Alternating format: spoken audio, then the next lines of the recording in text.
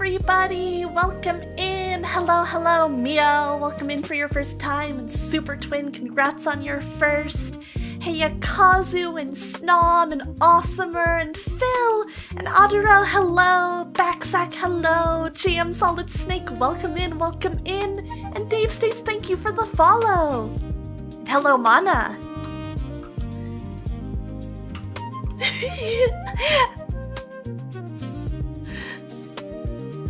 Oh, wait a second, I didn't unmute you. There we go, now they can hear you. I'm so sorry. Oh no! Oh, that's crazy. I'm being silenced right out the gate. I unmuted like everything, but Discord was just a little bit off to the side in my OBS audio mixer, so I forgot to scroll over to it. Oh no, I'm being muted for my crimes. No. All your crimes. Oh my gosh. Your crimes, like not letting me forget about Herlock Sholmes. It's true. Unfortunately, Aqua, I don't think there's going to be a character in this game that will drive you quite as insane as Herlock Sholmes. He was a special case because of all the rage baiting. He was a professional rage baiter, and you loved him so much. I did not. I was so fucking mad. Dude, I was so mad at that guy. I was so mad, like, all the time. The best part is that's what he wanted. I know, and that makes me madder. That's the problem, is he keeps winning. It makes me madder because I know the fact that, like, I'm mad is just what he wants. He's having a little chuckle over it. Oh my goodness. Aqua, I'm so excited to be collaborating with you again. It's been so long. Yes! Oh my god, guys. Mana's here for some Ace Attorney. It's so awesome to have you back. Back at it again with Aqua Sereni and a Shutakumi game, am I right? Yeah. Although I actually think Shutakumi didn't work on this one. Oh, really? Huh. I'm not sure. Now I have to check. We can look it up.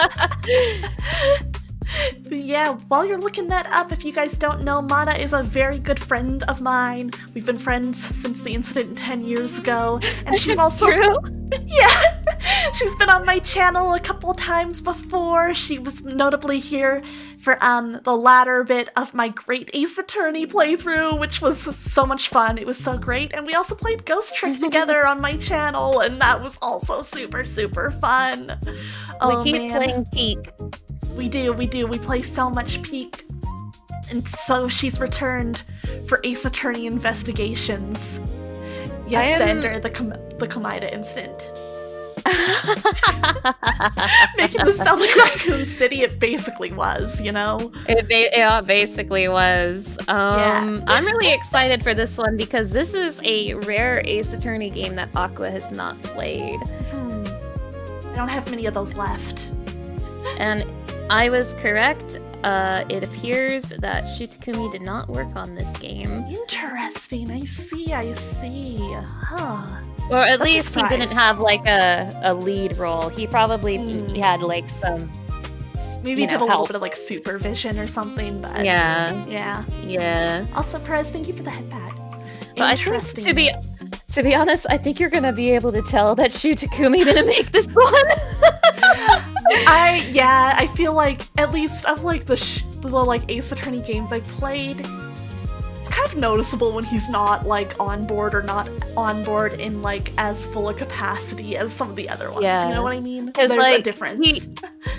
He was there for 4, but he wasn't on 5 and 6. But he was there for the Great Ace Attorney. And it's interesting that all of my favorite ones usually have Shutakumi behind the wheel. That is very interesting, honestly. No, I've been telling Aqua that Ace Attorney Investigations 1 is the middest Ace Attorney game of all time, but Ace Attorney Investigations 2, and I mean this sincerely, is one of the best in the franchise. But I do not want to unhype the first game. I still think the first game is going to be a lot of fun, but we're going to learn that it does have some problems, and we will cross that bridge when we get there. It's fine. Just You so know? everyone knows, Aqua has not played this game before, but I have. So I know what's going to happen. Aqua does not. And also no spoilers or else. Yeah, please no. This is a mystery game. Like, you know, me figuring it out myself is a lot of the fun. I know especially you guys might be like, oh, she seems stuck, or you're like, if you're excited, even if you haven't played before, and you're like, oh, I figured it out. I gotta share my brain blast. Like, just do your best to keep it to yourself until I get there. Komaida did it. Komaida did it. That's crazy. That's crazy. Aqua, you know what crazy. else is crazy? I still remember how excited I was when this game was just coming out. I remember like the reveal that this game was coming and all the promotional material and trailers before it was coming out. And I remember being like so excited for it. And that was like in 2008 or something. Like, oh my gosh. That's crazy. That was a while ago. That was a while ago. Yes, no spoilers. And also, for anyone who doesn't know the history of the Ace Attorney Investigation games, Ace Attorney Investigations 1 was localized very shortly after it came out, but Ace Attorney Investigations 2 was famously not localized until a few years ago. Like, it took them like more than a decade to localize this game. Yeah, I remember that was a big deal when this like collection was being released. Like, people were like, oh my god, we're finally actually getting it. And I'm gonna have a lot to say about that once we reach Ace Attorney Investigations 2, because I know there was some minor discourse over that game getting an official localization, which means that those characters got official localized names and they did not match the names from the really popular fan translation. And there was some minor discourse about that. I will have a lot more to say about that when we get there, though. And it's gonna be a minute, Aqua. It's gonna be a minute before we get to the second one. That's fair. That's fair. I don't expect us to get there very soon. I expect it to take a little bit of time because, you know, it's good. Ace Attorney games are chunky. I've already told Aqua this. I am gonna tell the chat because I feel like this is something good to know before we get in there. The last case of the first game is pretty famous for really dragging. It drags really bad. It is really long and it takes forever and it's constantly dragging. I cannot wait. It's fine. We will suffer through together, you know? I'm like, it's true. And no matter what, we're gonna see Edgeworth in some situations. Exactly. So that's going to be exciting. I'm very excited because of the like original trilogy cast. Edgeworth was always my favorite character. Oh yeah, I love that guy. Edgeworth is easily the best character from the original trilogy, like by a lot. Like, he's incredibly good. He's so good, dude. Oh my god. I love him. Aqua, oh my god, Aqua, I cannot wait for you to see his Ace Attorney superpower because he has one. Oh my god, I didn't even consider that he might have one. Oh my god, but of course he would. Yep, he needs one. Edgeworth has an Ace Attorney superpower and I can't wait for you to see what it is. I cannot wait to see it. That's gonna be so awesome. Oh my god. I can't wait. Yes. Hello, Hazel. Hello, Hazel. Hello, DJ. Hello, everybody. Hello. Yes, hello. And hello, Wandering Nerd. Good to see you. Good to see you. Good to see all you guys. Hello, everybody. Oh my gosh. I don't remember if Edgeworth uses his Ace Attorney superpower in the first case, but I hope he does. I hope so. We'll have to see, I guess. I also should mention, I did say I've played this game before, but I played it in like 2008. So I remember like who the culprits are, but I don't necessarily remember what evidence we need to find and what the answer to like the quote unquote cross examinations are and stuff like that. You're not going to remember that whole sequence of like, my evidence at this part. Yeah, my memory will not be perfect, but I will know who all the culprits are, so... Okay. But yeah, I'm looking forward to this. Like I said, this is one of, like, you know, this duology and I think Layton are the only Ace Attorney games that I still have not played. So I'm really close to being through all of them, but... Incidentally, Ace Attorney versus Layton, Phoenix Wright versus Layton is also a really good one. Because that one, not to like get ahead of myself again, but that one, the setting for that is the witch trials. So imagine an Ace Attorney where you go to court for a witch trial. It's just Dude, as fun as it sounds. I love that. Phoenix Wright and the witch trials. It's fantastic. That's good. I also love seeing Phoenix Wright in a situation, so I think that sounds great. True. I think that sounds great. All right, Aqua, I am ready to go whenever you are. Well, I'm almost ready to go, but quick before we do, I want to give Mana a big thank you for the art she drew for the thumbnail and for her for her Fuki here. She got us. She did some art of me and her cosplaying the main characters of Ace Attorney Investigations. Yeah, I had a lot of fun. I always have a lot of fun making art. I'm glad you like them, Aqua. You did a really good job. I really like these. We're cosplaying as the protagonist and his funny little girl because finally, at last, Edgeworth gets his own funny little girl. You gotta have a funny little girl if you're gonna be an Ace Attorney protagonist. It's like in the contract. True. Yeah, I really love how these came out, and Mana didn't like tell me she was gonna do these. I think it was like yesterday or the day before. She just kind of like dropped them in my DMs. I was like, whoa. Yeah, I was like, here you go. I was like, whoa! It's awesome. Thank you so much, Mana. You did such a good job with these. I love them so much. They're so cute. Thank you. I'm so glad you like them. Yeah, of course I do. Thank you so much.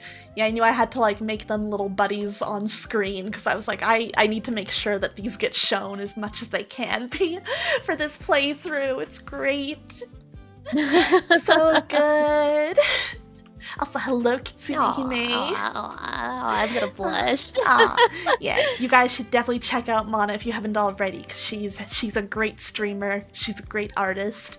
She's doing some Resident Evil. She did Xenoblade for the first time recently. She's playing Earthbound. She plays a lot of Final Fantasy. Basically, if I like something, Mana probably also likes it or will like it when she gets to it soon. True. I played Xenoblade at the perfect time, right before I was gonna get a big upgrade. I know. You just barely missed Xeno kart racing. That's so sad. No! Oh, if only we could have Edgeworth kart racing. Oh my god, please. I want Edgeworth kart racing. I think that'd be so... Oh, speaking of Phoenix Wright and cars, do you know what today is, Mana? I know you know, because you told me. Oh, I know, Aqua Seretti. I know exactly what day it is. Do you want to tell them? You know what? I think we should tell them so that we can have the build up to like when it actually happens. So yeah, it's did you guys know that today, chronologically based on like, you know, the official Ace Attorney timeline, today is Phoenix Wright gets hit by a car day. Happy Phoenix Wright gets hit by a car day. Yeah, can you believe we're streaming Ace Attorney for Phoenix Wright gets hit by a car day? Oh my gosh, I need to find the evidence from the aforementioned case so I can get an exact time. But considering that in English, the Ace Attorney games take place in quote-unquote Japanifornia, that means it probably happens in quote-unquote Pacific time. So if I can look at the evidence, I can give you an approximate time tonight when Phoenix Wright's gonna get hit by a car. Although it might already be too late. Maybe it happened at like midnight, you know? It might be too late. We'll see. If you find it awesome. If not, we're still streaming on Phoenix Wright gets hit by a car day, which is the important thing. Yeah, we can visit him in the hospital. Yeah, oh my god. But all right, with that, I think we're good to switch on over to the game if you are, Mana. I am ready. All right, let's head on over. Woo. Okay. That should be good.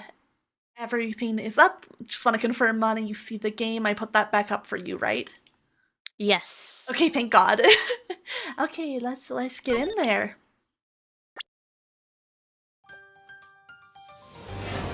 Whoa! Whoa! Whoa!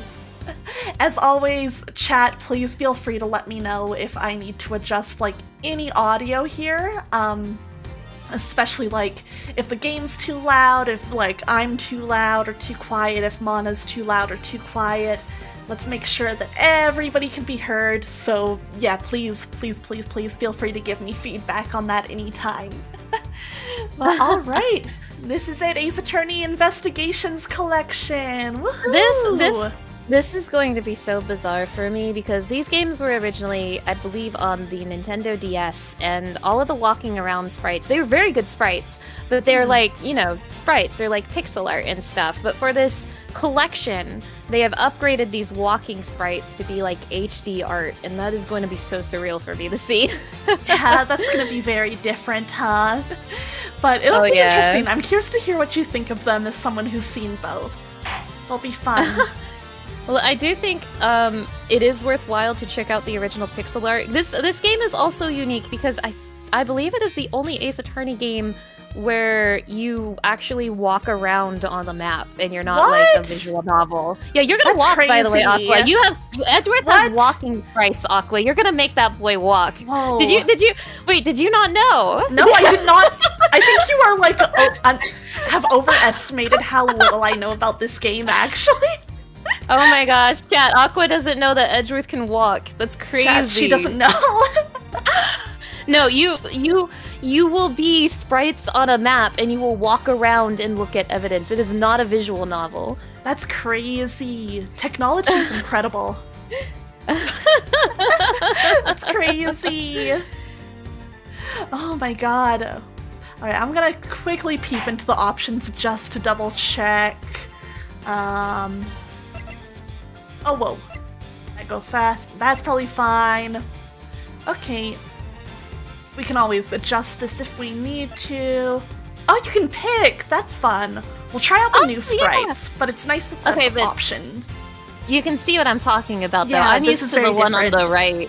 The new art is very nice, though. Like, it looks really good, but I'm surprised how much effort they put into this HD version. Interesting. Yeah, I'm like, that's surprising, because I know, like, people wanted a port for a while, but they're like, we're never gonna fucking get it. So I'm like, wow, we got it and they put work into it? That's great. Oh, also, I think it's worth mentioning that this game doesn't necessarily need you to have played the original trilogy, but it will reference Edgeworth's backstory. Yeah. Like, you are going to learn Edgeworth's backstory again. Yeah. So it does heavily revolve around that, but like you don't need to know very much about like Phoenix Wright or Maya Fey or anything. That makes sense. I feel like, you know, like probably references to stuff from the like main games, but like it's not gonna like, you know, there's gonna be nothing where if you didn't play, you're gonna be totally lost. Yeah.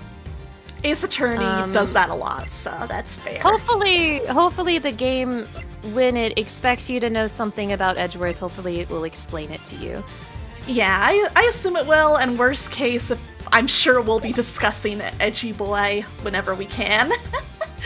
Now that said, chat, I guess that is worth mentioning that because we're going to learn Edgeworth's backstory, that does mean it's technically spoiling the original trilogy. True, I guess, like, probably spoilers for, like, Ace Attorney 1 especially. Yeah, especially Ace Attorney 1, exactly. Yeah, because his backstory does matter to that game, but, you know, I guess this is a new way of learning it. Ooh. We are certainly going to learn, we're going to learn some things. Ooh, oh gosh, Aqua, great news, news. Phoenix Wright is going to be hit at a car at approximately 10 p.m. Pacific time. So in about a little less than 4 hours, about 3.5 hours until Phoenix Wright gets hit by a car. I'm gonna set an alarm for that just so that we don't miss it. It's gonna happen on stream. That's crazy. Let's go. Okay, I'm setting the alarm. That's gonna be 10 p.m. Pacific time and 11 p.m. Mountain time. Yep. Okay, my alarm is set on my phone. Okay, yes, the ringer's on. I'm turning up the volume, so hopefully my mic will pick it up too. Oh my gosh! Yeah, I cannot wait. I cannot wait. You know what? I'm so tempted to turn this stream's title into something like "Countdown Until Phoenix is Hit by a Car." Oh, chase your bliss, Aqua. Chase your bliss. Okay, I'm doing it real fast. For anyone who is confused, the Ace Attorney games have a quote-unquote canonical timeline, and the original trilogy takes place in like, I don't know, like 2006-ish or something. Mm-hmm. No, that seems too early, but still like 2000s-ish, sometime in the 2000s. And then Apollo Justice takes place this year, and stuff that happens in Apollo Justice is happening today. Yeah. Such as Phoenix Wright getting hit by a car. Yeah. So we're gonna celebrate.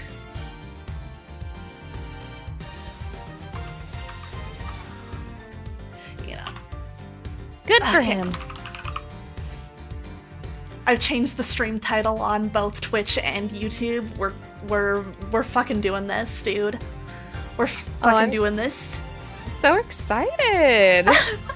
But all right, I'm ready to get in. The options didn't look like they had too much in it that I would want to change, so yeah, we can do this shit. All right. All right. Are you ready to see the killer in the opening cutscene removing the mystery of who done it immediately? It's the tutorial case, yeah. Turnabout visitor. Damn, this music's good. All right, let's do it, Aqua. Let's do it. Let's get in there. Okay, woo. Oh, I like, you can't see it because we're covering it on stream, but the loading icon is like a little chess piece because Edgeworth likes chess. Okay, March 14th, 1:16 a.m. Oh God, who should make sure the defendant is found guilty? What other choice do I have? That's the job of a prosecutor, after all. Wait, did that fucking Steel Samurai figure? This can be you. That may be true, but why? Why go this far? Sorry, maybe I wasn't clear enough, but a guilty verdict is all that matters to me. No matter what the cost. Oh no!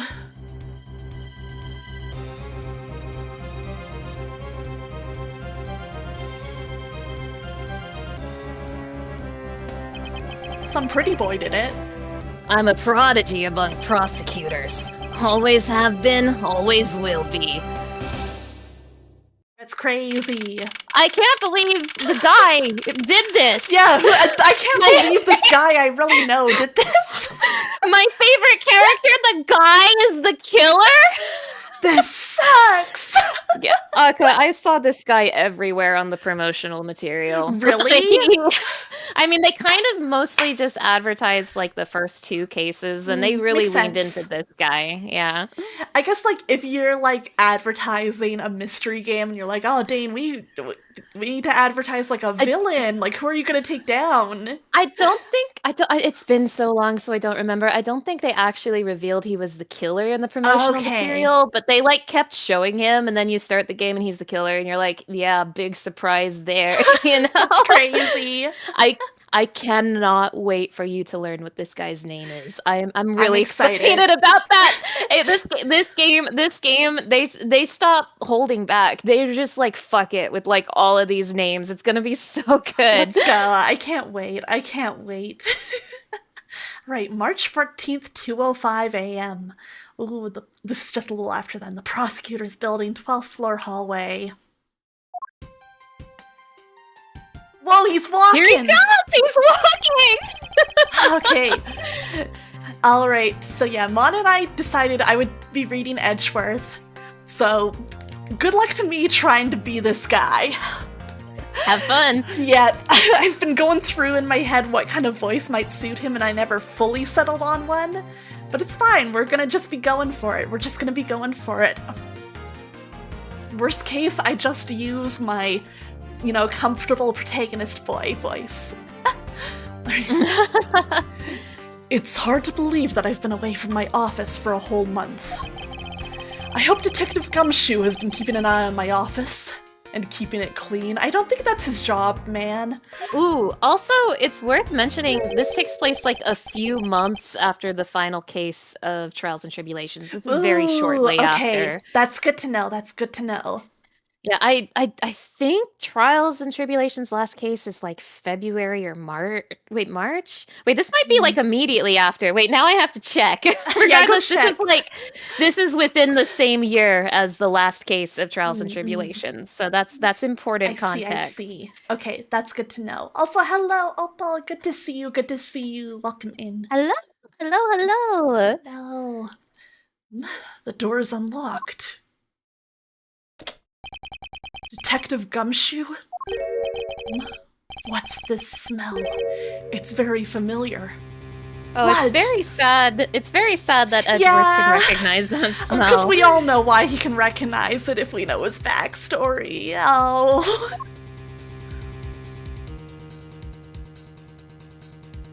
I love that this man has a Steel Samurai figurine in his office. Oh my gosh, I love the character animations. This is gonna be incredible, dude, actually. Oh my god, yeah. This is like just nicely animated. What the? What's the meaning of this? Bro, he was killed in your office, man. That sucks. That does suck. Freeze. Here's Edgeworth's first situation. Oh my god. First of many. Identify yourself. Shut up. Whoa! You've got some nerve committing murder in a prosecutor's office. Oh. Is that a threat? Let me make one thing very clear. What? No one gets away with committing murder in my office. No one.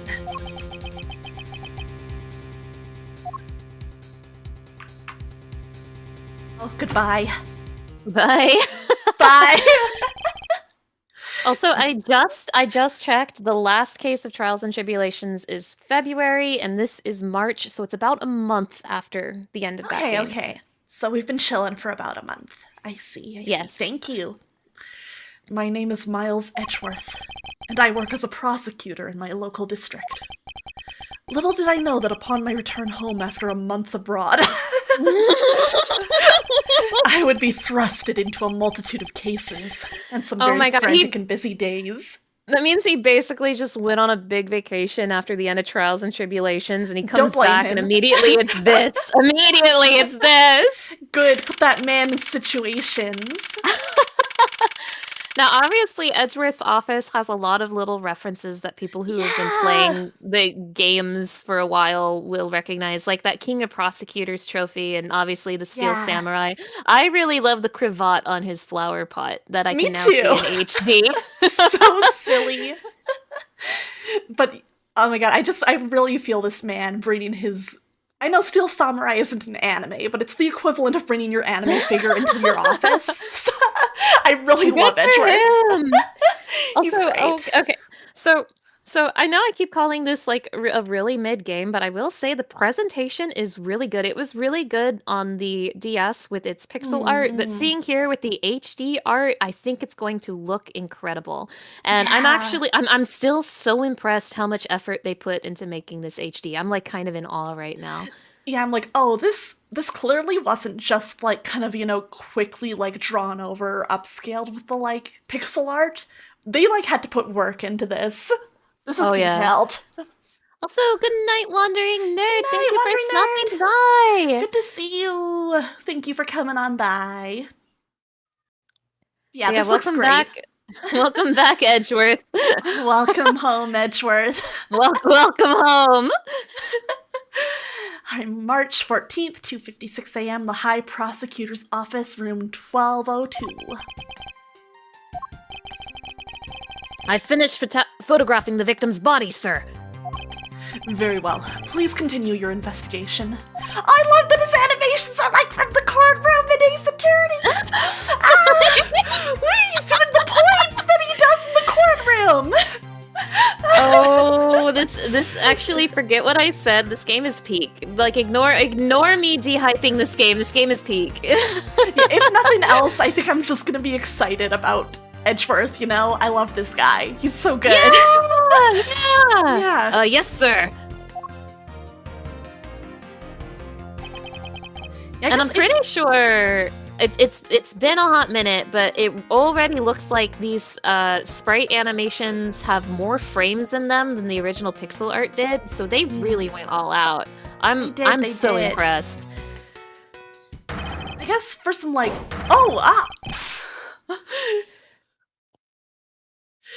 you know, I guess I'll fill in that context real fast. I figured for anybody who's new to Ace Attorney, if you didn't know, I guess it might be like interesting or important to know. In the first 3 games of the original series, the original trilogy, Edgeworth is like the rival character to the protagonist. They have like, you know, they were classmates, and then like when they meet again, they're, you know, opposing the attorneys in courtroom cases, and he's a great character. He's fun. He's kind of the villain of the first game, kind of.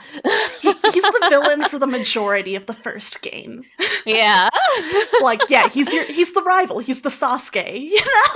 It's like if they made a game where you got to play as Shadow the Hedgehog. That's what this game is. It is just like if they made a game where you got to play as Shadow the Hedgehog. Oh, I wish that game was real. I also wish that. If it were, I would love to play it with you. Aw, I would love to play it with you too. Yeah. Look how many frames Gumshoe has. Oh my gosh, yeah. All right. I know we said you'd be Gumshoe, so go ahead, Miss Mana. No. We Wait, you told said I'd be Gumshoe. I'm dummy.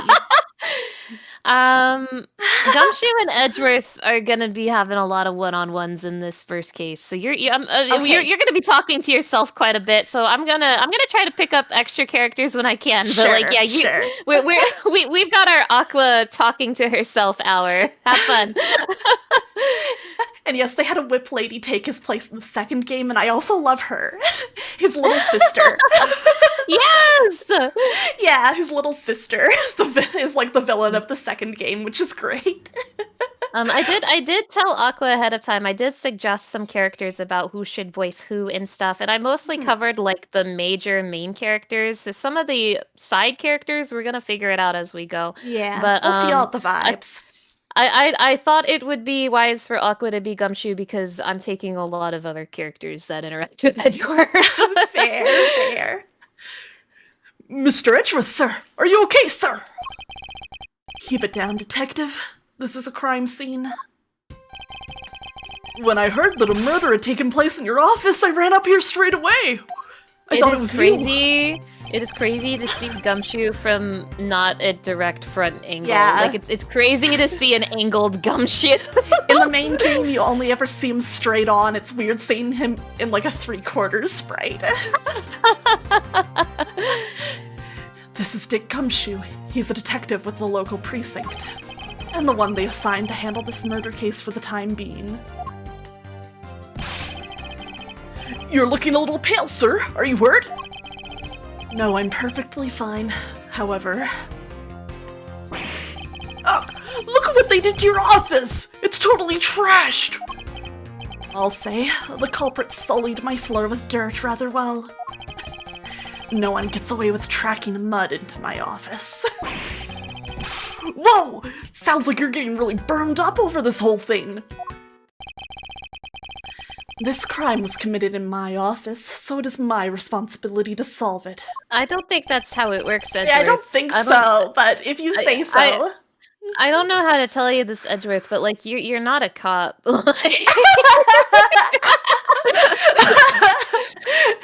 I don't think Ace Attorney characters know that about attorneys. I think they all are pretty sure they're cops because they always act like it. Actually, I feel like the fact that this is Edgeworth's office means he's like the last person who should be investigating it. Yeah. I feel like he should be a suspect if anything, because they'd be like, oh, this murder in your office just after you got home? You found the body? Interesting. You know? Oh, that's just like you, Mr. Edgeworth. Okay, time to do some investigating. Agreed. Our first course of action is to gather relevant facts and leads. We're going to Facts and solve this logic. crime with facts and logic. Yeah, we're gonna facts and logic our way through this. We must not overlook anything, no matter how small, if we are to find the truth. So I'll keep any leads or information we find etched in the forefront of my mind. I'm not some fucking idiot who needs a court record. Speaking of things that pique my curiosity, why of all places did the murder occur in my office? Is it really coincidence that the murder took place in my office? I mean, probably not. But put that in your mind pocket for later. I love that literally he doesn't have a court record. He's like, I'm just gonna keep it in my mind. He does have a court record. It's just not called that. Makes But sense. that's not where that just went though. That went somewhere else. I see I have a little prompt. Oh my god, his 'Cause prosecutor's badge. Yeah, by the way, that prosecutors' badges are real, as it turns out. And this is the Ooh. debut of them, even. And I think the Interesting. only place you see them ever, because none of the prosecutors wear them. Makes sense, makes sense. But yeah, he doesn't have so much a court record, but he does keep track of evidence. So it's literally just a court record. Makes sense, makes sense. Also, hey, Psionic Dude. Oh, we don't know who this guy is. We have no clue who this guy is. No clue. He's 32. Oh. Oh my god, that's... Uh, I thought he was like at least 36. That's crazy. That's crazy. Alright. I get the nagging feeling that this is something important to keep in mind. I'm realizing Edgeworth's like 26. Oh. Oh god, that's crazy. Yeah, I was wondering that myself, sir. I mean, you can't really say it's just a coincidence, can you? No, not really, especially because of this. The key to your office? Alright, for security reasons, this office's door has a lock built into it. Put that in your mind pocket. What do you mean, sir? If you think about it carefully and use logic, it should become clear to you. Dude, Edgeworth would love Reddit. Oh, Aqua. Oh, Aqua. Logic? I swear to god if logic is his superpower. Logic is his superpower. Oh, I love you, Edgeworth. What a guy. What a dude. By finding the connection between two pieces of information and connecting them, new information is born. That is the end result of using logic. Logic? What's that? So how do you use it? The logic tutorial, let's go. Let's go. First, I recall the information we've gathered with Q. Then I connect them together with T. QT. Easy to remember, right? Now to use Q and recall the facts. God, Get we're into your literally mind using palace facts and right logic. now. Get into that mind palace right now. Connect!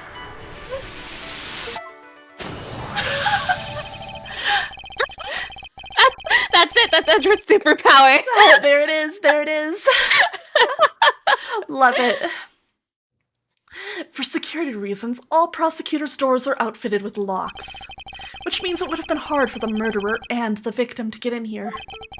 Ergo, it's impossible to dismiss the location of this crime as mere coincidence. Yes, that's exactly what I was thinking, sir. There must be a reason why someone infiltrated my room. What was the killer after? Tuck that in your mind pocket for later. My mind palace. You're really on the ball today, Mr. Edgeworth. That's some beautiful logic, sir. Yes, well, when you follow leads to their conclusion, only the truth remains. I love the implication that Edgeworth is the only person in this universe who knows about the power of logic. I know. That's incredible. However, if the information doesn't line up properly, I may stray far from the truth as well. Yeah, that's right. There's still penalties in this game. Makes sense, makes sense. But if I think carefully before piecing leads together, the logic should flow. Well, let's get started with our investigation, shall we? Yes, sir! Wow! The basis of any good investigation is to examine everything, sir! I know that. And when I want to examine something, I simply use space when I'm next to it. Oh, if you ever feel lost and want to talk, just use T, okay? I'll give you great, precise advice as an ace investigator, sir. Something to try later if I have free time, I suppose. Oh, this guy. All right, all right. Lots to look at here, obviously. Ah, he follows me! That's cute. Like a Pokemon. So cute. First, I want to check out the body, because that seems important. They finished photographing the body, so it should be alright to examine this area. I won't rest until I've inspected every suspicious-looking nook and cranny. Okay, okay. This your wallet, dude? What do we have here? Hey, I think I've seen one of these before. You think you have? Oh wait, the police badge. Okay. I thought he was like, I thought he was like, I've never seen a wallet before. Well, I still think he should have seen a police badge before, considering... True, Edgeworth drag his ass. Yeah, it's a police badge, detective. Oh hey, I have the exact same thing actually. What a coinkydink! Let's take a look inside. Buddy Faith. Mr. Buddy Faith. He's your buddy, you can have faith in him. Yeah. Great. Alright, so we've got a number here for his employee number. That could be useful. We've got his exact signature. Could be useful. It would appear that our victim was a detective, just like you. Yoink, that's going in the Yoink. Mind Palace. Alright. He's got a bloody hand. Let's see here. There's blood all over his lower abdominal area. It looks like the bullet passed clean through his stomach area, sir. In other words, he was shot. Yep. And until the autopsy's done, I don't think we'll know much more than that. Please have the body sent to the morgue once they're done processing the crime scene. Alright, bullet went clean through the victim's abdomen. The body was found at around 2:05 a.m. That one's not for the Mind Palace, that one's for the pocketbook. Okay, okay. There's a difference. I see. Are you going to be okay with keeping track of the evidence we find, sir? Of course. This is the safest way I know to keep track of it all. Alright, if you say so. I keep all the evidence I find either in or with my organizer. When I want to re-examine a piece, I have to press E to open my organizer. But the organizer... It's not a court record, it's different. It's different. But the organizer isn't only for evidence. I keep people's profiles on hand in it too. It's probably a good idea to make a habit of checking the facts often. If I check the facts, I can use the logic. True. Okay, that also counts. Got all the books. Your files are all over the floor, sir. They probably fell during the struggle between the victim and his killer. My files are a mess. Oh, I tried so hard to keep this place spotless while you were away. That's not your job, Gumshoe. You don't have to do that. I mean, this just rendered all the time and effort I put in pointless. I don't recall Gumshoe would do any... Sorry. No, go ahead. Gumshoe would do anything for his Oshi. I don't recall ever asking you to clean my room, but you also were like, Gumshoe had better have kept it clean.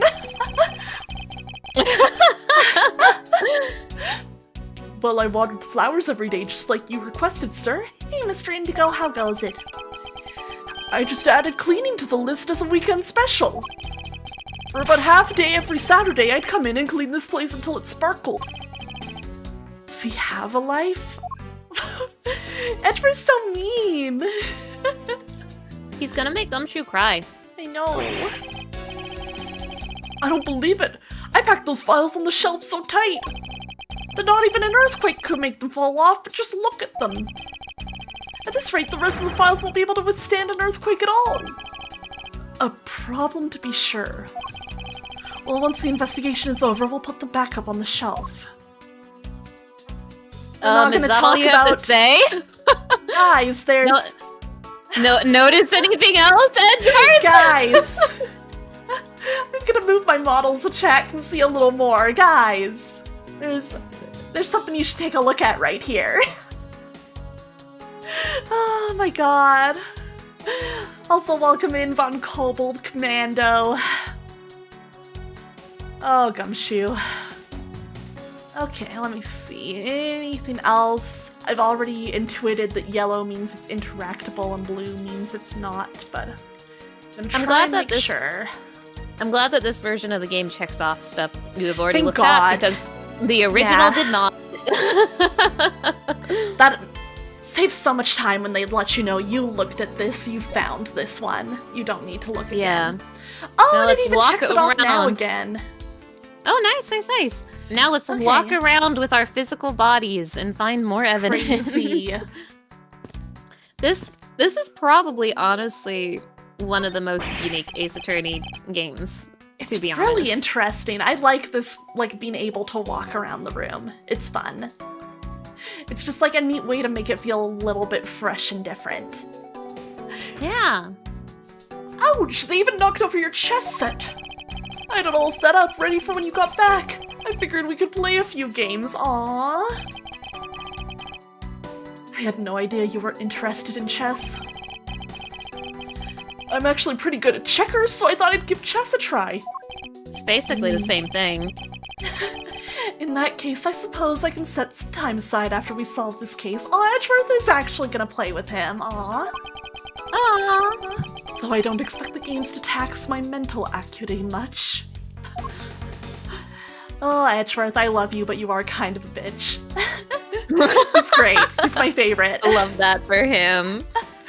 And yeah, the tunes so far in this are great. I really like them. Please. Ah, I can even use the arrow keys to walk around. That's great. That helps. Hey, Relics! What have we here? Could this perhaps be the murder weapon? If so, it would mean that the killer made their escape after disposing of their gun here. I mean, they just dropped it. I don't know if that's disposing of it. I think I've seen one of these before. Gumshoe! What are you talking about? I just remembered something. They made Gumshoe like weirdly stupid in this game, like stupider than usual. Even stupider than he already was, huh? Yeah. Because like, man, I mean, Gumshoe was like, you know, he wasn't as smart as the other characters, but he wasn't like stupid, you know? Yeah. He was a little silly, but like, he wasn't stupid. Right now, they made him like stupid. Poor guy. Poor guy. Yeah, poor guy. Care to enlighten me as to where? Oh, I know! I was issued the exact same model. Think. Detective. I don't really like guns all that much. I mean, they're really dangerous. But now that I think about it, you do see this model around the precinct a lot, sir. I don't use mine much except in emergencies, so that's why I didn't recognize it. I guess at least that's a fair reason for him not to, like, immediately recognize. I'm gonna give him the benefit of the doubt and assume it's not that he didn't know what a gun was, but he didn't know what this specific model was. Yeah, I think that's what he was referring to. Yeah. So it's the same type of revolver as the ones used by this precinct's detectives. Oh, go ahead. Thank you, Relics. Thank you. I'm glad you like the art. Mana did amazing with it. It's so cute. Also true, Gumshoe was not stupid. He's suffering malnutrition at the hands of Edgeworth. True, actually. Yeah, that's a good point. He 100% is. If that weren't the case, he would be fine. You know, his brain can't handle it. And hey, the Endgame V3, welcome in, welcome in. And yeah, true, I feel like they wanted to dumb him up, especially for this tutorial case, so that, like, you could have Edgeworth also have an excuse to teach the player things, so... Oh, poor Gumshoe, he's suffering the Knuckles the Echidna effect, where they made him dumber for funny. It's true, it's true. Maybe it's to reflect the fact that some police departments have a maximum IQ score for recruitment. That's crazy. That's crazy. You got a point, though. Damn. Yeah, true. Also, thank you, Itsuka Kasuga, for the follow. Thank you. I seem to have gathered a few pieces of pertinent information. Now to calmly use some logic and figure out if any of them are connected to each other. Oh my god, he's so annoying. I love him. Disregard everything I said before. This is the best one they've ever made. All right. Okay, but can you logic this together, Aqua Sereni? Let me think about this. So we have the killer's goal, which is, you know, what was the killer after? Why was it in the office? According to this badge, that we have, our victim was a detective. There was a struggle involving the files. All right. Well, I think we can connect a couple of these.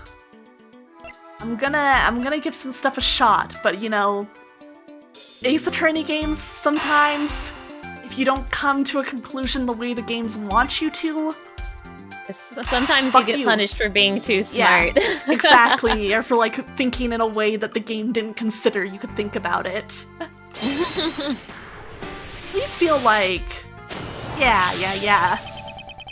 This feels like mostly me having to make sure that, like, I am telling the game that I know these two pieces of evidence or whatever are related to one another.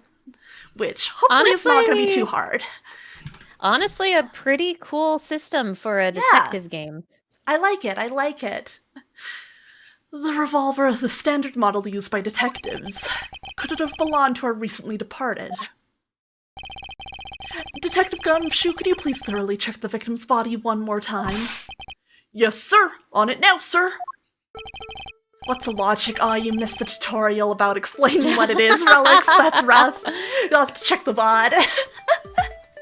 Excuse me, pal. Let's see. What have we got here? Mr. Edgeworth, sir. This guy's wearing a gun holster. So it appears that our killer somehow managed to take the victim's gun from him. Alright. Can be assumed. Yep, it was issued to the victim. Let's see what else we can find out about this revolver. Woo! I love examining evidence up close! Let's go! This is one of my favorite mechanics. I like the little horse on the gun. That's pretty cool. Hell yeah. As I always say, you've got to look really carefully at each piece of evidence. You can use the arrow keys to rotate an object. There's no such thing as a bad angle. Use Q and E to zoom in and out and get at the nitty-gritty. Alrighty. Let's just start with this right here. To think that it's so easy to take a life with just the pull of a trigger. You know, I can't ever see myself really liking guns. Oh, but I love the ones they use at track and field meets to start races. If you take off before it's fired, everybody always ends up following your lead. Gumshoe's trying really hard to fill the role of a funny little girl right now. He's saying like really stuff hard. That Maya Fey would say. Yeah. That's part of why he got dumber, I think. They had to little girlify him. Yeah, they did. To chase you down for a false start, detective. Now that you mention it, even when I finish first, I always wind up in last place. Let's see. What about the bullet chamber? Ooh! It looks like only one round was fired from this. I don't know how to play Russian roulette properly. This is how Komaida plays Russian roulette. It candidly is, though! He does that!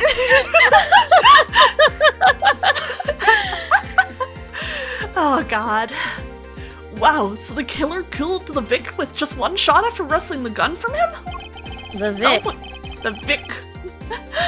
Sounds like the guy knew how to handle a gun, huh, Mr. Edgeworth? We have no proof for now, but that is a distinct possibility. True, Gumshoe needs a funny little girl theme song. But also in his defense, like, no one has a better theme than Maya Fey. Hers is so good, for real. Yeah, hers is simply the best one. Yeah. It's just really good, genuinely. Okay, actually, I say that, but Edgeworth does kind of give her a run for her money. Edgeworth's theme, they're good in different ways, though. They're like Maya's is really catchy, and Edgeworth is really, dare I say, epic. You know? True. And I'm sure we're gonna hear plenty of Edgeworth's theme in this game. We'll hear it so much, probably. I'm excited. I guess this is about all we're going to find out. We should send the body to Jim! Oh. Why? Oh, why? How could this have happened to a guy like you? We're all trying to find the guy who did this. Lead dicks.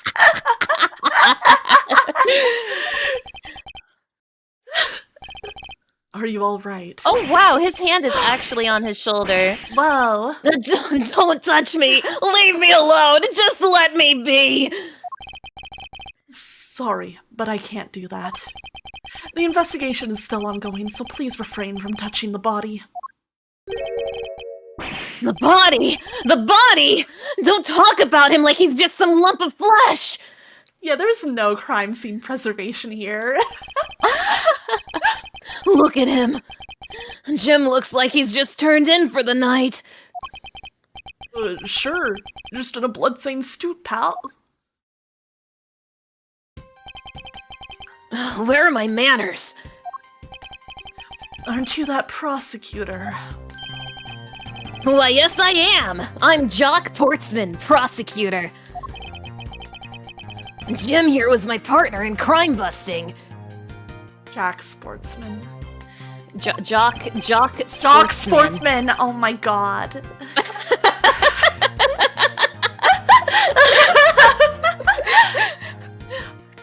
I'm Miles Edgeworth, and like you, I'm also a prosecutor. Detective Dick Gumshoe, sir. So you're Miles Edgeworth. I guess this is your office. Yes, that is correct. Then it was you! You're the one who killed Jim! Hey, don't go around jumping to conclusions, pal. Just calm down, okay? I will not! I know how things work around here. High prosecutors' office doors all have locks built into them. And only the owner of the office has the key to his or her own office door. That is correct. However, I was not the one who killed your partner. Yeah, Mr. Edgeworth has been overseas on a business trip this whole time, pal.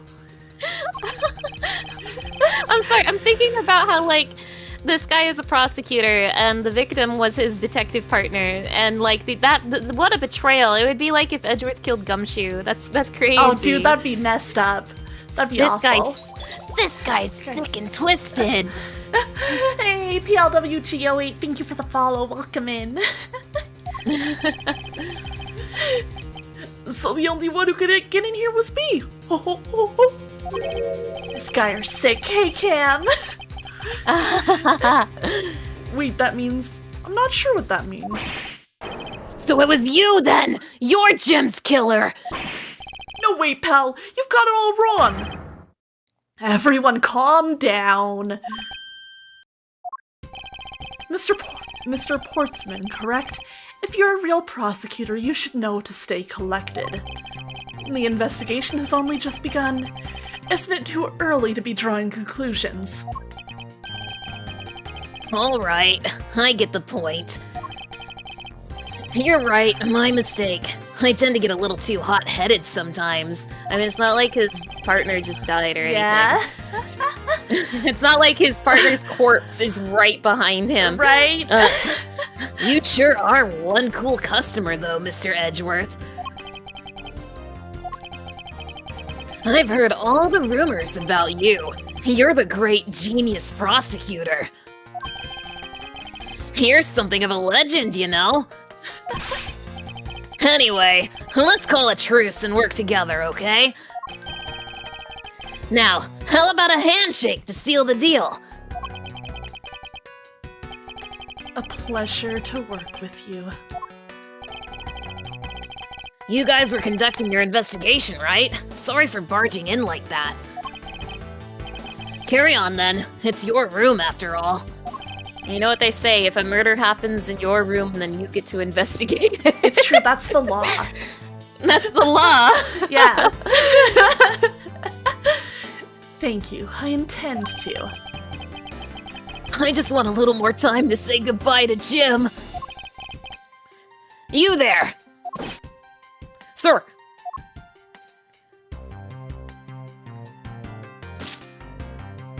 They're animated! I'm so impressed that they're animated! I want you to capture this scene on film for me. My final farewell to my partner, Jim. That isn't even his name, man. Dab him Dude, up. post this on his Instagram. It'll get so many clicks. True. Yeah, seeing these characters with legs is uncanny. It is a new experience, huh? Wait until you see how many frames they have. Whoa. That's crazy. The power of science is wonderful, true. I should probably give them some space. If you think the power of science is impressive, wait until you learn about the power of facts and logic. True. Do you have anything to report? Sir, yes sir. Nothing out of the ordinary right now, sir. And yet, there's something out of the ordinary right in front of my eyes. Talk about a contradiction. Hey, Shakfu, welcome in, welcome in. Hello! Something out of the ordinary, huh? I should look around a bit more. Right in front of his eyes. I hope we can solve this case quickly. I'd like to return to relaxing on this sofa. Can you realistically do that anytime in the near future? Like, won't they probably close off this room for a minute while they, like, You'd you think. know, investigate? That thing looks a billion times softer than my mattress at home. Oh, Gumshoe. Oh. Can I sit on it too? Just for a little while, sir. Detective Gumshoe, you know I can't allow that. Until this case is solved, neither of us has time to spare, let alone rest. You're right, sir. I'm gonna work hard and be a real trooper to the end. Even once this case is over, I don't think he can afford to take any time off. Poor guy. Fancy. Oh, your jacket, sir? What's it doing on the floor? This was so close to being a disaster. Oh? Like if that bullet had hit his suit, it would have been Oh, over. true. Edgeworth would have been pissed off. It must have fallen off the wall when the killer tried to threaten me by firing a round. So the killer not only shot the victim, but they shot your jacket as well. They dared to shoot the ultra special jacket that you made your prosecutorial debut in. What if they'd shot through it? It would have been a disaster. It's not worth getting worked up over, Detective. Not when there's something more here. Yeah, I see that behind it. Huh? Like what? Wow, Edgeworth didn't know his safe was back there. That's crazy. Wait, I had a safe here? I take it you haven't noticed it yet, Detective. There's a giant contradiction right here in front of us. Really? Did I say contradiction? He must be rubbing off on me. It's starting to sound like him. I wonder what he's up to right now, and then cut away to Phoenix being hit by a car. Soon. I mean, technically not soon for him, but soon for us. Yeah, soon for us. Hey, am I rice nice? Oh, Edgeworth. thinking about your boyfriend. But I have my own methods and I will conduct this investigation my way. When the scene before me contradicts a piece of evidence or seems off, that's when my deductive skills come into play. Yeah, hell yeah. Hell yeah. First, I have to find the spot that holds the contradiction. Also, about 2.5 hours until Phoenix gets hit by a car. Nothing of interest there. Alright, I figured. Alright. This is it. This bullet hole is where the contradiction lies. When I spot something that's off, I should point my cursor at it and press T with conviction. And that's the T, Gumshoe. And when I have found sufficient proof to prove the contradiction, I present it. This is how I do things. This is how we do it. Oh, there's no... I was just gonna say, do you know the Yeah, contradiction, I Streamer? know the contradiction. Only one shot was fired. Where'd this other come from? Eureka! There were 2 guns. Me telling myself how to do my own job. This bullet hole is the contradiction. This isn't Edgeworth's job. He's not a detective. What do you mean, sir? It's elementary. 2 shots were fired in this room. Elementary, my dear Gumshoe. The first felled the victim, and the second felled this frame. Hey, that's right! However, this gun was only fired once. Hey, that's true too. Which means that one of these 2 bullets was fired from a different gun. Did the killer have another gun prepared for tonight? Yoink, Could there that's be going another in my gun in mind play palace. There's only one thing worse than a gun. 2 guns. 2 guns. By the way, I noticed something, sir. Yes? What's that thing sticking out from behind the frame? That. It's a secret safe. A secret safe? Oh, I smell money. I'll spare us the trouble and just say it. Nothing like what you're imagining is inside. It's my Steel Samurai merchandise collection. It's a signed photograph of the Steel Samurai signed by Will Powers. And also a childhood photo of me and Phoenix Wright. Signed by Will Powers.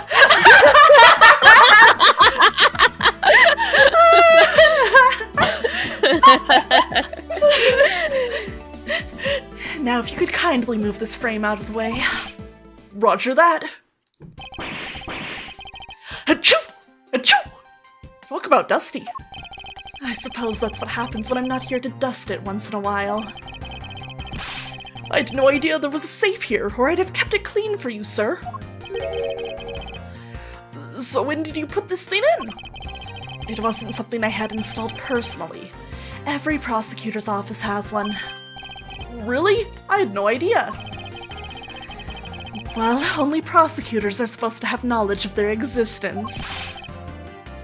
So, what's inside, Mr. Edgeworth? Right now, nothing. Except for merchandise signed by Will Powers. We only use them to store especially important evidence when a trial is in session. That's it? Talk about squashing my hopes and dreams. Why does Gumshoe want to rob Edgeworth? Yeah. I won't rest until I've inspected every suspicious-looking nook and cranny. You're gonna see that line a lot. Yeah. I guess that's your prompt for you need to look at this now. Now this is odd. You found something, sir? This keypad. Don't you find it to be a bit too clean? Yeah, there's a thick layer of dust all around it, but not on the keypad itself. You there, the forensic scientist. Yes, sir. Could you please dust this area for fingerprints? You got it, sir.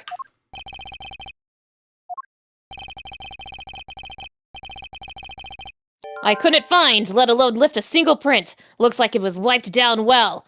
Yep, it would be more suspicious for it not to have any prints. That's crazy. Yoink, that's going in my mind, Yoink. Callus. As I thought. It appears that logic is the only way around this setback. Oh boy. Time to rationally and calmly connect the dots with the information we have. Alrighty. I'm pretty sure I know this one. Into Killer's the Mind goal. Palace we go. Connect! Eureka! Whoa!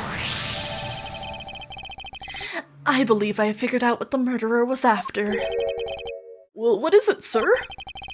The fact that the safe was wiped clean of fingerprints suggests that the criminal had at least attempted to open my safe, making the culprit's motive for breaking and entering theft, I believe. Wow. I wonder if knowing that the motive behind this break-in was theft changes what the other pieces of information can tell me about this crime. Perhaps. I mean, I feel like signs of a struggle might go with this. Yeah, baby!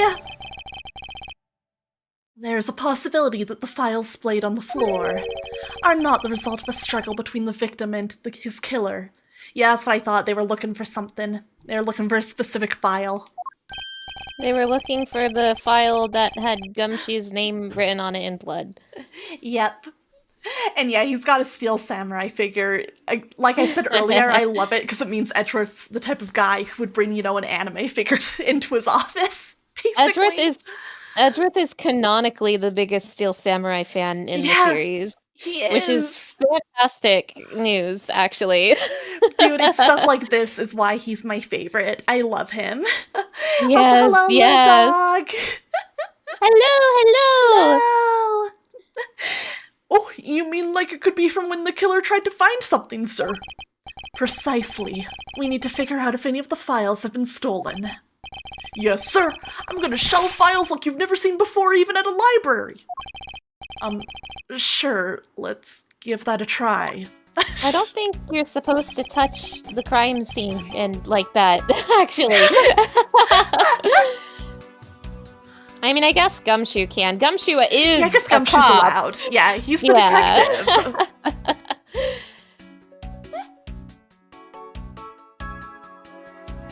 Oh, that's me. Oh, yeah, that's you. Why do all the good ones always die young? It's so sad. Surely you must ponder that every once in a while, Mr. Edgeworth. I mean, The criminal is not a Steel Samurai fan. They didn't swipe the statue. true! They don't understand its value at all. That thing goes for $7.50 online. Normie. That's what Edgeworth is thinking. Yeah. So the killer was a normie. No matter how much we lament, the dead will not come back to life. All we can do is search for the truth. Because Maya Faye's not in this game. Oh, true, yeah, she can't help us out. And? So, what are we supposed to do? How do we get about finding the killer? First, we calmly restore the files to their rightful place. You got it. Here, let me help. Okay, but Okay, you are not a cop. you're not a cop. So this file goes here, and that book goes there. You sure know a lot about where things go, despite it being Mr. Edgeworth's office. Because I'm the one who keeps it tidy, pal. Okay, done. It would appear that the murder was definitely committed here. Interesting alignment on those handprints. That's not how you would do it if you were, looking at the files. So assumedly they were probably even kind of sitting or leaning against the shelf. I feel like that's probably the victim's handprints, right? Because he's got blood on the palm of his hands, and it's like he fell back on the bookcase. Good to know, though. Good to know. was definitely shot from the front then. Ugh, the bloodstains on the bookshelf are still fresh. I suspected that the victim was killed in a standing position, hence the prints on the shelf. And then the guy fell onto the floor, right? The blood on the floor is kind of grossing me out. Hey, Lucia, thank you so much for the raid. Welcome in, raiders. Hello, hello. Welcome in. For anyone who doesn't know me, hi, I'm Aqua Sereni. I'm a mermaid VTuber who traded her brain cells for legs, but tonight I am here using logic anyways with my good friend Mana SCARLETIFY. Hi! Oh my god, it's finally happening! It's Aqua using logic! With my entire one remaining brain cell. I'm doing it. Welcome in, welcome in. Hope you had a great stream. Oh my gosh, welcome raiders, for the spirit of life is here. 1 second. Oh, Infinity Nikki, nice! I hope you had fun and you made some cute outfits. That sounds like a great time. And Coordinate Acrobat, thank you so much for the follow. I appreciate it. But yeah, Lucia, if you need to like take a break or like step away from the PC after your stream, don't feel like you gotta stick around, but it's nice to see you here. Thank you for coming in. We're investigating a murder in our office. We're gonna solve this murder with facts and logic. Yes, we're using the superpower of facts and logic to solve the case. Oh man. Ooh, I hope the update went well, or that it goes well, so get your rewards, Detective, I don't have the time to deal with your weak stomach right now. Ooh, but you know I'm no good with blood, sir. I'm certain there's something wrong with this picture. I mean, the majority of the blood stain should not be, you know, have been on the floor underneath, like, with the body moved over there and the files on top, you know? That's the first thing I'm thinking about. It appears that the victim was in a sitting position here after being shot. Oh, so that's why the seat of the victim's pants has blood on it. I nearly made a bad joke. We're moving on. Oh, Aqua, please. That would be the logical conclusion. Also, Coordinating Acrobat, hello. Hello, welcome.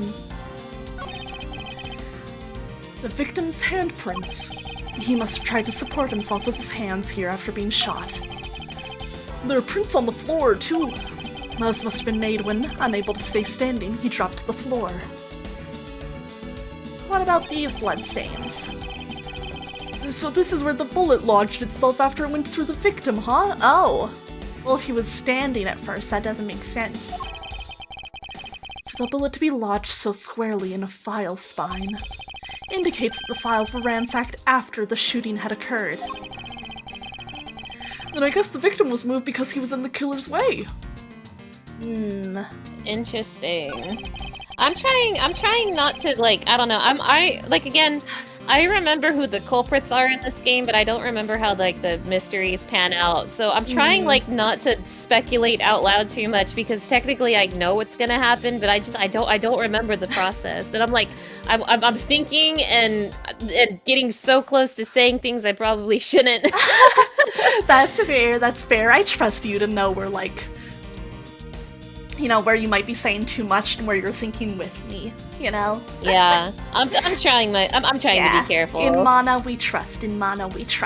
I believe in you. Yippee! The killer moved the body because it was leaning against the bookshelf. The blood on this guy's pants proves that pretty well. In a sense, I suppose. See, I'm not completely useless, Mr. Edgeworth. Hey, Naoto! Hello! It is the ultimate crossover. It is. Me and Mana are hanging out and we're gaming with some Ace Attorney. Hope you're doing well. I haven't collaborated with Aqua since the incident 10 years ago. Not since the incident 10 years ago. I put them all back just as they should be, sir. Doesn't look like anything's missing.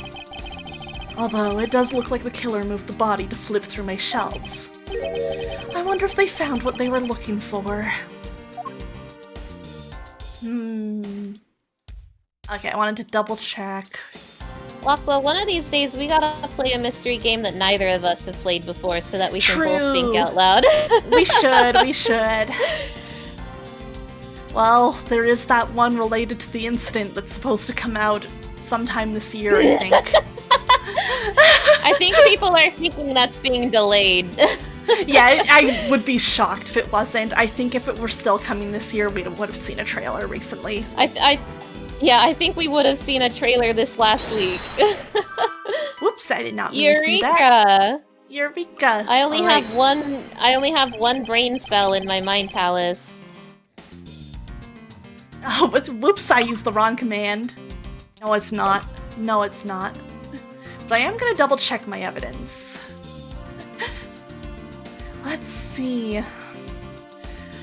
So we have the prosecutor's badge. Yeah, I'm always down for game recommendations, or I even have a channel for it in my Discord, which just popped up. Thank you, Nightbot. So always feel free to leave stuff there if you guys have any specific ideas of games you think I'd like. Man, yeah, we have yet... Okay. Just double checking. It's my first time speaking with him. 29, that's crazy.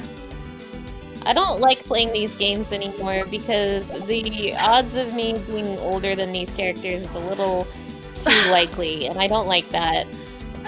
That's crazy. I remember when they all seemed so impossibly adult. I played this game when I was like 14. What are you talking about?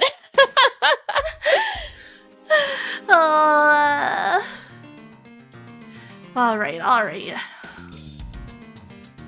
I'm gonna trial something here.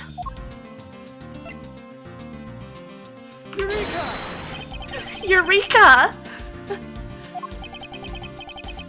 Okay, I had a feeling that might be it if the bullet passed clean through him. But...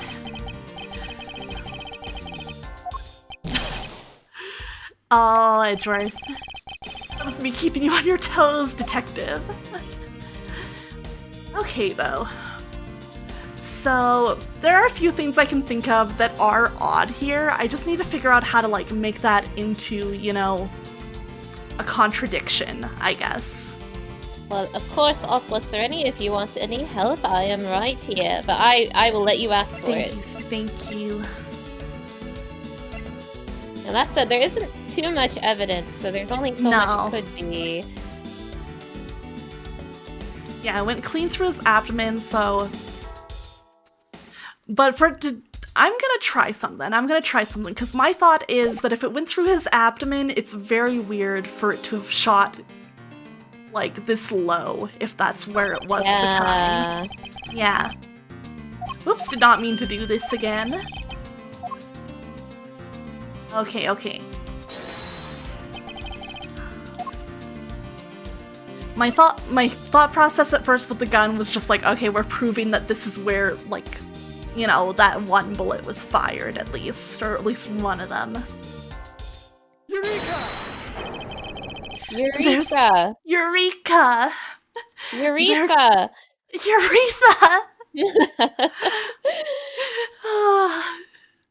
There's clearly a contradiction here with this bullet hole.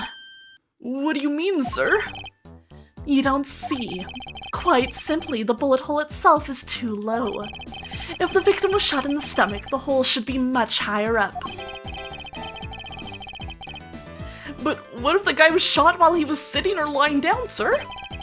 That would be illogical. The victim leaned against this shelf here after being shot, which suggests that he was standing when he was shot. Then that means... Wait, what does that mean, sir? It means you need to use your brain every once in a while instead of mine, detective. Be nice, Gumshoe! Be nice, him!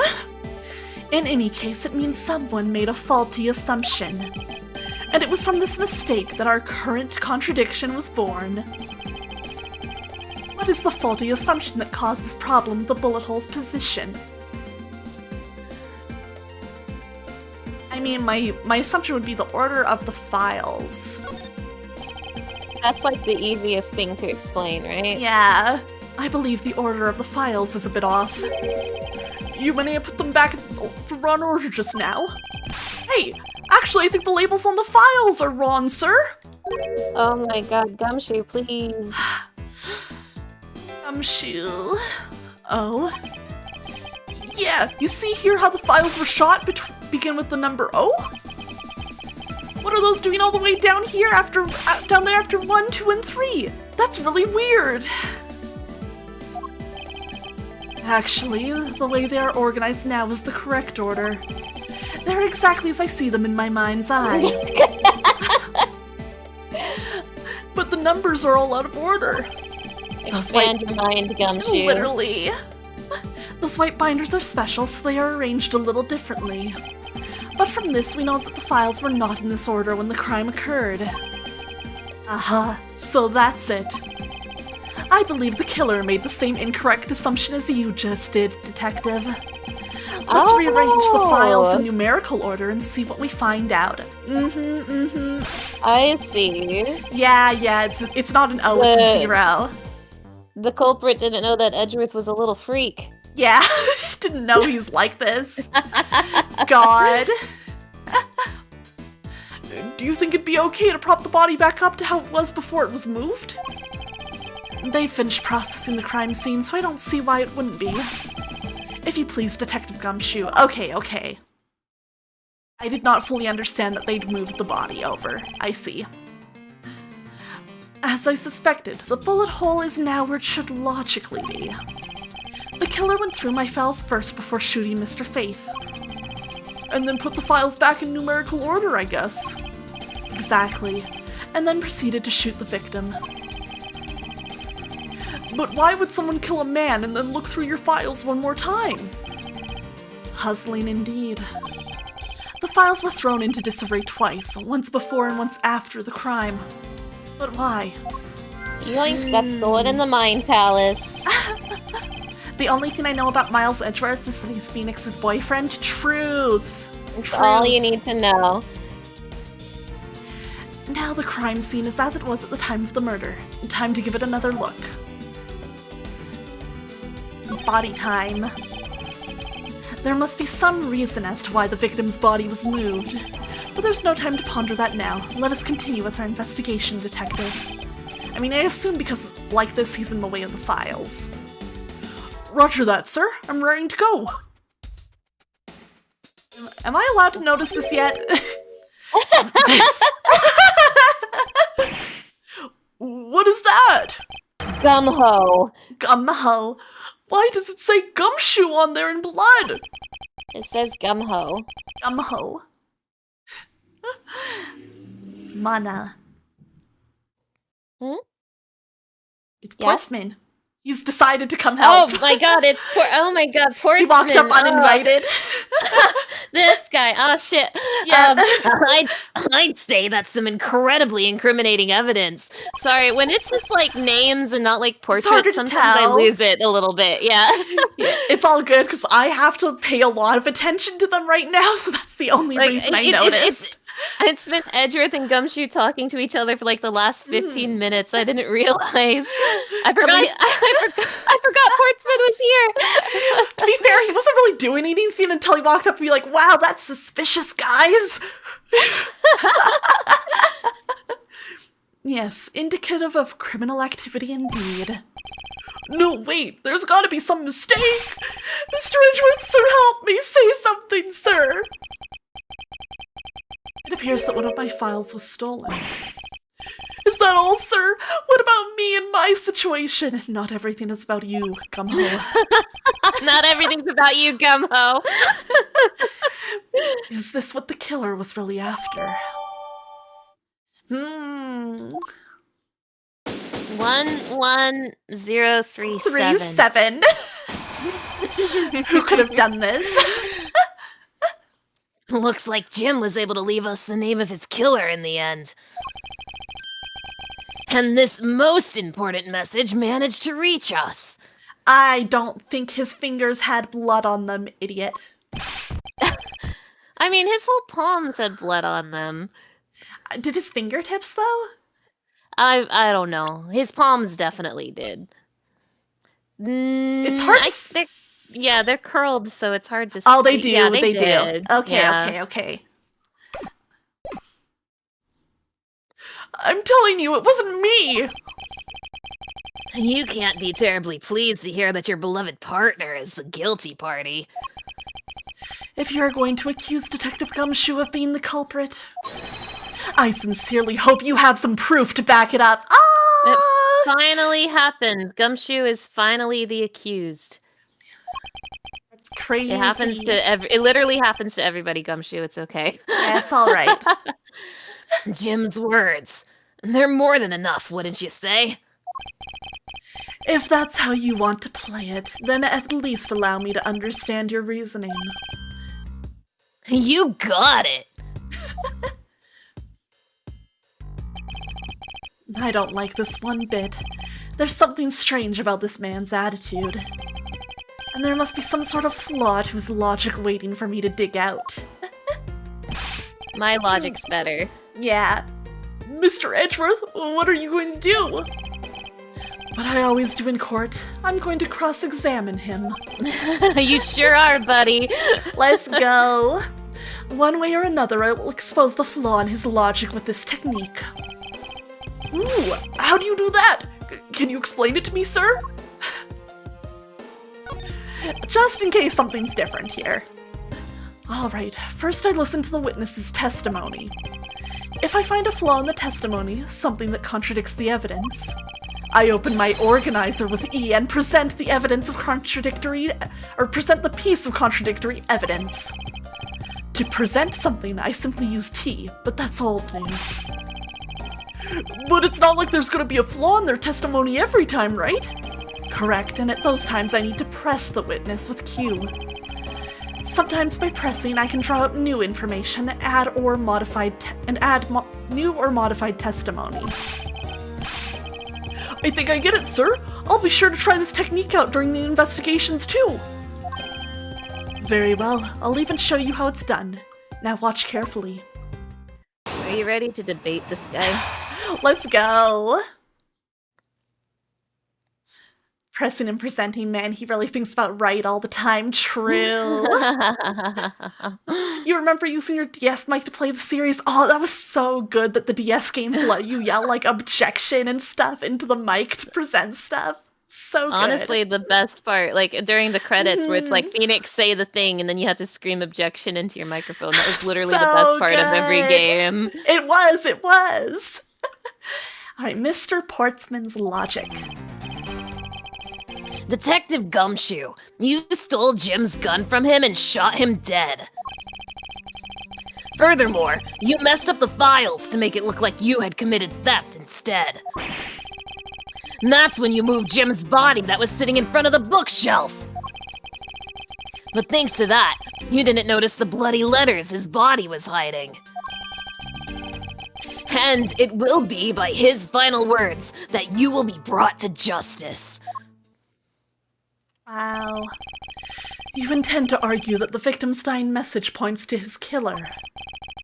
I can hear Jim's voice, and he's calling for his killer's arrest! Are you sure you're not mishearing his word, Mr. Portsman?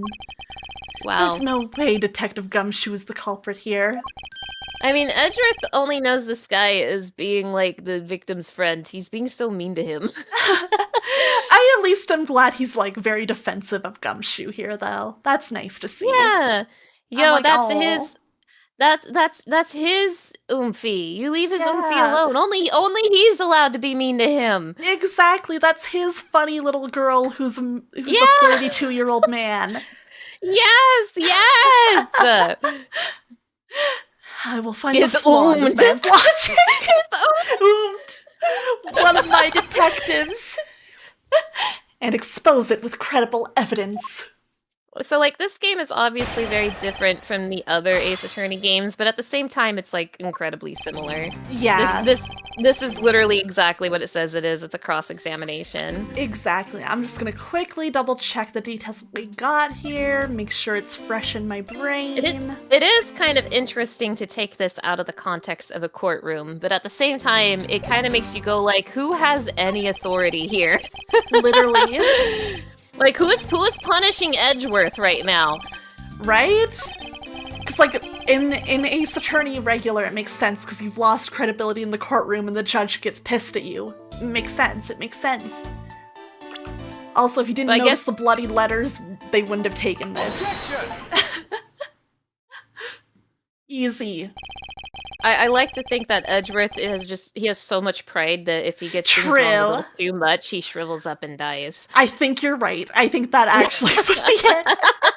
That sounds like Edgeworth to me.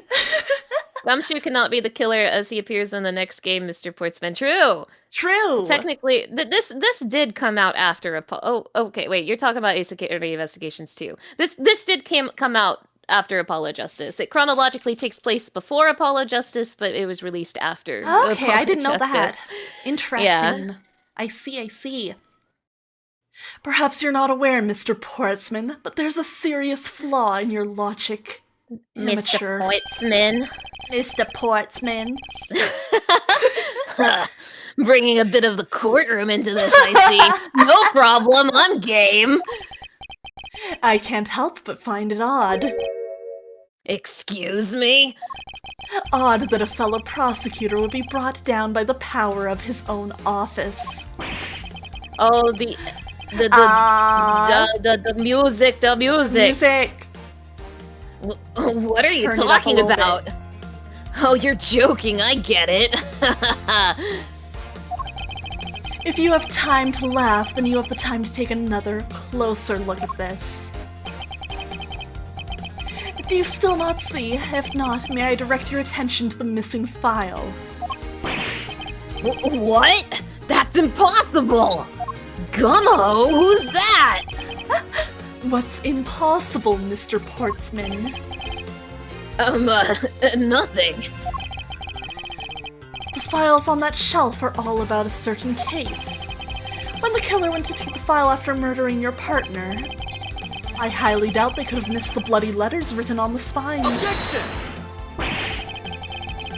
It's possible that they could have taken the file before committing the murder. This music's great. Okay, obviously it did not sound this crisp and nice on the DS. Definitely not.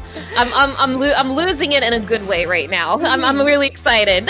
This is really good. It's possible they could have taken the file before. I think it's pretty obvious that the file was stolen after it was written on. It says 11037, we're all making the joke. The missing letters and the detective's name where the file should be as proof. Yeah, I mean the S is gone and there's only half an H. If Detective Gumshoe really was the culprit of this case, I highly doubt that even he could overlook his own name written in blood on the files. Especially as a detective who can't stand the sight of blood. Oh god, I love breakdown sprites. Always love them. They get real dramatic in these games. The sprites do be going all out. Also, I like how murder mystery visual novel fans have one joke, including us. Like, it's true, we really do. We're all the same, huh? Which means what exactly? What does that make this dying message? It makes it the work of a criminal intent on tampering with the crime scene. That's so low! I can't believe the criminal tried to pin this whole thing on me, sir! I'm gonna get him, sir! You'll see! I'm gonna have them under arrest in no time! Well, Mr. Portsman? Brilliant! Absolutely splendid! Logic deserving of Olympic gold.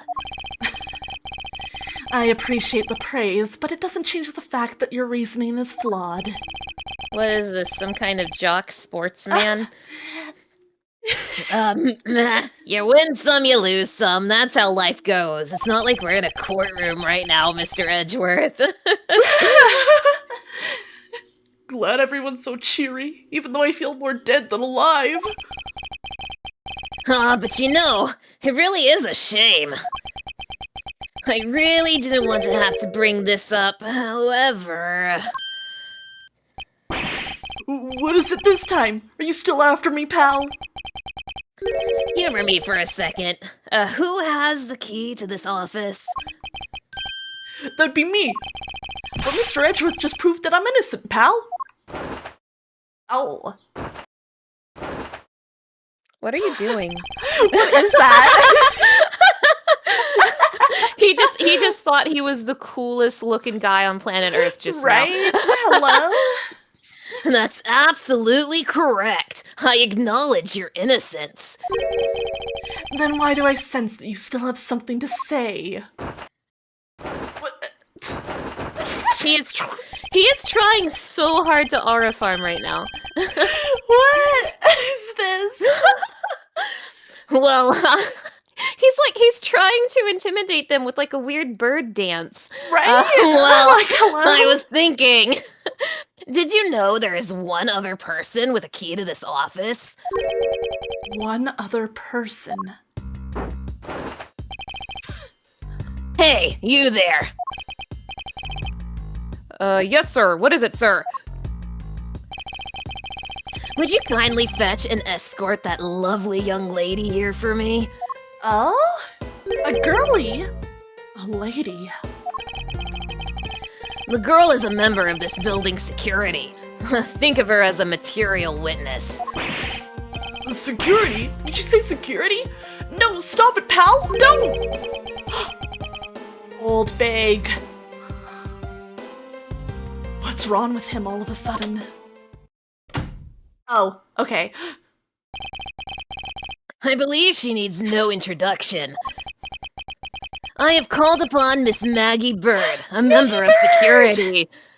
I think I should probably be Maggie just because Okay. you have so much with Edgeworth and Gumshoe, Yeah. and also Maggie and Gumshoe will obviously play Yeah. off each other.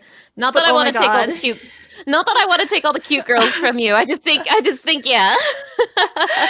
No, I'm excited Maggie's here. I like Maggie. Although when they said lady in security, I was like, oh my god, did Old Bag get a job here?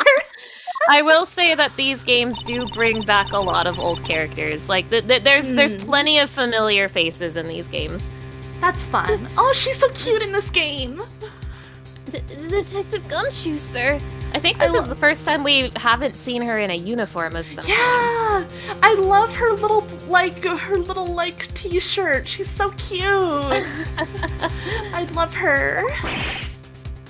Maggie. Miss Bird is the security guard on watch tonight. I see. And your point is? My point is that she could very well have used it. And by it, I mean the master key, which can open all the office doors in this building. Man, my wig. Hello, Kaze. What? If you are not the guilty party, Detective Gumshoe, then the only other person with access to this room is Miss Bird. How dare you! I would never sneak into someone's room! That's right. I refuse to believe that Maggie's the culprit, pal. It was me. That's right, I did it. Aw, Gumshoe. He likes her so much. Can we take that as a confession, Detective? Of love, yes. It wasn't really me, but it definitely wasn't Maggie, pal. Fish pattern baldness is rough, dang, that's crazy. So yeah, it was me. If it was, you'd have no problems with that, right? Do you have any proof that you're not the culprit? Yeah, I wasn't the one in the opening intro. True. Please refrain from flying off the handle, Detective. There's no need for such theatrics. Oh god, Oh, the skin. he's aura farming again. Listen to your boss, detective. He understands what I'm saying here.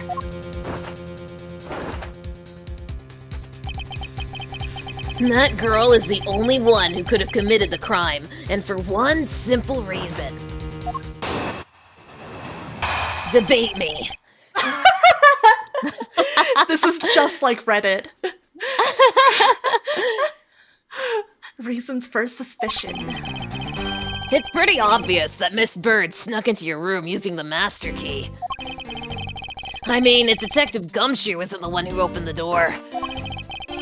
Then that leaves only Miss Bird as our prime suspect.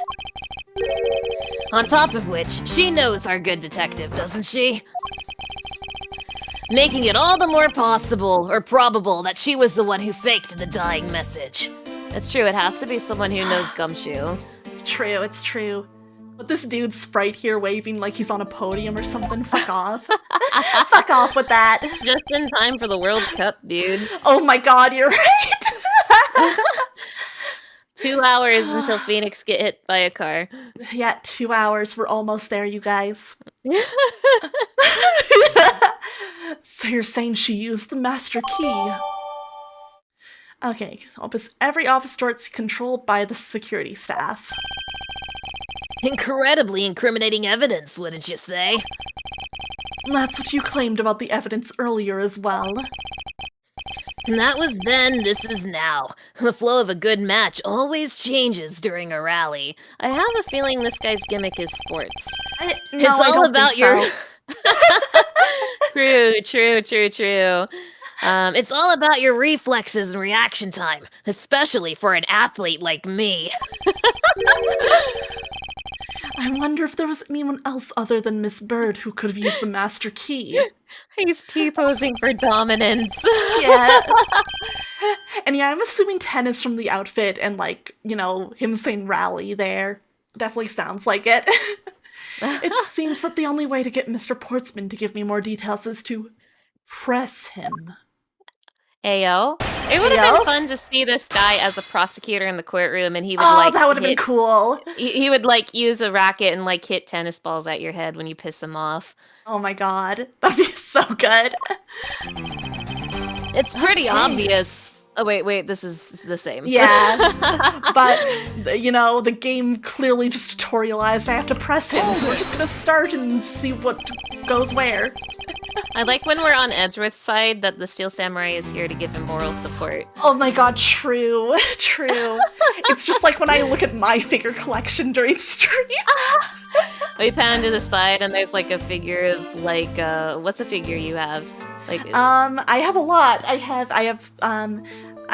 Shiori from the Tokimeki Memorial. I have Mio from Xenoblade 3. I have Archer Emiya. I have multiple Hatsune Mikus.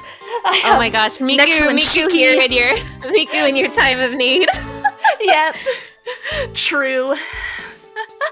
You've got a lot of good ones. I'm a little jealous. Dude, when Square Enix released those like The World Ends With You figures, I hopped on the Neku and Shiki. I was like, I need them. One of these days, I will possess the Sho Minamimoto figure, and I will not be mentally well when that happens. You need it. I do. You gotta. Are you sure Miss Bird is the only member of security who could have used the master key? There's only one person on staff at this time of night, and tonight she's it. Isn't that right, Miss Bird? That's, true, but I wasn't able to use the master key at the time of the crime, sir! Wasn't able to? What's that supposed to mean? Oh, true, yeah, it's neat that he plays tennis because that's on a court and he's a prosecutor in the courtroom. That's fun. I legit think that's clever. Yes, moving on. I'd hate to get sidetracked by something unrelated. What do you mean unrelated? I want to hear what she has to say, pal. I respect women. But you can't really trust her not to tell lies. Plus, I hate wasting time. I mean, you're acting like this is a court of law when it isn't. Like she can talk. This is literally not a courtroom. This is not. Also, even if she's lying, we at least want to hear the story so that we know what, she's trying to spin. In a rare case for Ace Attorney, you're technically not breaking the law if you lie in this game. It's true, technically. Yeah. But of course we're asking for more details. Not so fast. I too am interested in hearing what Miss Bird has to say. Didn't I just say it'd be a waste of time? We don't need to hear her lies. I'll be the judge of that. Miss Bird, if you please. I discovered that the master key was missing at around 1 a.m., sir. What do you mean by missing? As in, it wasn't anywhere in the security booth, sir. The killer must have stolen it. Mr. Portsman, I believe this to be an important piece of testimony, don't you? I can't believe that someone like you would be taken in by such words. I'm not lying, sir! Objection! If that's the case, then I'd like to know why you have the master key now. I don't quite know. It just reappeared all of a sudden, sir. Ah, a likely story. And where is your proof that the key was stolen to begin with? I bet you just forgot where you put it and then found it again. I never lose things. I can practically guarantee that. With me, if something disappears, it's usually because someone stole it. Usually. Yeah, pal, trust me, you don't want to test just how bad her luck is. Poor Maggie. Super duper unlucky student. Oh my god. The super duper high school unluckster. Unluckster. God. Unfortunately, I can't deem this piece of testimony as conclusive. Glad you agree, Mr. Edgeworth. These guys cannot think of anything outside the context of a courtroom. Like, everything's They really a courtroom can't. to them. We're going to disregard this testimony for now. What testimony? It's just Yeah. she's talking. But you still haven't established Maggie's motive for breaking into Mr. Edgeworth's office. Her World is a motive? courtroom. Her motive? Didn't we already establish that it was theft? I mean, the culprit clearly went through the bookshelves and at least tried the safe. It is as Mr. Portsman says, Detective.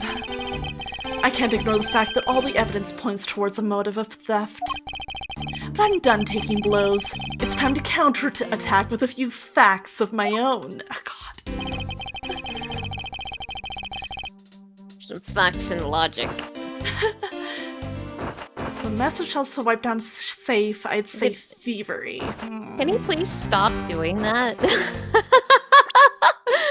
He's literally doing like he's doing one of those bird of paradise dances right now. Right?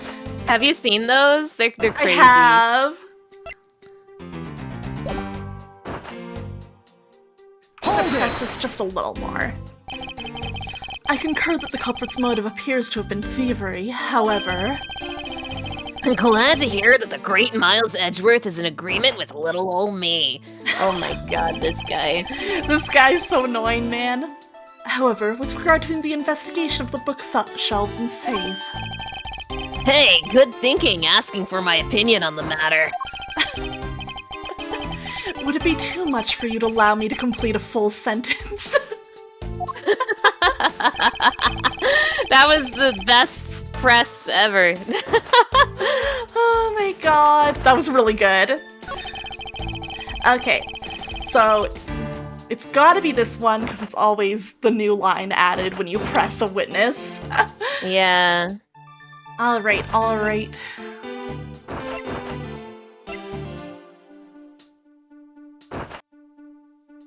Only the prosecutors know about these. Objection!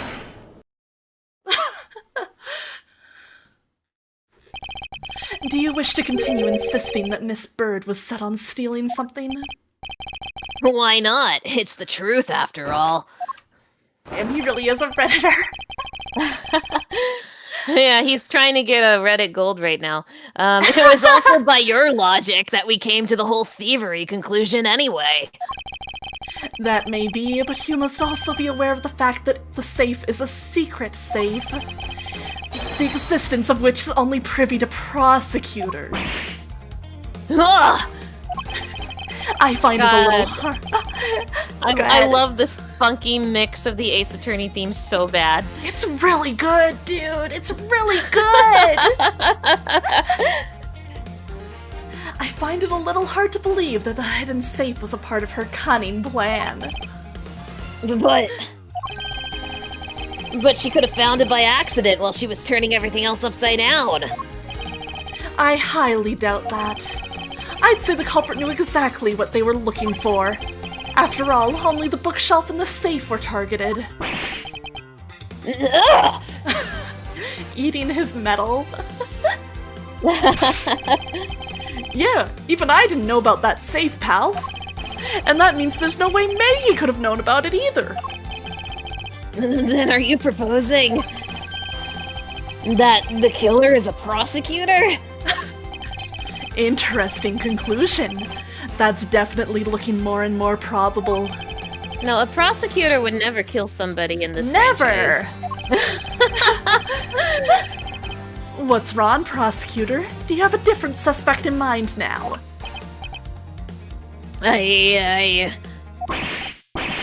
Curses, why? What made you?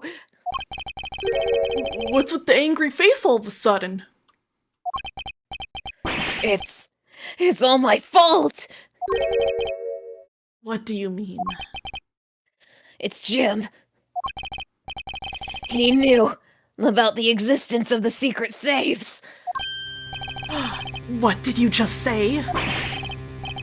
We were partners, like inseparable conjoined twins. They were like dude. roommates. That's why I told him. I filled him in on the secret safes. Then that means... Yeah, I know. I had only just told him too. Obviously, it was wrong of me to tell him. I still can't quite believe it, but the thief who broke into your room was probably Jim. Now he's claiming that the victim was the thief. And you were simply trying to stop him, weren't you? Oh, you motherfucker. Miss Maggie Bird. Find the 7 secret safes, Edgeworth. Excuse me? I mean, you are a security guard, right? That's your job. But killing is going a bit too far, even in your risky profession. What the? You're still accusing Maggie of the murder? Yes and no. I mean, she had stumbled upon Jim, who had probably drawn his gun. I get it. It was self-defense, wasn't it? No, I couldn't. I could never do something like that. Not even as a security guard, sir. Plus, even if he was the thief, he wouldn't have a key to this office. Which is precisely why he had to steal it, wouldn't you say? It was Jim who stole the master key. Ah! Pretty impossible for a supposedly stolen key to be here with us, unless... Well, unless you retrieved it from Jim after you killed him! Mr. Portsman, are you honestly accusing your own partner of being a thief? I don't want to admit it, but it's the only way for everything else to make sense. Has he no honor? Now then, I think we're done here. The investigation waits for no man. Would you people be so kind and see yourselves out? This is my office. You can't kick us out. This is Mr. Edgeworth's office. But I'm the one who's been assigned to this case. This case has existed Huh? for like an hour. Yeah? You are all suspects to varying degrees, and therefore ineligible to run this show. Okay, he's not wrong about that, though. Yeah. Listen, pal, how many times do I have to say this? Maggie can't be the culprit! Detective Gumshoe, calm yourself. But sir, we have no choice but to accommodate his request. For now. Aha! Thank you, Mr. Edgeworth. At least one of you understands.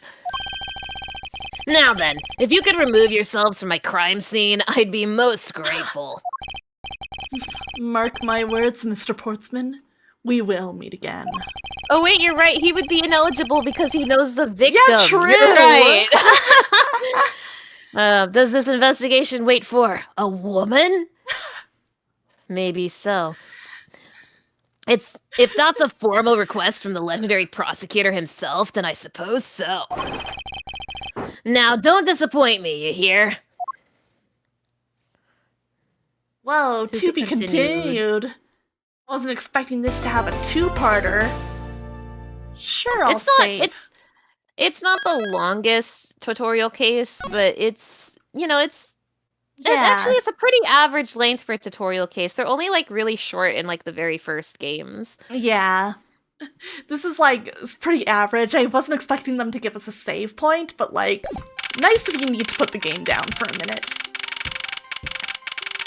Alright, 4:18 a.m. The prosecutor's building, 12th floor hallway. What is with that prosecutor? I can't believe how rude he was. It was unbelievable. Please maintain your professionalism, detective. I'm gonna find some real solid evidence proving Maggie's innocence. You'll see, sir. But we've been kicked out of the crime scene, sir. True. So then what now?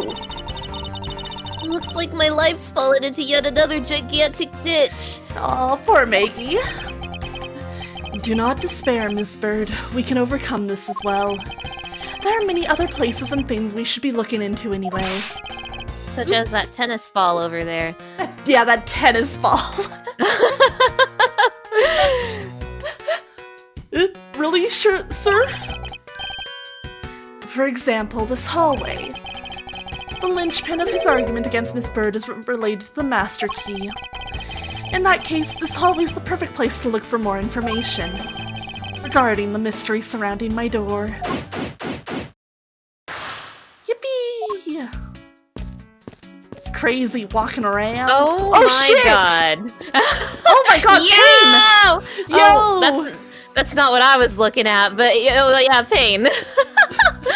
I was just surprised to see him here. But also, yeah, this basketball net. What does it say about you and me that I got excited to see the basketball hoop and you got excited to see Pain? Like, what does that say about you and me? I'm not sure. I don't know if it's good to be excited to see Pain. Oh my god. It looks like you had quite the pinch, Mr. Edgeworth. I like that it's just called Prosecutor, implying that Edgeworth doesn't know this guy's name. I mean, I don't think he does. Yeah, no. To be sure, a murder within the walls of the prosecutor's office is no trifling matter. We must find, apprehend, and punish the killer accordingly post-haste. Sounds like a messy case you've got on your hands. If you ever feel lost or need some advice, my door is always open. How gracious. I will keep your offer in mind. Who is this guy again? Wait a minute. Who are you?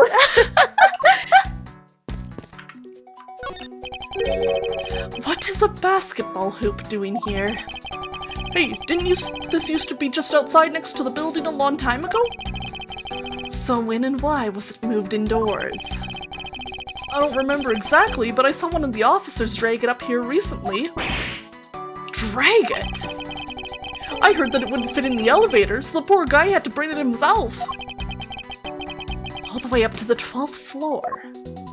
Poor guy. Is this allowed? I don't think so. What is a basketball doing here? That's Mr. Portsman's prized possession, sir. I heard he also plays soccer, dodgeball, and even tennis. And not a single one of those sports is suitable to be played in a hallway. Is there a single sport that is? Tag. True. Is everything all right? Yes, sir. If you must know, I weighed myself this morning and I'm finally at 154 pounds. Good for you. Yeah, good for you. Congratulations, but I was asking about this hallway and this room. Oh, true, bowling. Bowling, true. Oh, everything's okay, sir. A word of advice. Stay focused or you may start to lose even more weight. What does that mean? I'm assuming maybe that means that this... I don't know. What's up, Maggie? I was wondering if I may speak for you a bit concerning this case. I've always been a big fan of the courtroom, but this is like a dream where I'm being cross-examined by the Miles Edgeworth. Aw, she's just like me. I can't let this chance pass me by. I must remember to ask her about the master key. I should jog her memory by showing my notes to her with tea.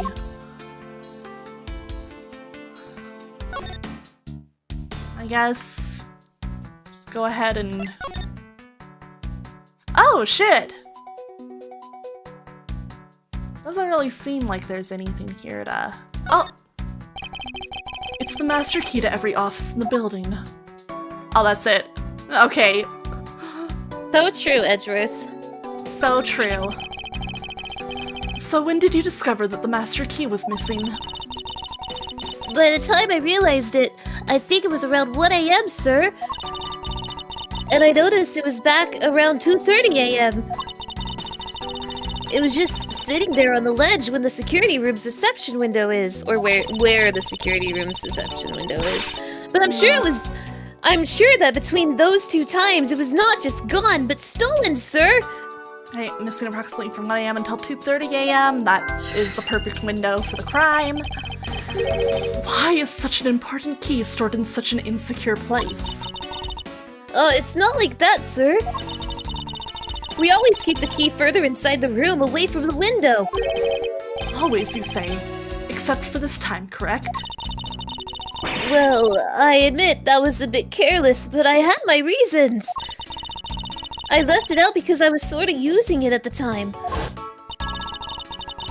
It was after I had used it that I left it sitting out on the ledge. That's very careless of you, Maggie. Yeah, girly. She used the master key.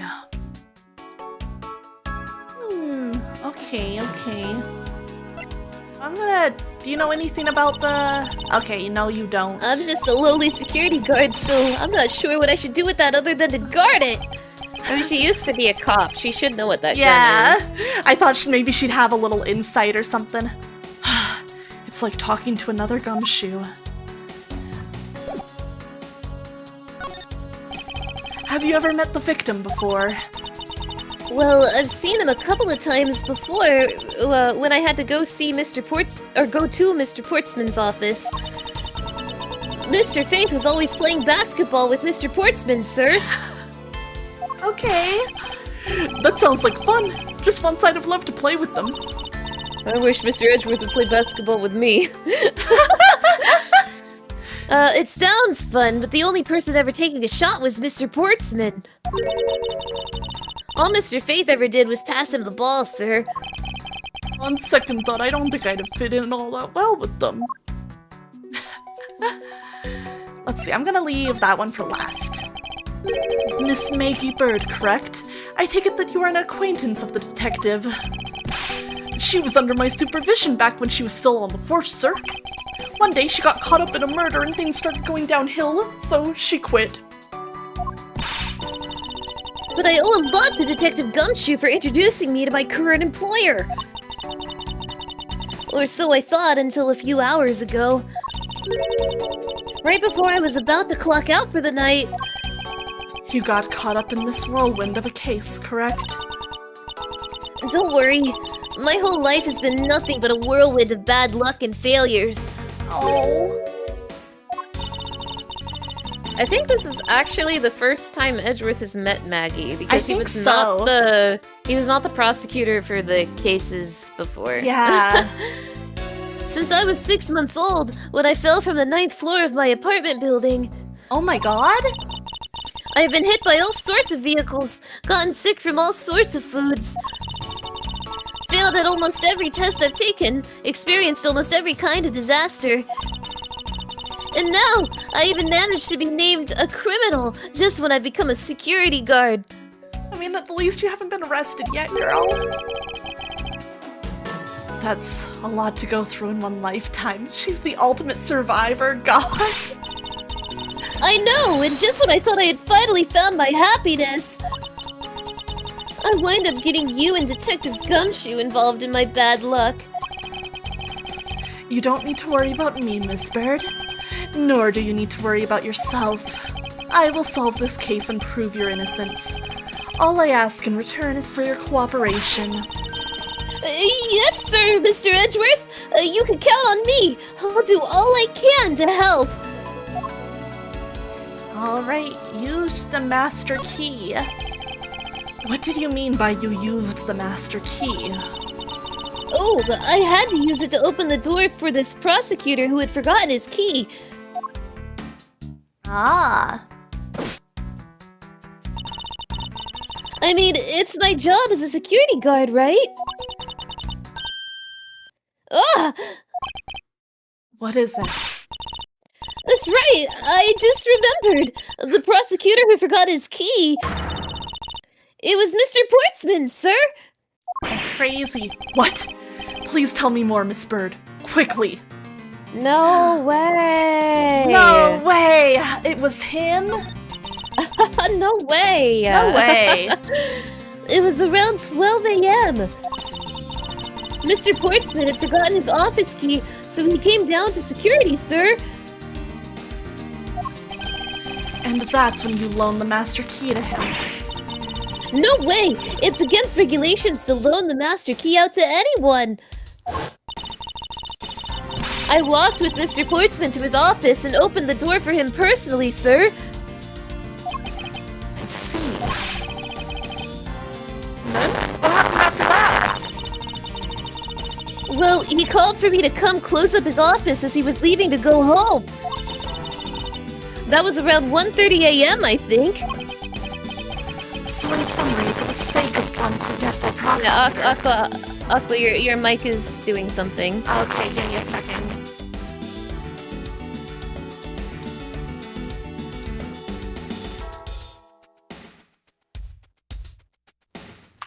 Okay, am I uncrunched?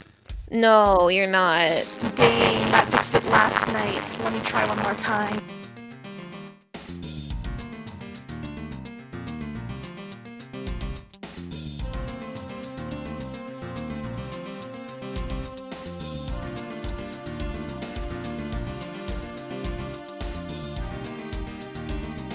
Okay, any better now? We're about the same. Okay, yeah, that's better. That's better. Okay, good.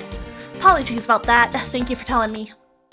I thought maybe it was Discord screwing up, and then everyone in chat started saying it, and I was like, oh no, I should have said something. This happened on my last stream too. I don't know why, but... Yeah, there's like a tiny bit of crackle, but it's not like as crunchy as it was before. Okay, I'll have to look into that. Has something... Are you using like a microphone or like a headset? I'm using a microphone. Huh.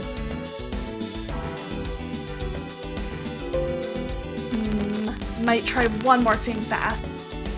Okay. Okay.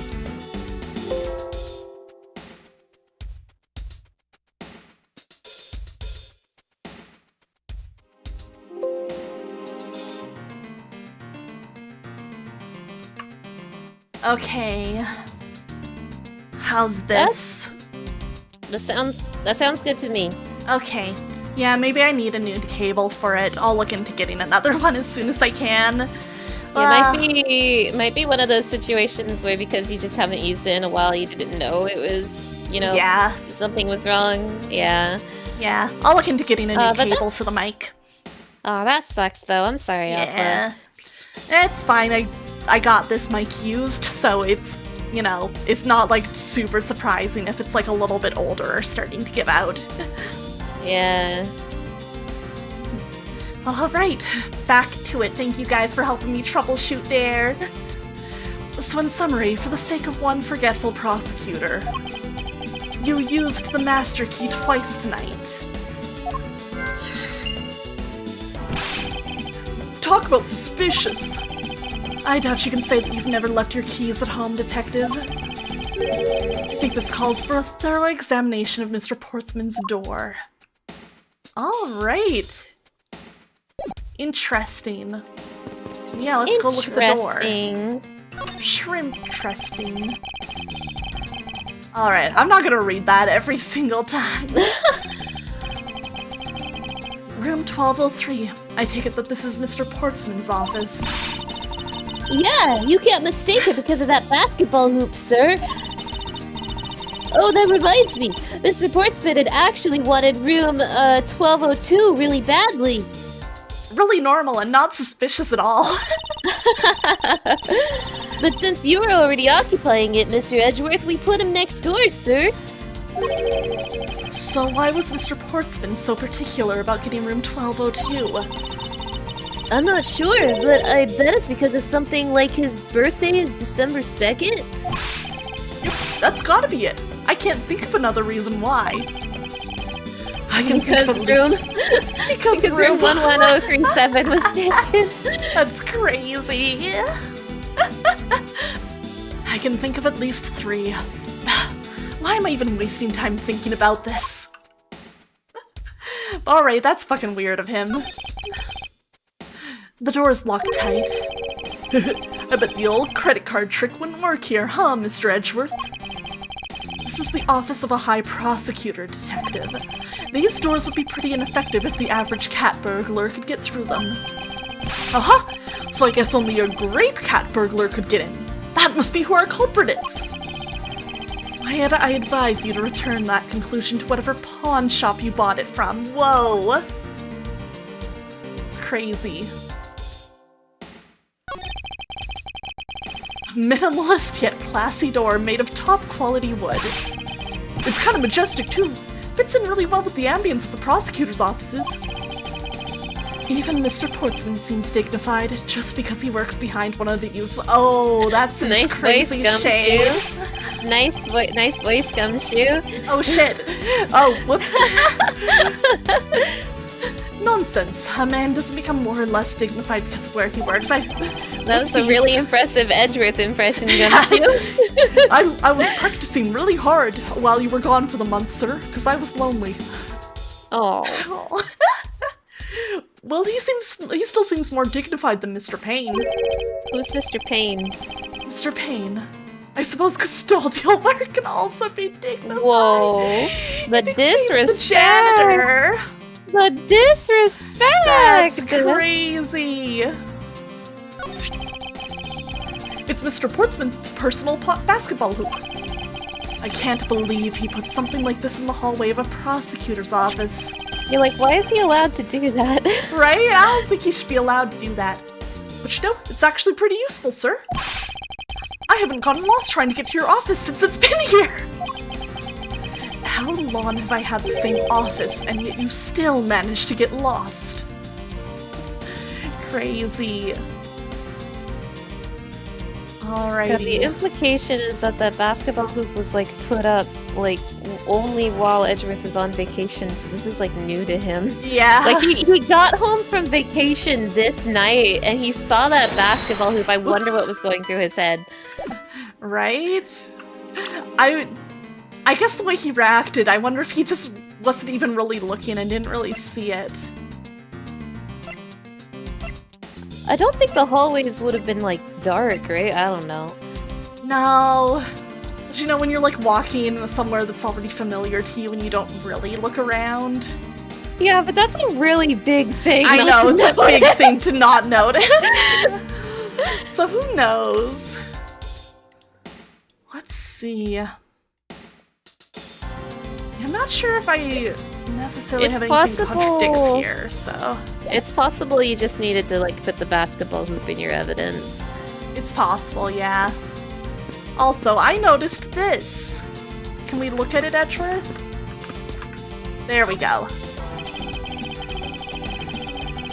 I won't rest until I've inspected every suspicious nook and cranny. I've Wow. thought of a new recipe. I've thought of a new recipe. This looks like a good place to find some ingredients. God. These lines live in my brain. A well-crafted, high-quality sofa for visitors. The stitching is excellent. Talk about a luxury waiting area. These babies are also great for napping, you know? You would sleep even out here, Detective, in a hallway. Whenever I do, I always wind up dreaming about giving testimony up on the stand. But it always ends the same way, me being trounced by a lawyer. Isn't that awful? Maybe I should give it a try sometime. To envision myself winning naturally. For a second, I legit thought he was going to say to dream about Phoenix. I legit thought that was where he was going with that. Well, Jesus his Christ. unnecessary feelings boy is gonna get hit by a car at an hour 20 minutes. I know, he's almost time.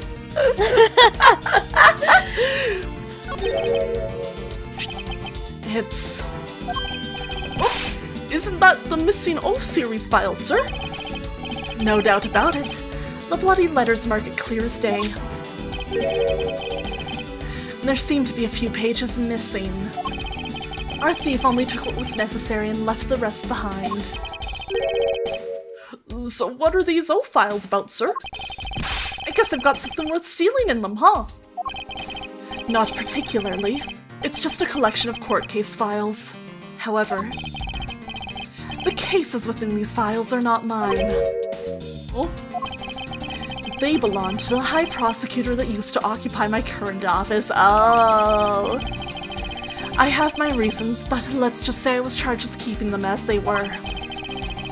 Then that means the thief must have also wanted the file for a specific reason, right? It would seem so. Only the pages related to that case from 10 years ago are missing. The Komida case. Oh, the incident from 10 years ago! It's true, it's here. That's crazy, who would have thought? Oh my god. I wonder why anyone would care about such an old case. Yeah, We're just gonna who leave would that care? there? I guess Just so. gonna leave that on the floor? I bet the thief's not under here. I guess there isn't enough space for anyone to hide under here anyway. I mean, if someone could contort themselves to fit, I'd be really impressed. Sounds like somebody has already tried at least once before. Alright, I feel like it seems like we got what we got. I just want to take a quick look in here. I want to see...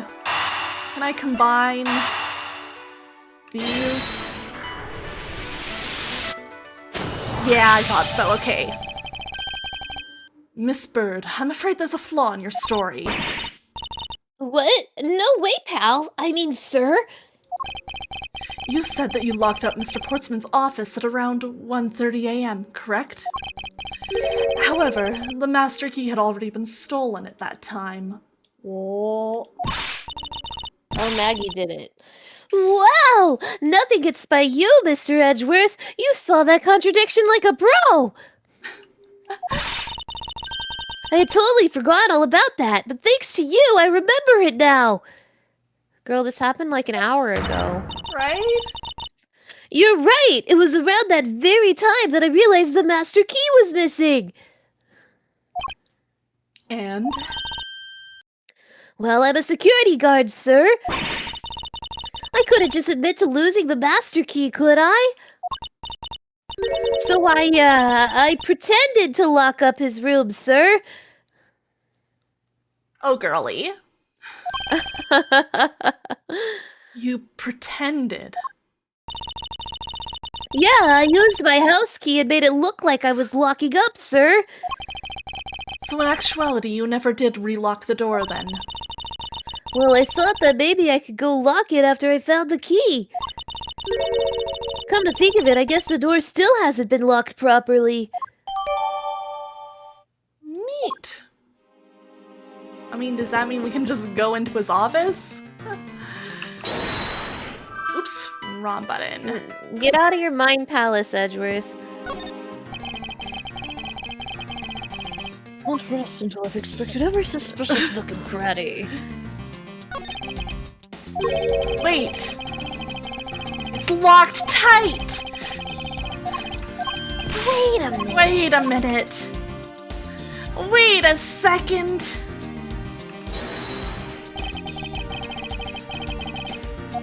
It sure is. Is it related to evidence? Okay, yes, we do have this as evidence. Eureka! There's a Eureka! Eureka! That means it's the girl house.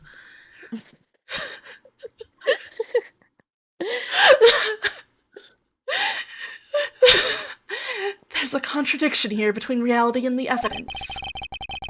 If what Miss Bird had said is true, then why is this door locked tight? Well, you know, you're right. Miss Bird. Captain Cube, thank you for the raid. Welcome in, Raiders. Hi, Cube. How was your stream? Hello, hello. If you don't know me, I'm Aqua Sereni. I'm a mermaid who traded her brain cells for legs. And tonight I'm using the one remaining brain cell to play some Ace Attorney with my good friend Mana. Welcome in, welcome in. Using that one brain cell to execute the power of facts and logic. It's true. It's true. It's incredible. I'm working my facts and logic so hard tonight. I'm doing my best. I'm glad you had a good stream. Edgeworth showed her the facts and logic tutorial, and she's using this newfound knowledge. Exactly. He's teaching me how to be a Redditor tonight. Yes! Yes. That's a lot. I'm learning so much. Maybe not the best time, but boys have that part too. I'm referencing a movie. Y'all should watch Monster House. It's excellent.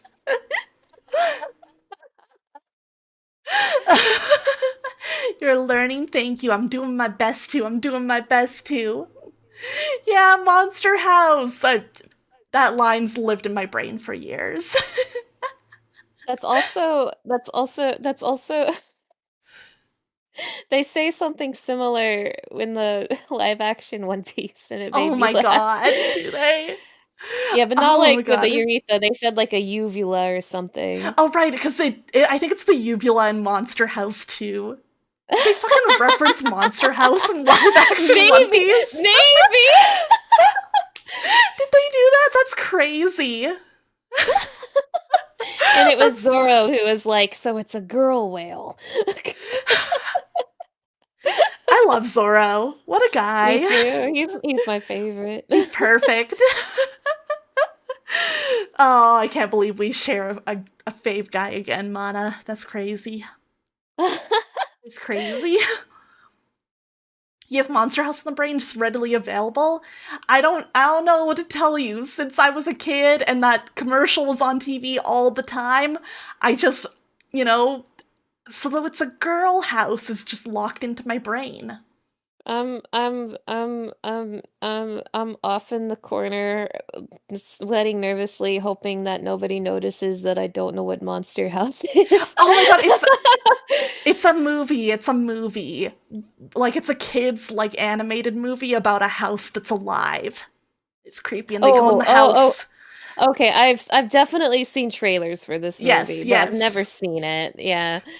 Yeah, they go in the house and there's a chandelier in the entryway because the house is all kind of personified, the parts of the house are body parts almost, and the chandelier is the uvula, and they point it out. Was this like a 2D animated movie, or was 3D the house animated. animated and the okay. 3D animated. Yeah. And a they lot go of in meme gifs from that movie. Maybe yeah, it's one of those things where if I saw like a meme, I would recognize it. you know, let me show. I know one that I use a fair amount. Let me see. I've almost certainly seen memes without knowing the context. Yeah, this is from Monster House. Let me see, let me see. Yeah, I sent her the eating gif. Oh, the eating? This Yeah. is from Monster House? Yeah, this is from Monster House. I've seen this damn meme everywhere. Yeah, it's from Monster House.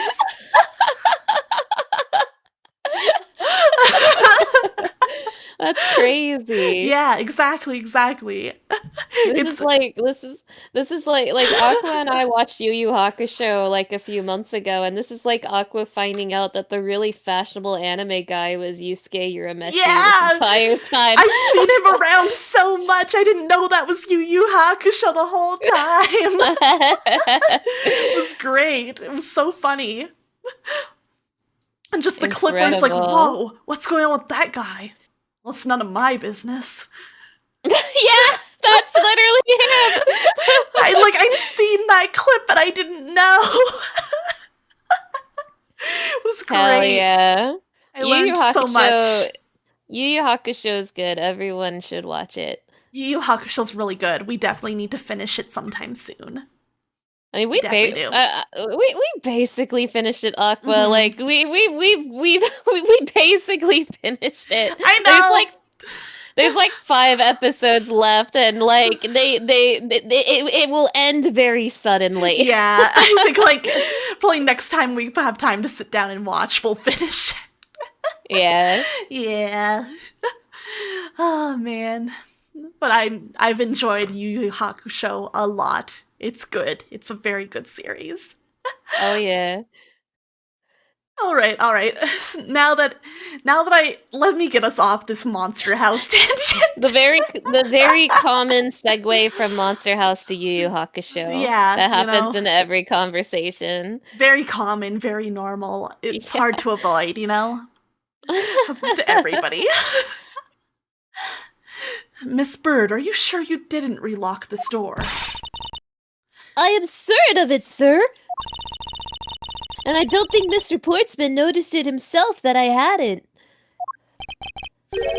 Which means what, sir? It either means that he actually does have the key to his office, or that the door Miss Bird opened wasn't this one at all, but a completely different one. She opened a different door? But how can you prove that? There's an easy way to find out. All we need to do is... we need to examine these.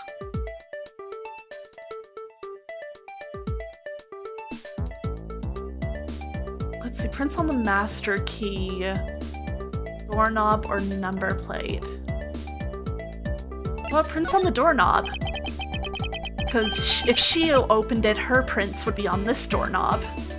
The prints on the doorknob will tell us everything. Hey, you pal, do us a favor and see what you can lift from this, okay? So, what'd you find out? There's no need for such belligerent nostril flaring, detective. Sir, I have found only Mr. Portsman and Mr. Fate's prints on this doorknob. Maggie didn't open this door for him. So only 2 people's prints were found on this, huh? That's pretty decisive. They found those prints pretty quickly. I know, right? I guess they would have had those prints on file, but still. Yeah, I guess, but Yeah, still, yeah. Even then, yeah. Well, I'm lost, sir. Thinking logically, a certain other person's prints should be on this knob as well. Now then, whose prints should also be on this doorknob? I'm scared to see how old Maggie is. 23! Oh my god, she's so young. I take damage every time I see a character's age in this game. I know. Don't you find it odd that the prints of the person who unlocked this door are absent? You mean... Yes, the door that Miss Bird opened could not have been this one, but a different one. Woo! I'm realizing some things. I'm realizing some implications here. Uh-oh? I'm sorry. I'm keeping them to myself, but I'm realizing things. Okay. What have we here? A letter. I wonder who it's from. A basketball? What's that doing? Yeah, whoa! Is this basketball property of Mr. Portsman? Egg bust queen. Thank you. Yes, sir. He's always ready for a match. Basketball, soccer, dodgeball, tennis. It doesn't matter what sport it is, he's the game. Although I think he'd be a little hard to play tennis with this ball. That isn't the point you should be focusing on, detective. You're right, sir. Now I know what I should be focusing on. Bad Mr. Portsman. Someone should teach him to clean his toys up after he's done playing. Yeah, someone could trip on that. I think we've reached the end of this conversation. All right. It's insane to me that the prosecutor office is even letting Portsman get away with having this bullshit in the hallway. It's Ace Attorney world. I know it's Ace Attorney world, but like I can't even believe they'd allow this kind of bullshit within his office, let alone the hallway. Oh man, crazy. Oh whoa, what's this? What's this? Oh well, looks like a scrap of paper. Look at it, sir. Let's see. Oh, there's something written on it. I brought the 3 pieces of evidence by, just like we talked about on the phone, but it looks like you're out. I guess I'll catch up to you later. Buddy. It looks like a note from the victim. Yeah, and it's from Mr. Portsman. Okay. Alright, anything else? Okay, same dialogue. Anything else here? That's okay, detective. I just found the position of this hoop to be a little off. Hey, you're right, sir. Oh yeah, I didn't even notice. Whoa. Okay, actually that's important. Whoops. Stumbled into success. I guess it shifted when someone made a seriously sweet slam dunk. Hell yeah, I want to see that. The position of the hoop is definitely unnatural. I'd better take note of this. There's signs that it's been moved. That, like, Gumshoe, when he goes to Edgeworth's office while Edgeworth was on vacation, would, like, pass by this basketball hoop and, like, pretend to do slam dunks. He'd, like, LARP it. Oh, 100%. He would, like, do his own color commentary and be like, he shoots, he scores, the Gumshoe is in the house. He would, like... He 100% would. Absolutely. Alright, I'm assuming what's going on here is, you know, Portsman moved the basketball hoop next to Edgeworth's door. Yeah, that was the realization I had. I was like, this fucker got the world's most obnoxious basketball hoop so that it could, like, you know, put an image in your mind that this is his door, and then he moved the stupid hoop to Edgeworth's door. Yeah, it's crazy. Oh my god. 1202. These 4 numbers on a plate alone proclaim this to be my office. Edgeworth would be so mad if he knew that basketball hoop was in front of his door. Oh dude, he'd be pissed. He would hate it. Hey, these number plates slide right out, sir. Oh, easy shit. Easy shit. They have to be able to take the plate off when a room becomes vacant, you know? Although, the idea that it can be so easily removed is kind of... He's pulling a Sayaka! No! It all comes back to Danganronpa, man. That's crazy. I don't see any signs of forced entry. And according to the guard, no signs that the lock was picked either, sir. Meaning that the door really was opened with a key. Do you happen to ask if any prints were lifted from the doorknob? Apparently, the doorknob's clean as a whistle. Wiped, they think. Whoever this thief is, they did a good job of not leaving any clues behind. Wouldn't prints have been left since? Like, a lot of people have been entering this room. True. It's a crime scene. Yeah. Poking around in this hallway actually has paid off quite handsomely. Oh, how so, sir? In a variety of different ways. I think it's time we had a little chat with the real culprit of this case. You know who the killer is? Wow, Mr. Edgeworth. And as long as my logic is sound, then yes. Gonna catch the killer with facts and logic. Oh my god, we are! That's crazy! The mastermind behind this murder is none other than Mr. Portsman. Damn, he just said it. That's crazy! What? Mr. Portsman? I knew it! That's exactly what my logic senses were telling me too!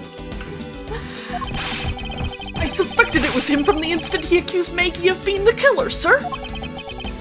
That is anything but logical. Lady and gentlemen, prepare yourselves. Okay, Edgeworth. He's so polite. Come what may, it's time to knock on Truth's door. I like how he's calling his door Truth's door. Me too! Oh, what a guy. Let's enter the Garden of Truth, my office. He would just call it that, man. Oh my gosh, the guardian of the Garden of Truth, the Steel Samurai. Miles Truth Edgeworth. Oh god. Miles Tails Edgeworth. Miles Tails Mr. Edgeworth. Mr. Portsman, I finished processing the bloody letters, sir. All right, let me take a gander at it. Pass it here. Sick catch, man. It's animated! It's animated! I'm losing my mind at these animations. They're very good. Okay, looking good. You there, take good care of this. Oh my god, is he gonna throw it again? Oh! Nice catch. You know what, I'm impressed with Gumshoe for being able to just walk that off. That looked like that would hurt. Well, if it isn't Detective Gumshoe. End of the line for you, Portsman. We've got you now. Call off your dog, Mr. Edgeworth. Is this some kind of joke? It's no joke. We know, Mr. Jacques Portsman, that you are the guilty party in this case.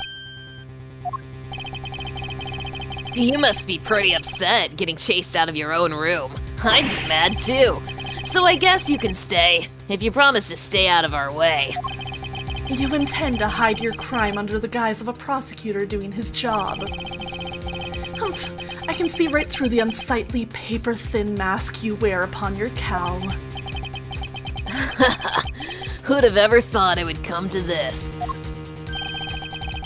Actually, come to think of it, your mentor was Manfred von Karma, right? Okay, don't need to bring that up now, dude. Punching under the belt.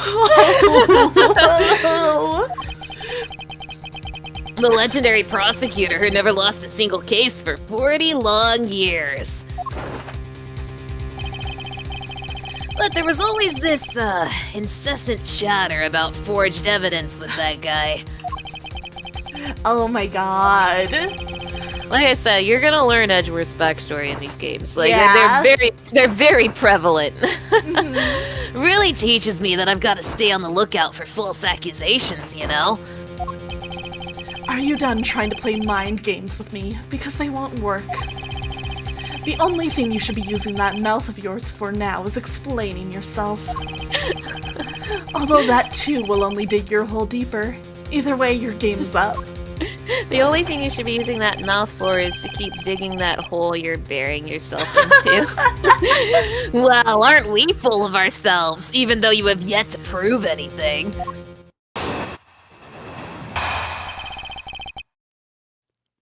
Mr. Portsman's rebuttal. I have no idea what a sort of harebrained idea you have in mind, but This music? there's a mountain of evidence that points away from me being the culprit. Besides, how, may I ask, do you propose I unlocked your door and got in here? Look, I feel bad doing this to you, but I've got work to do, so we're done here. Wait, it was getting good. Right? Dude, no, keep talking. That music slapped. Sorry, but we are not finished yet. Boy, you're stubborn. I suppose you're basing your accusations on something? I'll show you what I'm basing my accusation on. With evidence. Facts and logic. Facts and logic. Alright. Let's go through this. And if evidence points away from me being the culprit... Well, I have a good idea about this. Let me just double check our evidence that we've got. Okay, I feel like this is going to be one of those things where it's going to get very mad if I don't present this in the correct order, but I'm pretty sure we want to start with this. Okay, nope. Nah.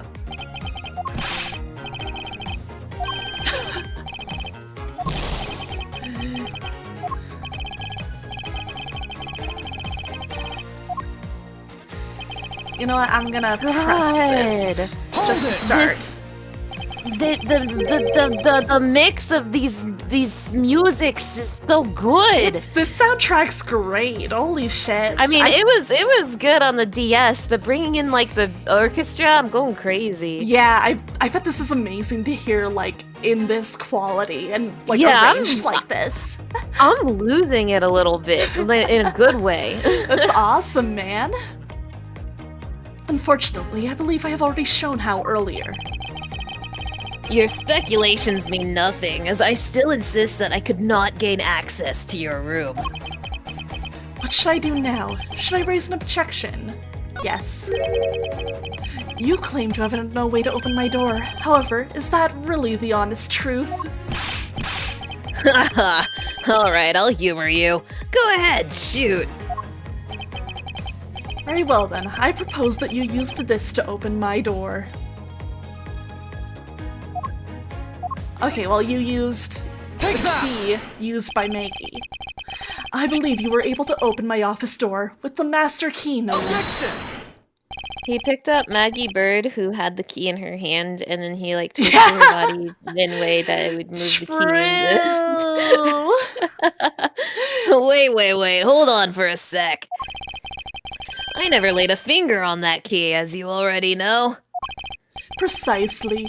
You were able to open my door without lifting a single finger. Well, maybe you did, but only to direct. That's right. You used your finger to direct this person to open my door with the key. Maggie Bird! You had asked Miss Bird to open your own office door for you, yes? Yeah, I kinda forgot my key at home. Happens a bit too often for my taste, you know. But the room you had Miss Bird open at that time was not your own, was it? What? You have quite the imagination. But why don't we ask the girl herself whose door she opened, shall we? I'm certain that it was Mr. Portsman's door, sir. I checked the number on the plate to make sure I was opening the right doors, sir. See? Miss Bird backs up my story. Yet, what if you had misled her to fool her into thinking what you wanted? Ha! And how do you suppose I did that? By switching the number plates on our doors, for example. That's right. They do slide out pretty easily. Furthermore, you then used one other thing to give a very strong impression. That the door she was opening was yours and not, in fact, mine. Instead, she locked Makoto's door. What was it that Mr. Portsman used to make Miss Bird think that it was his room? I hate it here. It's crazy. Oh my god. Your stupid fucking basketball net, you freak. Yeah, she used the most despairful, most horrible, most dreadful event in human history to Oh my open God. your door. What? The basketball hoop, sir? It's quite the peculiar fixture in any hallway, let alone a hallway in this building. which is why it left an unusually... typo spotted in the group chat. An unusually strong impression on you. Wait, where's the typo? Well, it should have been unusually strong, but it said usually strong. Oh, unusually. Yeah. Oh, I think Anne usually got mistaken for unusually. Yeah, I think That's so. crazy. That's crazy. I think so. Anne usually strong. Yeah. Threw me off for a second there. I post the Louis Swa gif. Yeah, typo in the group chat. Get 'em. It's an object perfectly suited to just sit outside the office of a peculiar prosecutor.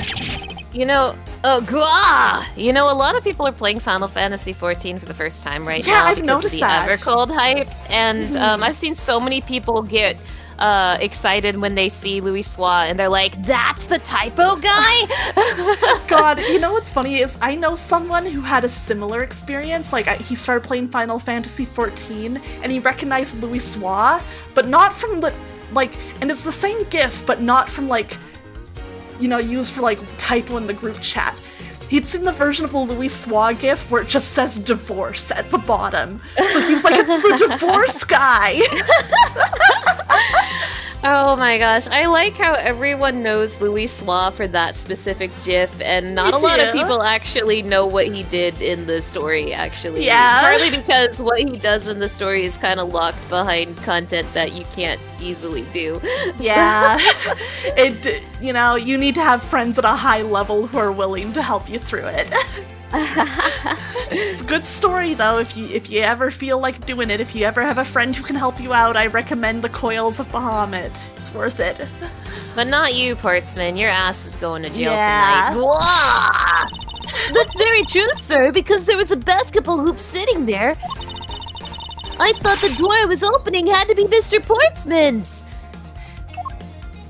You've never completed an FF game in your life? That's fair because they're long, but there's some good ones if you ever have the time for it. If you ever have the time for it. Yeah, Final Fantasy is okay, I guess. We're pretty normal about it, you know? There are signs that the hoop has been moved. Just sit it in front of my office to be sure. I see.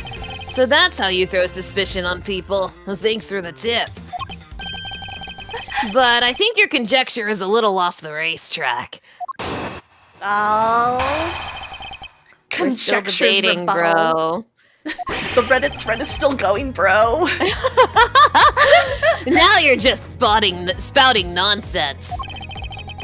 I had the girl open my office door.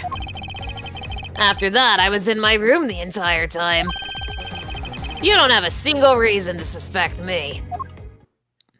That's If he it. If he was in his room next door, wouldn't he have heard the gunshot?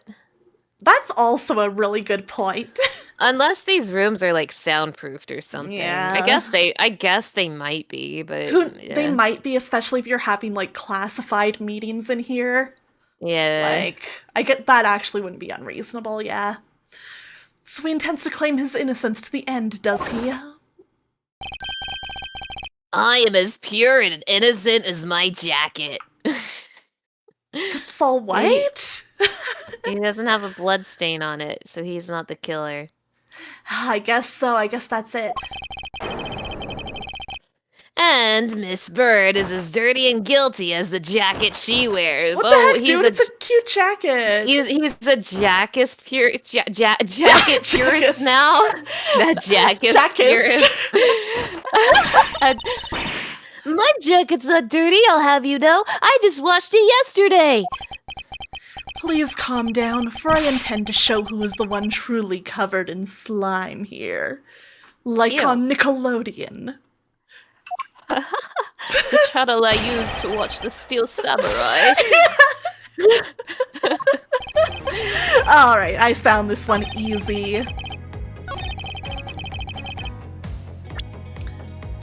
Dude, he didn't see you in there.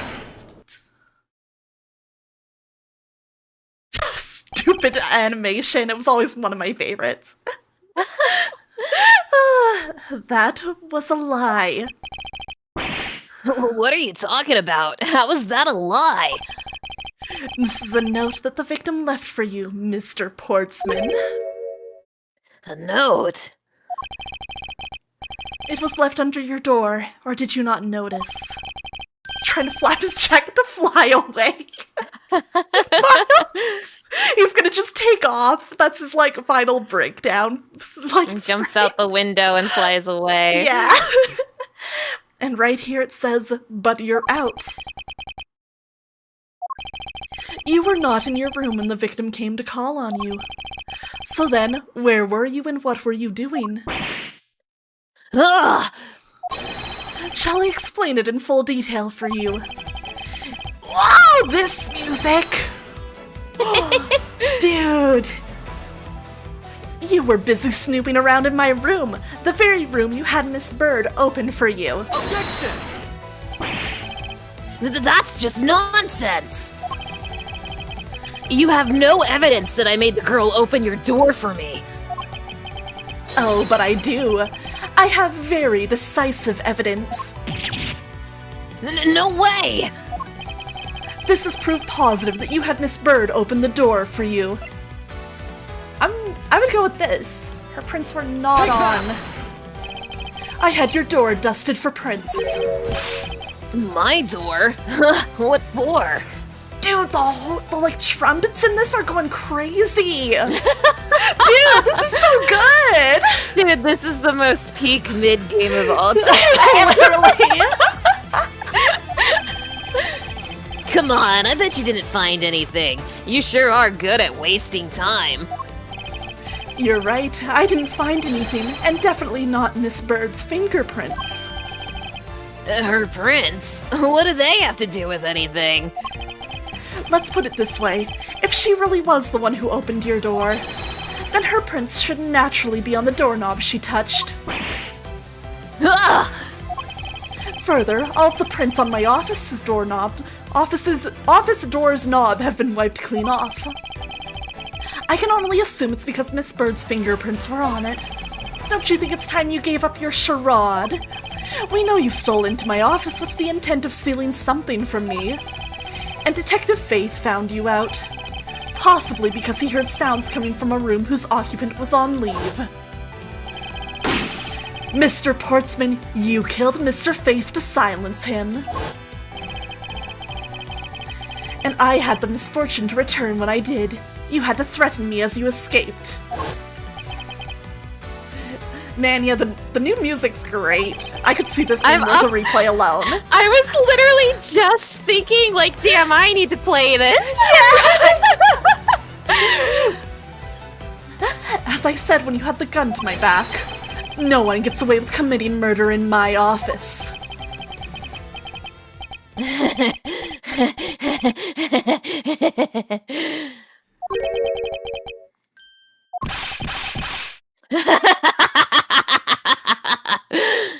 Thanks for the head pats, Kazu. And just what's so funny, pal?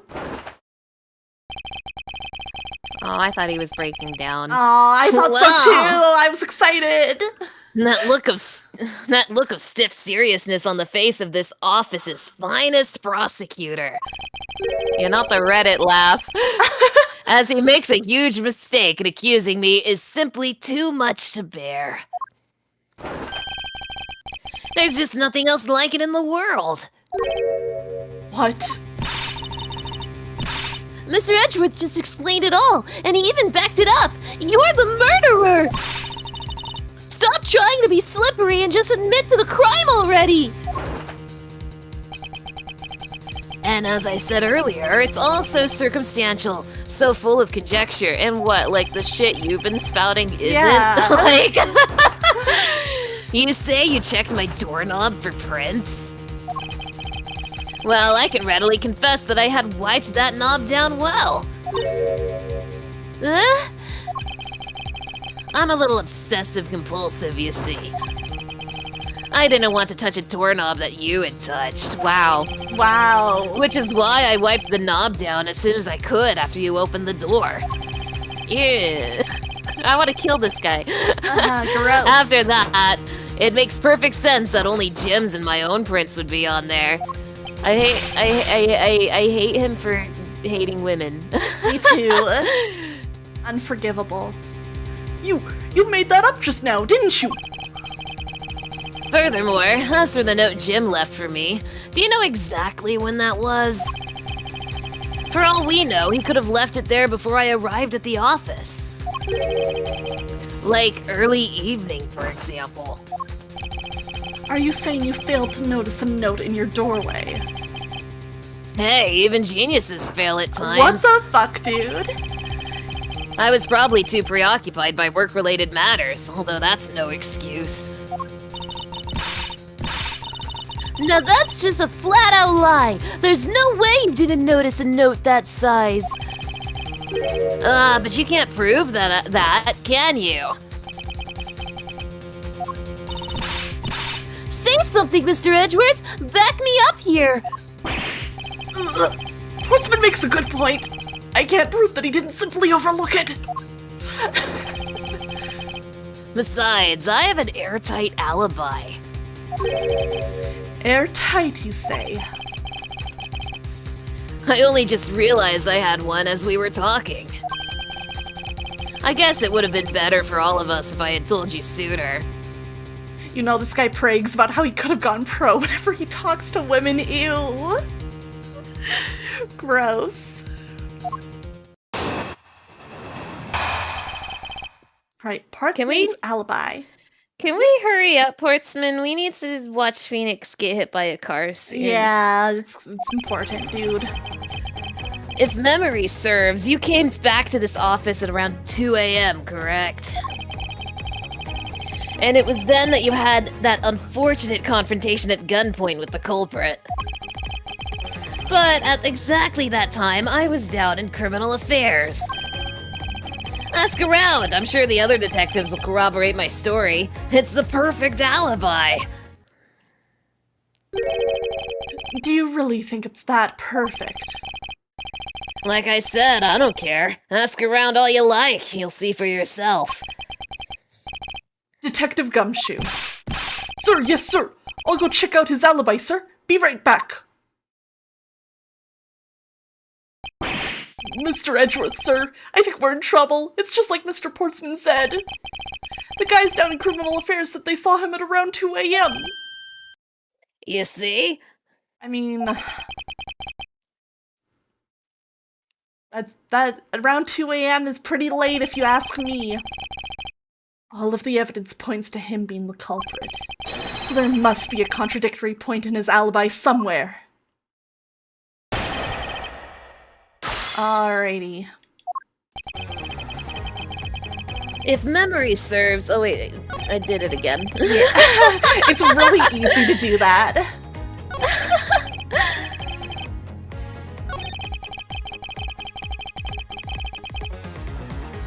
Let's see, I'm just gonna double check our evidence real fast. Body was found at around 2:05 a.m. Okay. I definitely feel like this is a press-em situation. Yeah, I think so. I feel like this is an important one to press. I'm gonna just try starting here. So you paid the Criminal Affairs Department a visit. Yup, right after I left the prosecutor's building. I headed straight for the precinct. So Okay, that was nothing. He was in an entirely different building, are you saying? Hold it! Well, we did go and ask around to confirm your testimony. And it was just as I said, right? Yes, sir. A number of detectives said that they saw you at around that time. See? I have the perfect alibi. That's the ace I had up my sleeve. Portsman's alibi may seem perfect at first glance, but I know there's a hole in it somewhere. All I need to do is press him a little and see what comes of it. We're pressing him, Edgeworth. We're pressing him. Hold it! You are correct. It was around 2 a.m. Are you sure? It's really important to me that you're spot on with the time. I remember checking my watch then and make no mistake, it was 2. Ooh, giving testimony like a pro. Okay, so you came back to your office at 2.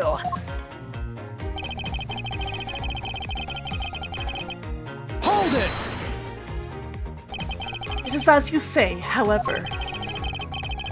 Yes, however, you were the only one who claims to have bumped into the culprit.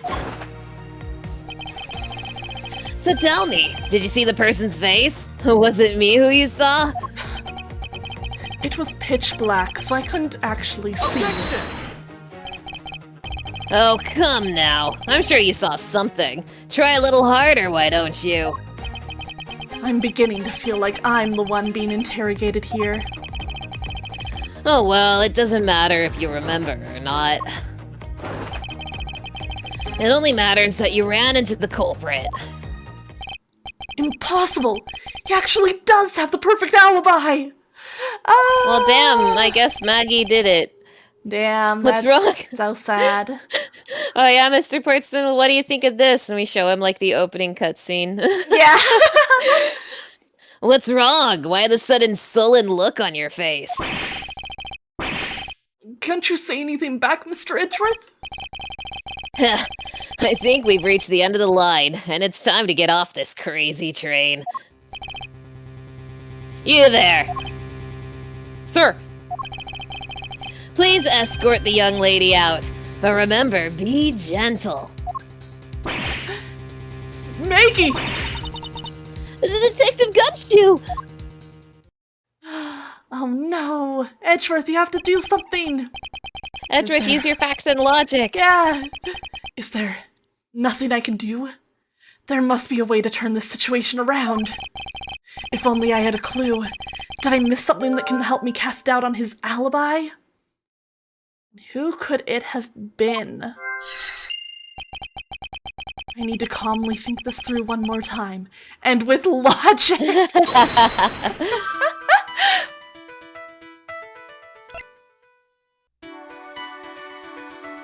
Okay.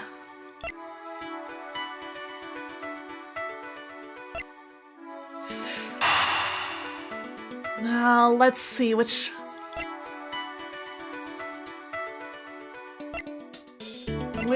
one of these do I want to use here? I want to say it's the second handgun. Because... No,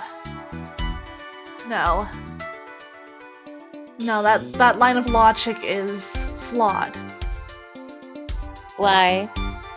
Because we already know that the victim is missing his gun, so it makes sense if at least well, I guess we're assuming that the gun that was found on the floor is the one that was dropped by the person who threatened Edgeworth, but that's not I don't think we necessarily know that for sure. We don't have any inclination on who's... I mean, we know that gun is the victim's gun. Yeah, But we don't know, have like... no inclination which gun the person who was threatening Edgeworth was using. Like, Yeah. we don't know if that was the gun on the floor or if he took it with him. Like, we have no idea. Yeah, we don't know at all. So But, like, maybe this will work. It just kind of feels like a stretch. It's a fact that there are two guns at play, though. Yes. I mean, yeah, two guns at play means... Yeah, there would have been somebody else, at least two people in this room, each with a gun. Most likely. And yeah, I have the frog blink. I don't know how to fix it. I'm sorry. I could give you some advice later, Aqua. Oh, if you have ideas, let me know, please. Because I hate the frog blink. Makes me so annoyed. I hate the frog blink, too. Yeah. It's so annoying, man. There were 2 bullets left at the scene of the crime. One that robbed Mr. Faith of his life. And one that nearly robbed me of my jacket. Equivalent. The frog blink, it's when your model, like... When VTuber models basically, like, blink out of sync. Yeah, when the eyes are blinking separately from each other. Yeah. However, the murder weapon only shows signs of being fired once. meaning that it is entirely possible that a second gun was used in my office tonight. But seeing as how the killer had to steal Mr. Faith's gun, I doubt the killer had another gun up their sleeve. Therefore, the second gun could have been the property of an entirely different person, which could mean that there was another person who paid a visit to my office tonight. Oh Gee, my I don't gosh. know. I don't know what we can connect here.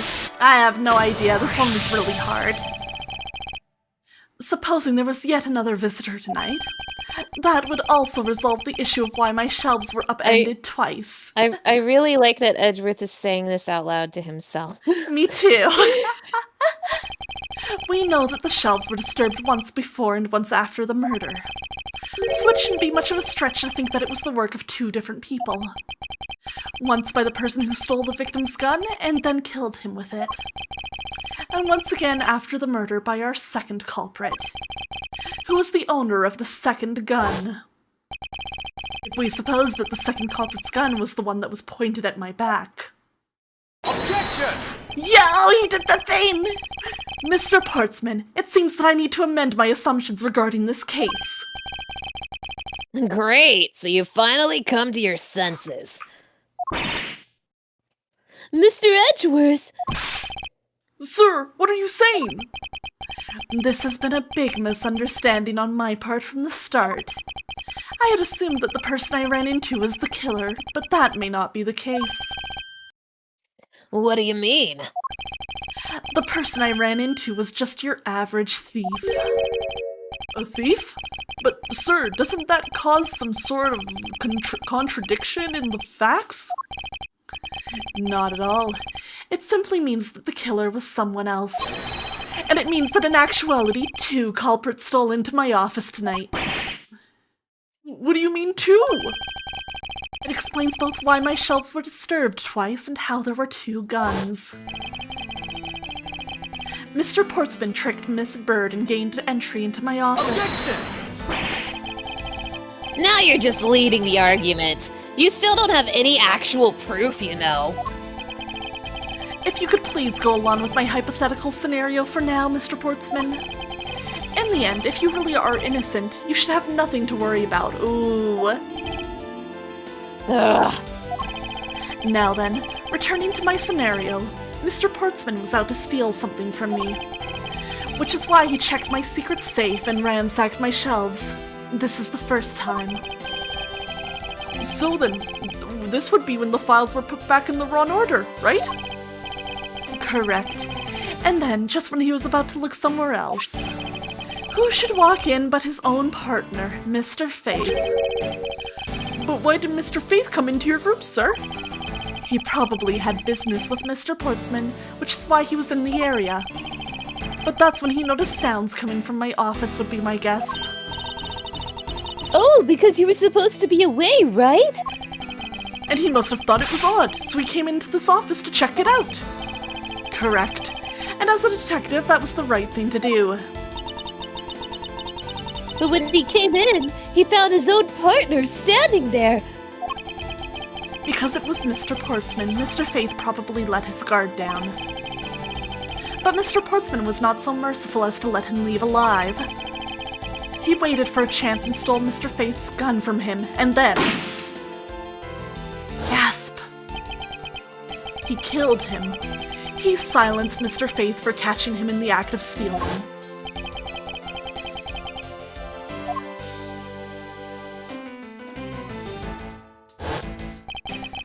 This was the moment in which the first shot was fired, the one that landed in my files. Following that, Mr. Portsman wiped the gun down and left it behind as he made his exit. He could afford to do that because he had also left the fake dying message behind. You're such a complicated troublemaker, you know that? Well, if things were as simple as that, then all would be solved. However, there was yet another visitor to my room, and this is where it gets complicated. There was another? Visitor, sir? Yes, and this other person's objective was also to steal something from me. Now then, even after Mr. Portsman left, the door to my office remained unlocked. However, this new visitor had no way of knowing that, and so they stole the master key from the security guard's room, and then entered my room and searched through my shelves. This was the second time they were disturbed, and it seemed the thief found their prize. The stolen zero file, right, sir? Correct. Only just as the thief was about to leave with the file, I appeared. The thief then threatened me with their own gun and made their escape. The second bullet was fired during that brief encounter. So the shelves getting messed up twice in the 2 bullets. It was all because 2 different people were doing those things at 2 different times. Precisely. So now do you see, Mr. Portsman? The person I met was just a thief and was not, in fact, Mr. Fate's killer. Your alibi for the time and frame in which I ran into the other person is now irrelevant, because we now know that the murder took place during the first culprit's visit. Objection! Let's go. Break down, break down, break down. What's so funny, pal? Absolutely splendid. Your scenario explains everything. Of course it does. It's Mr. Edgeworth after all. But, you know, it still doesn't change the fact that it's all circumstantial. Supposing if, and that's a big if, your theory is right,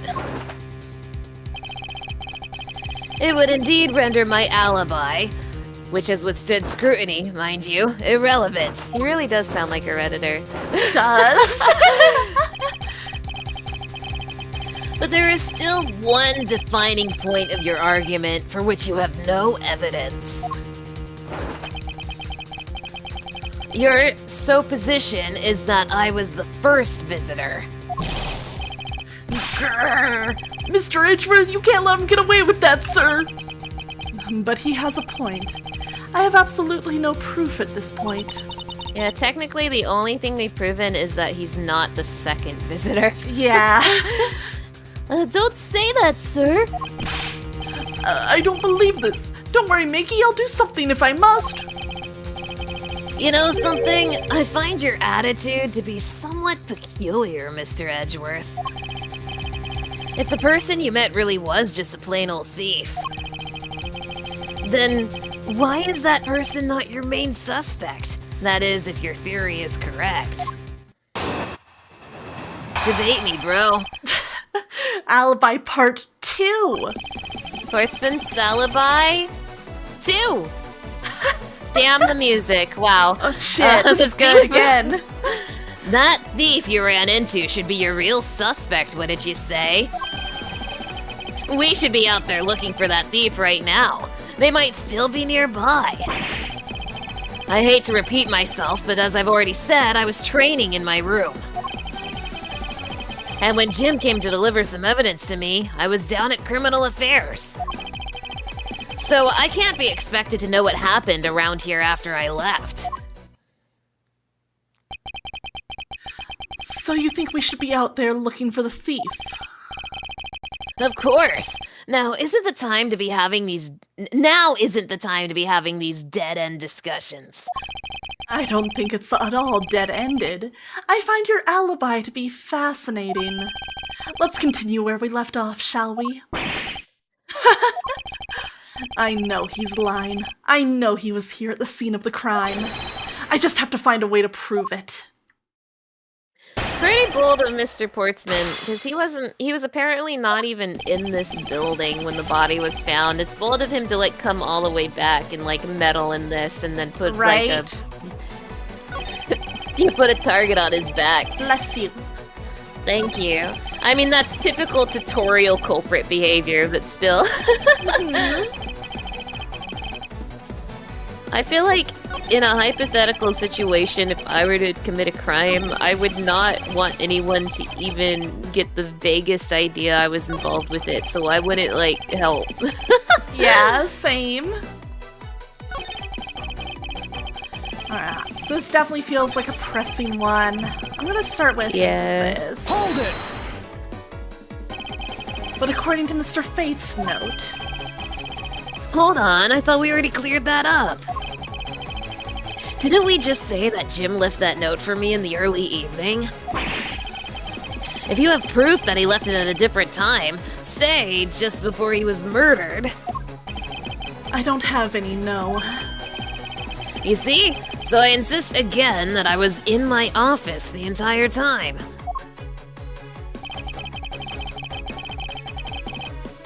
Hold it! Why didn't you go there with Mr. Faith? That's because he said he was tired and was going to take a quick nap. I wonder if his name. I wonder if he calls his friend Jim because he's dead, Jim. I don't know. Oh, true, maybe. Oh wait, no, he calls his friend Jim because he's a jock. Ugh. You know those sofas in the hallway? He likes to sleep on those. It's one of his habits.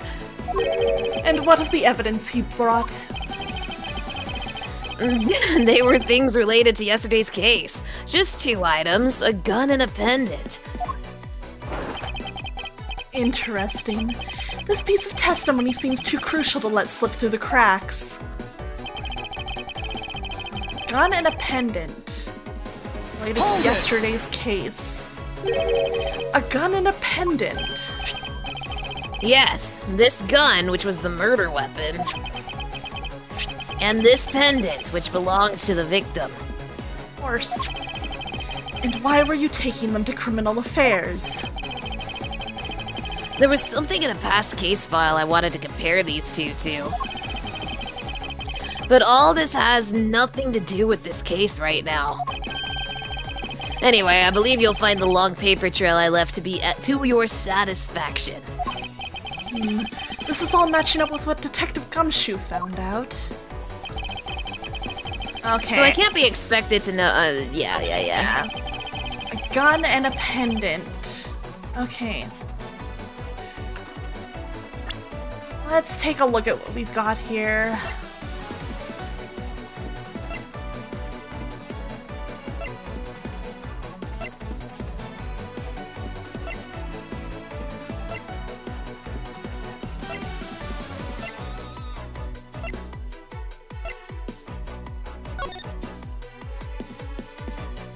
Oh.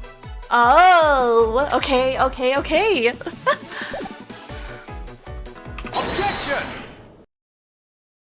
We love when the music stops. Well, yes and no. Only 2 pieces. I believe the proper phrase here is, you fail. You lose. You Excuse lose. me? You fail as a prosecutor, Mr. Portsman, as you intend to keep evidence hidden from me. Oh, yeah. What are you talking about? I haven't hidden anything from you. Well, here's a piece I think you should read carefully.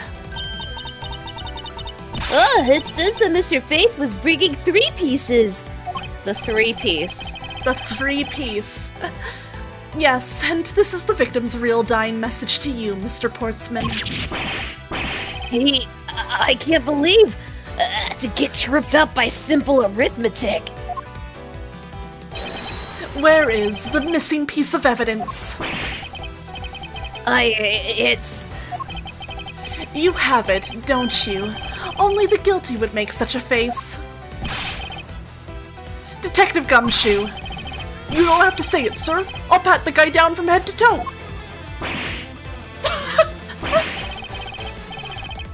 Don't come any closer, I'm warning you. This is all part of the investigation, pal. So don't even think about stopping me. No! Hey, what's this? Oh, well, what's this? He had this on him, sir. Despite what you said, it would appear that you do have something to hide. But why would he hide something like that? There's only one reason why anyone would hide evidence of this caliber.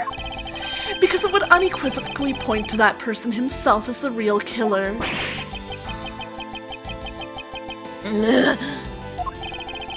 Let's examine this videotape in a little more detail. For the section of the tape that will drive the last nail into his coffin. The KG8 G8 incident. The KG8 incident. That's a police case number, sir. Does that mean this video is evidence from that case? Interesting. However, what's recorded on this isn't what's important right now. Let's give the casing a thorough once-over. I love when you turn around a piece of Ace Attorney evidence and there's just blood all over it. Why does Portsman still have this on his person? He was like, he had plenty of time to like put this anywhere. He had like a lot of time to get rid of this. Oh, that's blood, isn't it? Yes, and I believe this is what the good prosecutor was trying to hide from us. This blood is still fresh. You mean this might be Detective Faith's blood? No, you've got it all wrong. No amount of denial can save you. We have but to run a blood test to find the truth. Yeah, right, the fact that it's a VHS tape with when the games are now supposed to take place. You told us that you had received evidence from the victim earlier. Now you will tell us when and how did the victim's blood find its way onto this video. I think this was like 2018 or something. Yeah? Yeah, it's totally suspicious. Was it at the moment of his death? Did Detective Faith have this videotape on his personage when you killed him? You know very well there's no way to prove that. Like, yeah, it took place 7 years ago, but that's still funny for in, like, 2018 for there to be, like, a videotape as, like, around as evidence.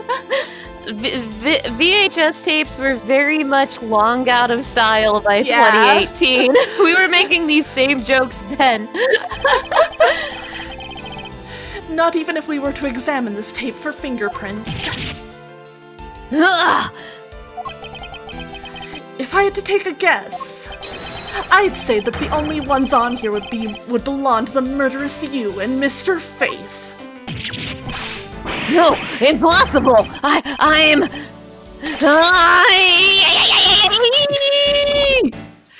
I love how you did that. Thank you. Is it real or cake? 5:47 a.m. Room 1202. Mr. Portsman has been placed under arrest for the murder of Detective Buddy Faith, sir. Very good. And the results we got back from the lab techs on the tape turned out to be real solid, sir. The blood work came back and it was definitely Mr. Faith's blood on there. And as a bonus, they were also able to lift a few of Mr. Faith's fingerprints as well. You know, they did too well because they didn't even give the courtroom a chance to like arrest someone incorrect and force Portsman to break down in court. Like True. They didn't even arrest the wrong person. They arrested the right person. That's crazy. Shaking my head. Thank you very much, Mr. Edgeworth. I still can't believe I got to see your cool deduction skills outside the courtroom. I'm impressed beyond words, sir. Edgeworth did it too quickly. We didn't arrest Maggie, and we didn't prove her innocent in court. And now Phoenix is out of a job. Edgeworth is putting Phoenix out of a job right now. That's crazy. This is all leading up to Apollo Justice, huh? Oh wait a minute. Wait, actually, like, Apollo Justice's, like, backstory case should be happening. Oh, I remember. Okay, so, Aqua, I'm gonna, is it okay if I, like, spoil something, kinda? I think it's fine. So this takes place, there's a very significant case that happens in the backstory of Apollo Justice, right? And it happens shortly after Trials and Tribulations. Mm-hmm. All of Ace Attorney Investigations 1 and 2 is going to take place before that case, which means that all of Ace Attorney Investigations 1 and 2 happen in like a week. Just so you know. That's crazy, actually. It is crazy. That's a crazy timeline. Edgeworth's really bad week. Dude. Edgeworth, how did you fit 2 games worth of events into like a week? Because they didn't want these games to have to talk about like the shit that's gonna happen to Phoenix in the very near future. They don't want to have like Edgeworth's opinion on that happen. So they're like, I know, we can just make sure all of it happens before that. That's honestly so funny of them, though. They're like, we can squeeze it in. Don't worry, we can make it work. That's crazy. I love it. Oh my god. That's so funny. Yeah, so get ready for the wildest week of Edgeworth's life. Yeah. It was nothing. I'm just sorry you got caught up in a murder in my office. Please accept my apologies. Oh, it was nothing, really, compared to what I've been through, I mean. I consider myself lucky that it was only a burglary and a murder this time, sir. If it had been a holdup or a hostage situation, I'd have thrown my hands up in the air. Oh, poor Maggie. I think I'm finally rising up from a goddess of misfortune to just an unlucky person. Yay! Something tells me we should have hired a different person for security detail. You know something, sir? That Mr. Portsman really was one corrupt prosecutor. And why would you say he was corrupt? Well, I heard that there were a number of suspicious things related to his court cases. There's even rumors about how some of the evidence he uses is forged, sir. Forged evidence, huh? And they say he even decided not to prosecute a few cases for some really vague reasons. Ooh, that guy was a complete disgrace to the entire profession! We never did get around to asking what his reason was for breaking into my office. I feel like you should have asked that. That seems Also, important. are we going to ignore the mystery man who pointed a gun at Edgeworth? He's like, oh, I suppose that's not relevant. We're wrapping it all up. Don't worry, we've been solving the case. We'll never know. And we don't need to worry about all that. Yeah, whenever we got near that topic, he just clammed up. Although, we can be pretty certain it was to steal something. This is just between you and me, sir, but there's a rumor that some sort of huge organization is involved behind the scenes. Or, you know, just a side note, that it's a conspiracy, sir. Just a fun little fact. Oh, man. Oh, well. With Mr. Portsman not willing to divulge anything, it certainly lends credence to that rumor. It would seem that we haven't heard the last of this. Buddy, you have no idea. Yeah? Then Mr. Portsman isn't the bad guy. I didn't say that, but rather that there are still many more mysteries for us to solve. Get ready, Gumshoe, it's going to be a hell of a week. For example, we still haven't figured out the significance to this piece of evidence. Take that! Ooh! The person who stole this file, the other the S villain. file. The S file, true. The prosecutor badge. I love how they invented a prosecutor badge for this game and none of the prosecutors ever wear them. Same. The other villain of the night.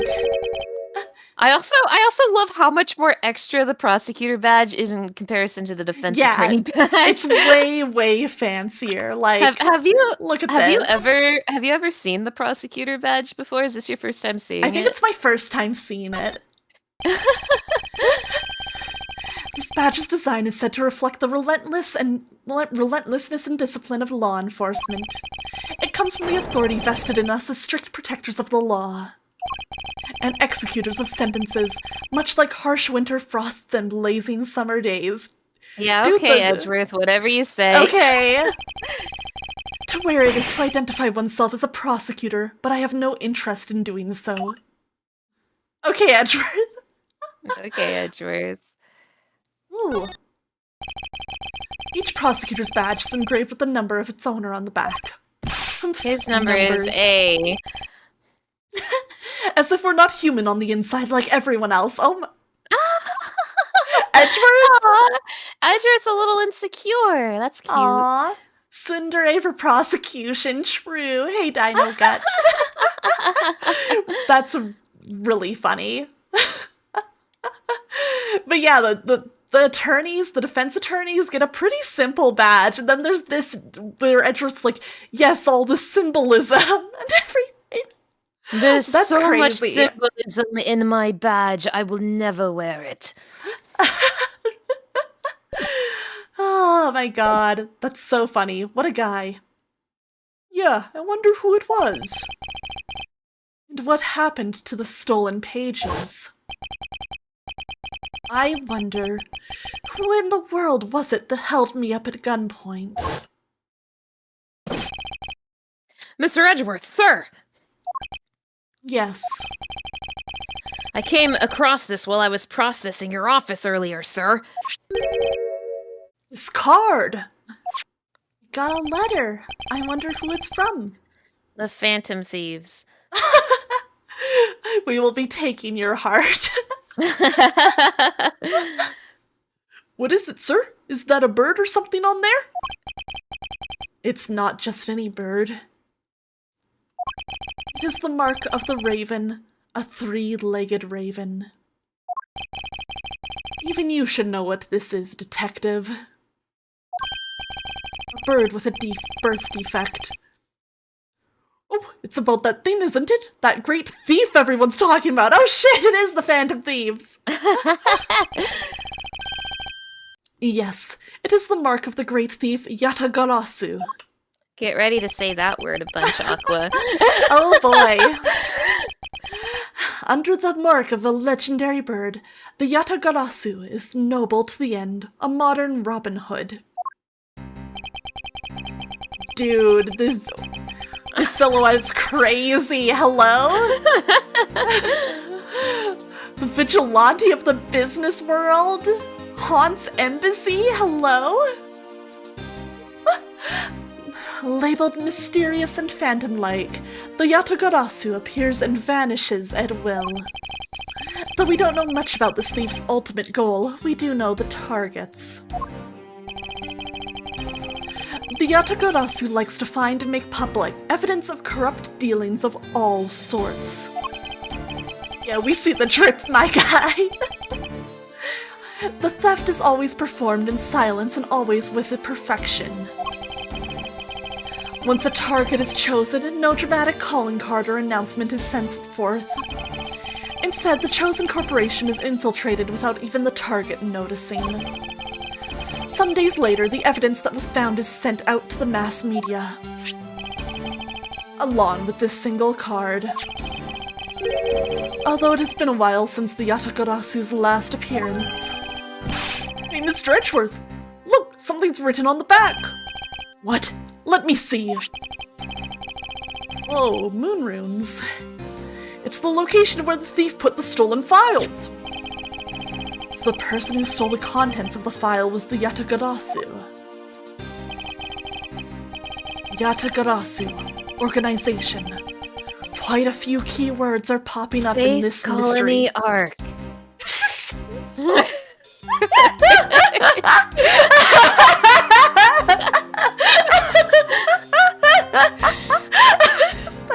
That got me. World Eater. Peak. Don't bonk her, that was a good one. Maria! The murder in my office. The return of the great thief Yatagarasu. Looking back, I can't say I didn't see these events coming. You... really? For they were heralded by the incidents that began to occur 2 days ago. The The incident from 2 days ago. The incident from 2 days ago. The end. Yay! We finished the tutorial case! Wow! Wow. Wow! Yes. Case closed.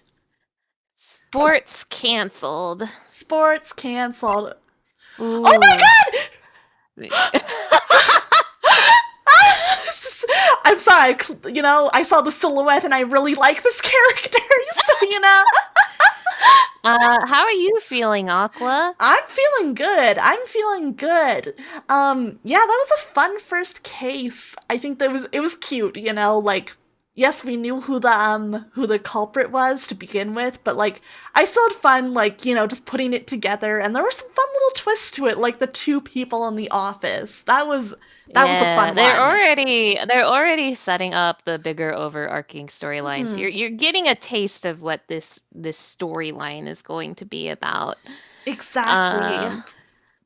Music's incredibly good. Holy shit, hope yeah. you're enjoying the gameplay so far. It's obviously very different to actually be characters walking around a room to Yeah. investigate. And I know I've said it before, but I'll say it again. I am so impressed by how much they updated the character sprites compared to the pixel sprites from the original game. And the pixel sprites are still really good. Like, they still really hold up to this day. But oh my goodness, they went above and beyond this in this HD version. Like, they have so many frames of animation. Like, I'm getting impressed by things like Edgeworth placing his hand on Portsman's shoulder. Like, shit's like that's impressing me. And also, I'm Happy sorry. Phoenix got hit by a Phoenix car. just got hit by a car, you guys.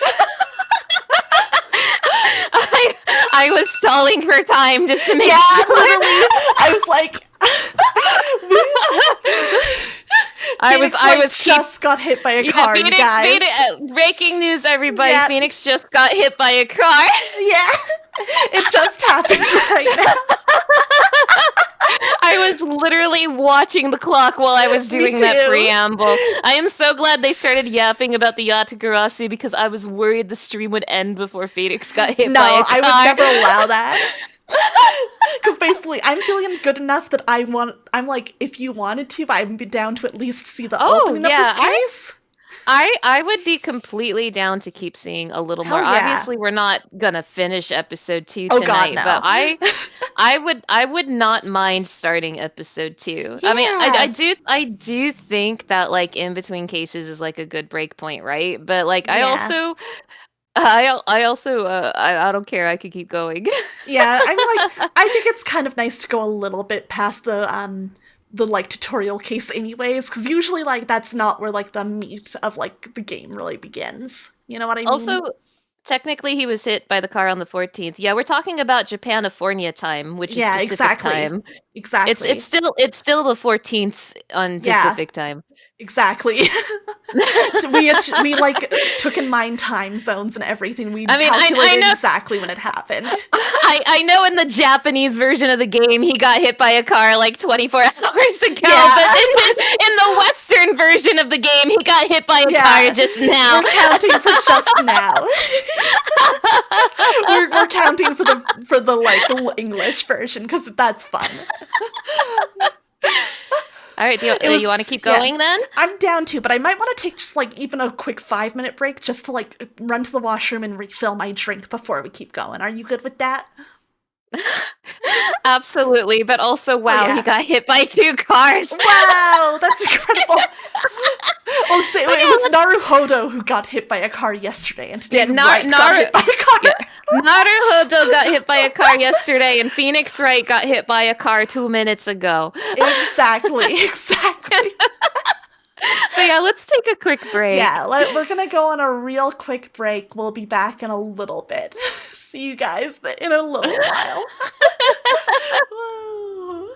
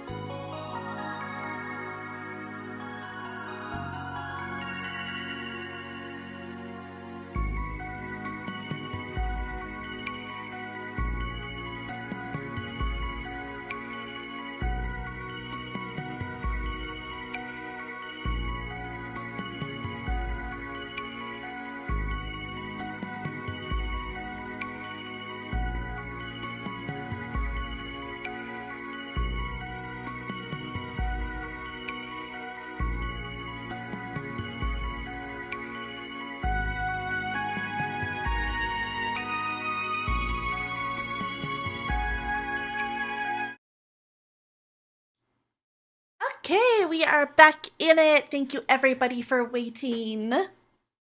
Hello, hello. Hello. Aqua. What up? Aqua. Do you remember how I told you that this game puts Edgeworth in situations? Is this gonna be a big situation that he's put in? Well, maybe not like a big situation, but he does get put in a situation right out the gate, like immediately. Yippee! Yippee! I can't wait! Let's go put Edgeworth in a situation. Yay, my favorite! The Let's incident go. from 2 days ago.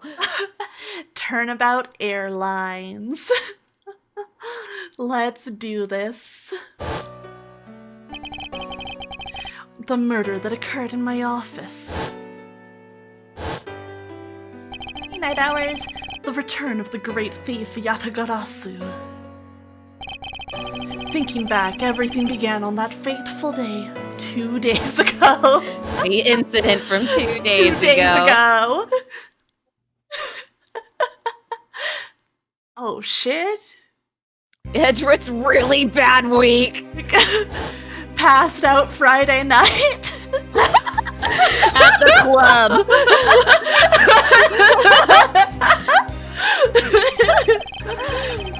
Yes, everything began high up in the air, 9,000 feet in the air, to be precise. God, I barely made it. Thank you for flying Go New Airlines. We are currently experiencing some slight turbulence. We are asking all passengers to please return to their seats and fasten their seatbelts. I'm sorry, this airplane is insane. What is The interior of this thing?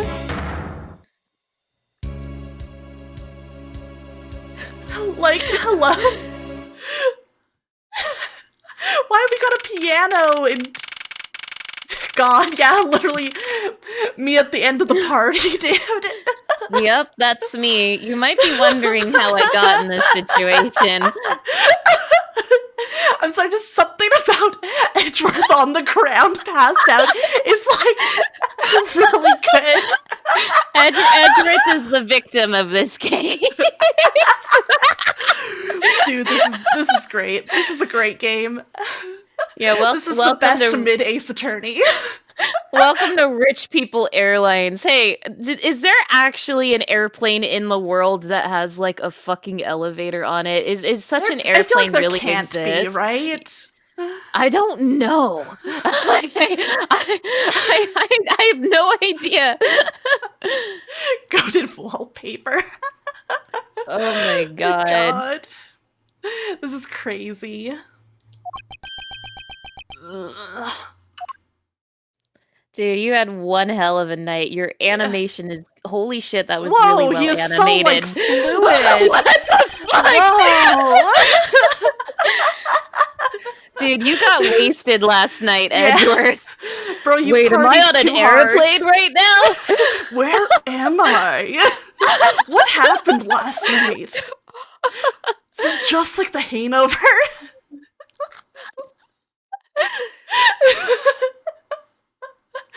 Why do I feel like I just woke up from a horrible nightmare? These animations are too good. They're driving me crazy.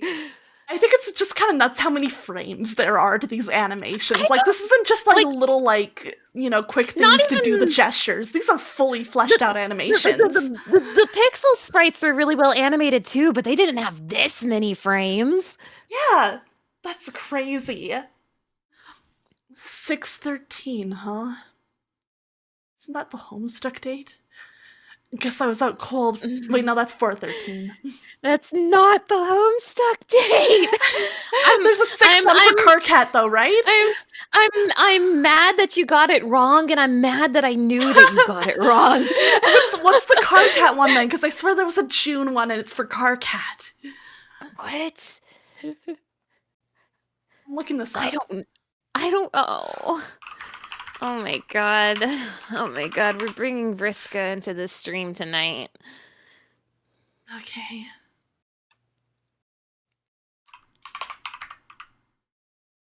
What if Oh, I was so close. It was June 12th. That's when Hivebent started. Oh, what if they made Komaida a Homestuck troll. That's scary.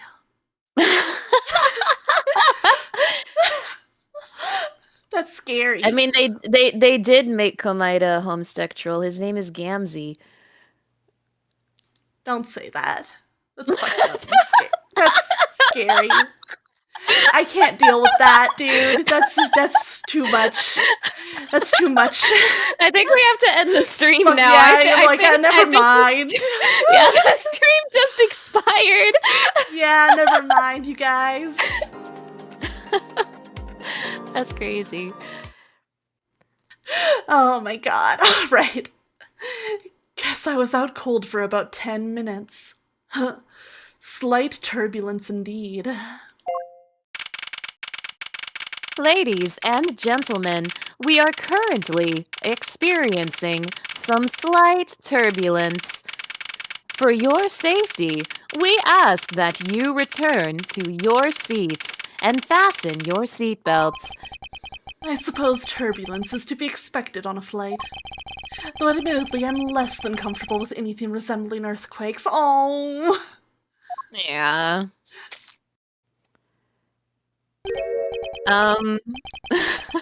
What's this? A travel wallet. But it's not mine.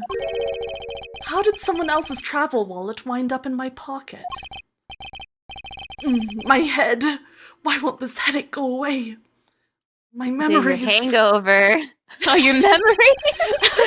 Who am I? What is this vague blue blur in my memory? With spiky hair. Why am I kissing him? Who is he? Who is he? Why is he being hit by a car?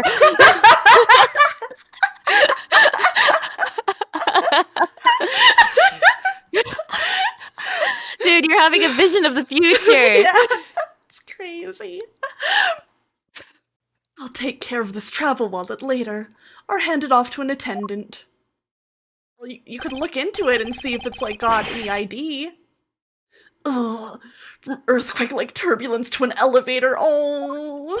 Yeah, Edgeworth's really bad week. Dude, his trauma. They literally just put an elevator on this airplane specifically to trigger Edgeworth. That is crazy.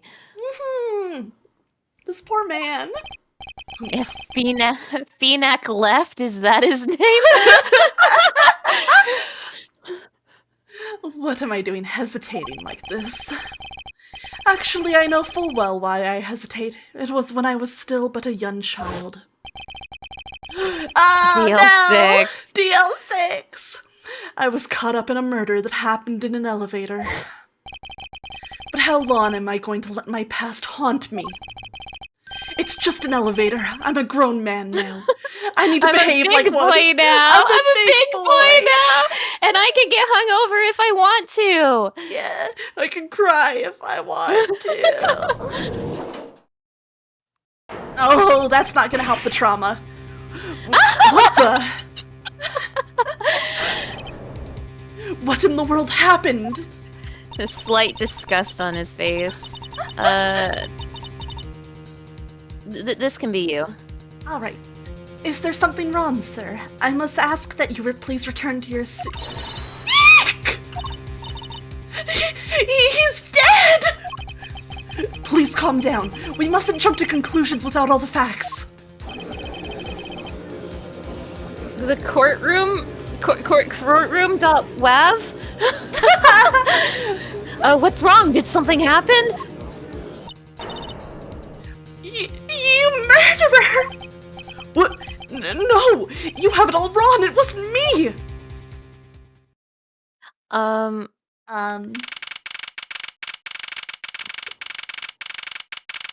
Well, shit. Right, March 12th, 6:41 a.m., flight G390, second floor, first class. It's crazy. Everyone, I am sorry to interrupt, but I have an important announcement. I am one of your flight attendants today, Rhoda Tenero. Road to Nero. Fuck off. Unfortunately, we have just had a minor accident on this flight. An accident? Don't treat us like we're stupid. I caught a glimpse of it and it was murder. Oh my god, Edgeworth? Yeah, you noticed, huh? Yeah. What? Murder? What's going on with this flight? Look at that jolly boy down there, unbothered by everything. He's having a great time. Everyone, please calm down. There's no reason to panic. This flight will stay on course and make its scheduled landing. We are still currently in the middle of a rough patch of turbulence. So until we are out of this area of turbulence, I ask that you remain seated. But someone was killed, right? I mean, what about the killer? Oh, let me off! Dude, I'm kind of obsessed with that jolly little boy in the bottom left who doesn't give a shit. He is just enjoying his first-class meal, dude. He's on cloud 9 right now. He's got like an Xbox plugged into the TV in front of his seat. Like, holy shit. And the biggest bread I've ever seen. Oh my god, I would have loved to just eat a baguette like that. God, I wish that were me. Yeah, right? Wait, oh my god, like, okay, first of all, obviously, Edgeworth's funny, but I just noticed he's got, like, a chess set in front of him, and it's, like, blue and red pieces, you know, the metaphor and all. Oh my god, yes, blue red, oh my god. I love his big book that says law. For, like, some light reading on the flight. Oh my god. Dude. Oh my god. Oh my and his tea set. I love this man. Oh my god. Where's his steel samurai figurine? That he couldn't risk bringing that on a flight. It could get damaged in turbulence and stuff. Oh, you're right. Edgeworth is playing the blue side. I think technically he's playing both sides. He's like LARPing. Yeah. I think he's probably doing that thing where you play against yourself. Oh man. What a guy. What a dude, that Edgeworth. We have already apprehended the culprit. And it's very funny. It is. As I said, we immediately put Edgeworth in a situation. I love this. I ask that everyone please remain calm. How is he supposed to play chess if he's handcuffed? Right? Or has his, I guess he's not handcuffed, but hands tied behind his back. Mm-hmm. What the heck is he talking about? Why should we remain calm? My name is Miles Edgeworth. I'm a prosecutor, and I assure you I am not the killer. I love that on his flight home this happened to him, and then he gets out of this situation, however the hell he's gonna do it, and then he's like, oh, finally I can relax, and he like opens his office door, and that Truly Edgeworth's wild week. Ha! Being a prosecutor doesn't make you incapable of murder, buddy. It actually makes you like the prime suspect. Yeah. Now you listen here. I am not the killer. I simply found the body. Sus. So you say. However, I am sure that you are the perpetrator of this crime. I swear on my honor as a professional flight attendant. Oh, is that right? I know what I saw. And there's even very strong, incriminating evidence to back me up. What kind of incriminating evidence is she talking about? What? They had no reason to, like, go this hard with the Edgeworth tied up animation. Like, he's wiggling. They sure did put effort into this, huh? They put so much effort into this. That's it makes crazy. Me so happy. Incredible. We've already alerted the proper authorities at our destination. Until we land, you will remain in our custody by the powers vested in our captain. I'm very sorry, but please understand our situation. Your situation? I'm more concerned with mine and the direction it's going in. I'm not about to just sit idly by while I get accused of murder. Miss Tenero, is it? Yes? Also, I don't know what it is, but something about Edgeworth's, like, tied-up portrait, like, you can't even see that he's tied up. It just looks like he's leaning over, but, like, it's... Yeah! He's very attractive. Yeah! Thank you for saying what everyone was thinking.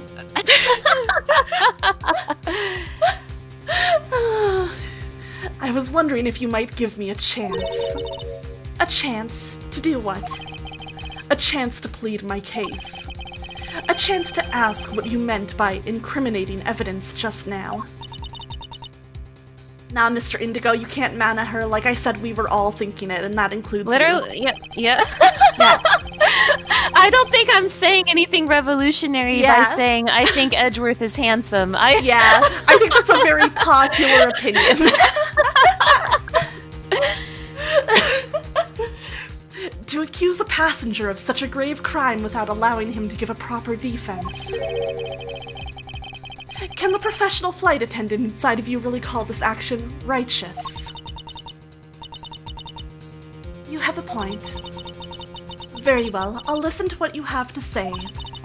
But be wary of what you reveal. I'm afraid you'll only look even more suspicious if your explanation fails to satisfy. I also do not have the time to deal with you all day, so please make it quick. Nah, I don't care, Mr. Indigo. We were all thinking it, and that includes you. Of course, as you wish. I think Mr. Indigo is trying to bring up the he's tied up part, even Yeah, though like I said, we were all thinking it, and that includes you, Mr. Indigo. I understand.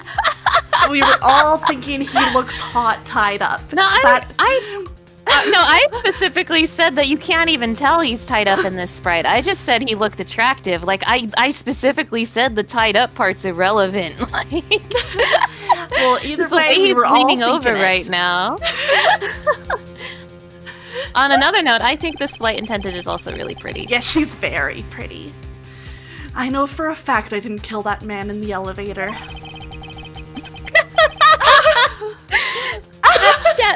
Chat, you're so funny tonight. What the hell? Yeah. Yeah, this conversation is why Iris will never find happiness with Yeah. Phoenix. I'm sorry. Phoenix isn't thinking about Iris right now. He's thinking, ow, He's right thinking, now. ow, a car.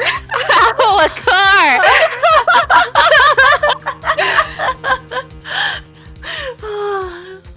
Elsa, hey nephew, good to see you. Hope you've been well. Yeah, Capcom always feeds. True. True. Capcom knows about, handsome, pathetic men. I'm learning an awful lot about Capcom. Can you believe up until like earlier this year, the only Capcom game I knew was Ace Attorney, and obviously I knew about other games that were Capcom games, but I didn't know they were Capcom games. Like, no joke, I didn't learn that Resident Evil was Capcom until a few months ago. I'm not kidding. Like, I knew so little about this company. I knew about Ace Attorney, I knew about Mega Man. I did not know Resident Evil, I did not know Monster Hunter. Like, I'm learning an awful lot about Capcom lately. Yeah, Like, they've done a lot. It's crazy. I need to play more Capcom games is what I'm learning. Yeah, they've honestly got some good stuff. Let's see if I'm remembering right. Suikoden's Capcom. Just saying. Hell yeah. Or wait, no, I think they're Konami. Am I stupid? Let me check something. I'm blanking and I don't want to spread misinformation on the internet. Okay, I was wrong. It's Konami. Oh, okay. My bad. Oh, fucking there goes my wig for being incorrect and spreading misinformation on the internet. You've been robbed for being incorrect on the internet. It's true, it's true. I also had a wrong on the internet moment in my Discord server today. Though technically no. I don't know if I was wrong, but like people were correcting me on my usage of the term I one-shotted a boss. Like they were in disagreement about my termage today. Oh. And, I mean, I'm not gonna go too deep into it because it's irrelevant to this stream. But like, I beat a super boss on the Discord stream today, and I said I one-shotted the boss. And what I meant when I said that was that I beat him on my first try. Like that's what I was saying. But people thought I meant I killed him in one hit. And I got a bunch of people telling me that was impossible. How did I do that? And I didn't know they thought that I said one hit. But when they were saying it's impossible that you could have killed him in your first try, I felt so sad. So I've 100% seen people use it for both things, so I don't really blame you. Yeah, I've seen people use it both ways. I think that it's one of those things where, like, it depends on the context. Just a little bit of confusion in terminology, but like, yeah. It's fine. What I don't know is what sort of evidence she has up her sleeve. Black Knight, it doesn't matter. This is not that big a deal, man. Come on. Yeah, it's damn. Let's not be like pedantic. Actually about that. But I'm certain it doesn't fit with how the crime really occurred.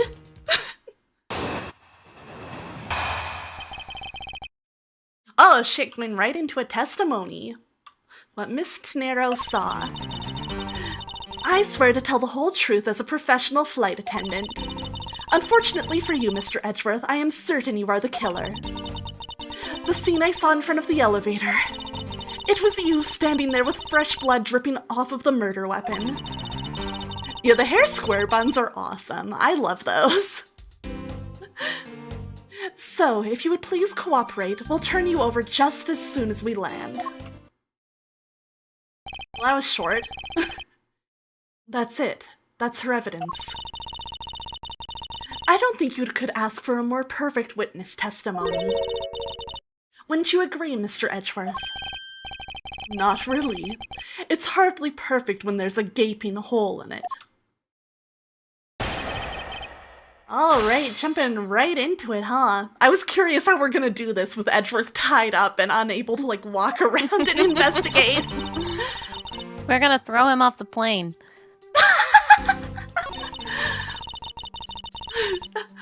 Let's see.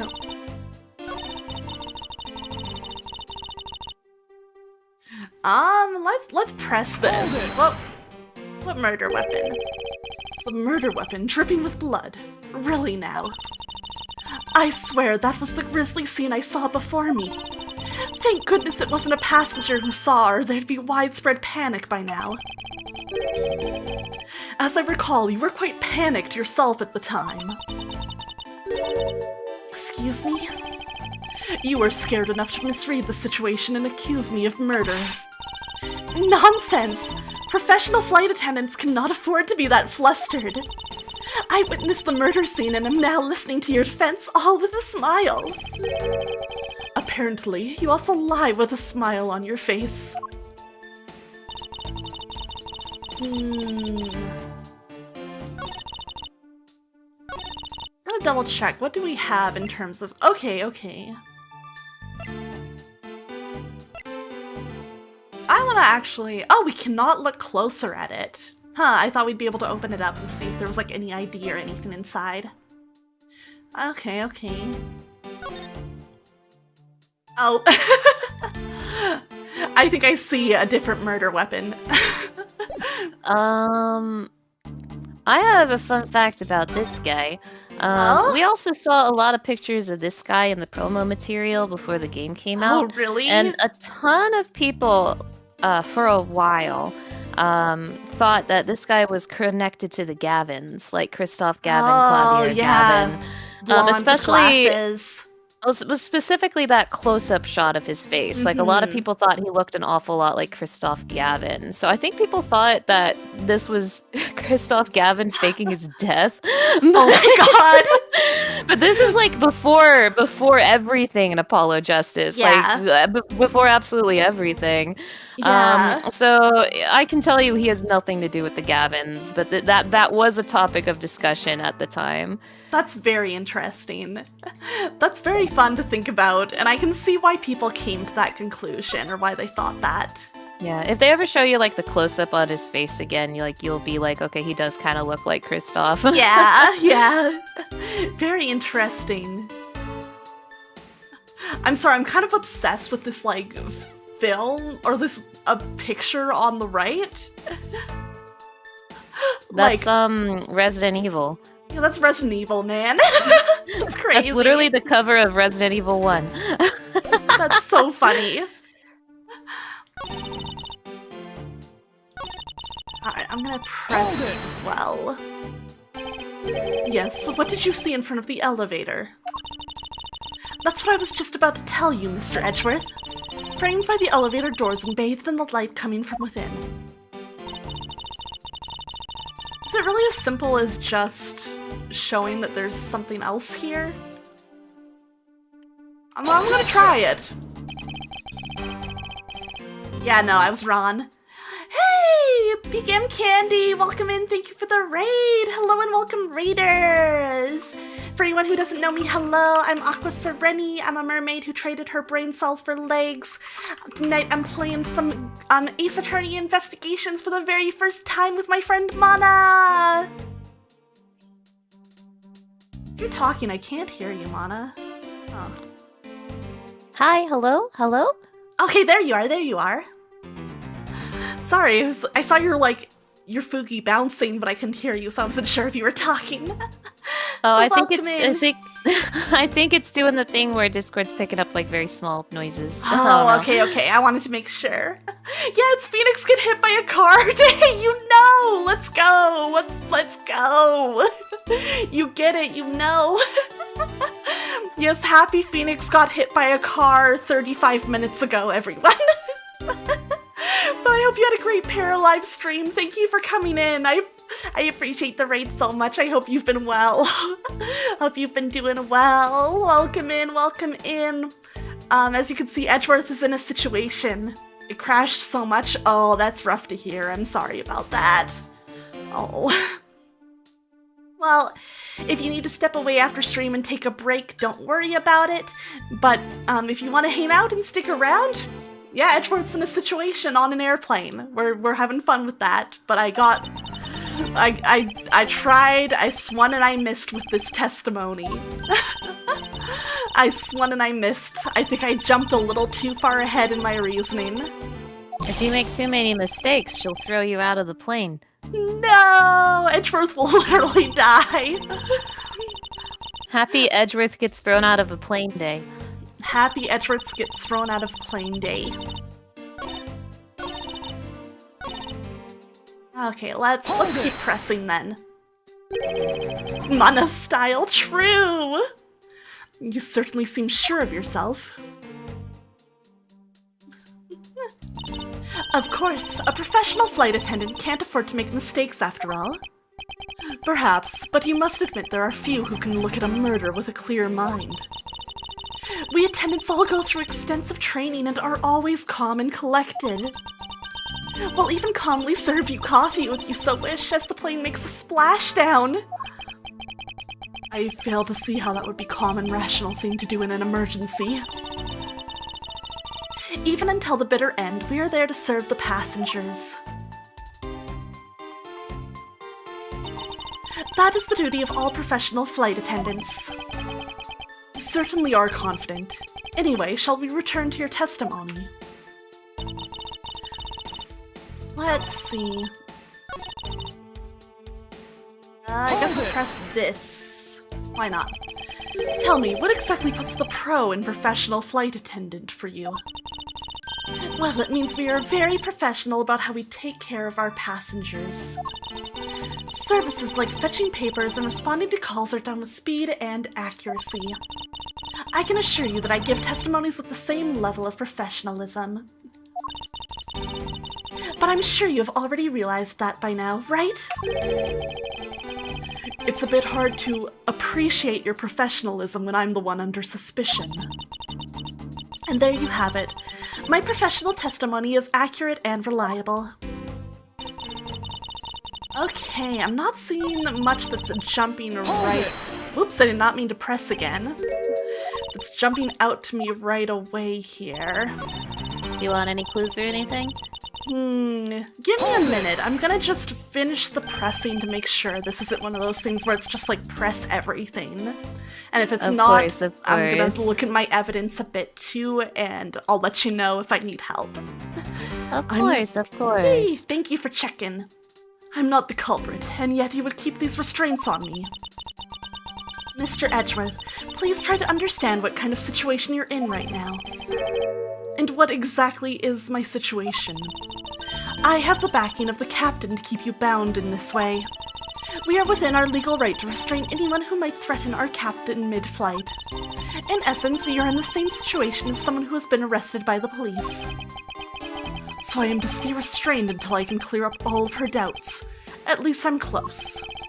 Her mistake shines like the silver lining on a dark rain cloud. Am I stupid, man? And I'm going to capture some of that light with evidence. Okay, let me look at my evidence again. Yeah, picked up off the floor. It isn't mine. Like, I know it isn't mine that we were holding, but is it just showing that it's just a wallet and this would be very hard to kill someone with? I don't know. Also, thank you for the posture check, Potato Row. Good to see you, good to see you. I'm gonna try that.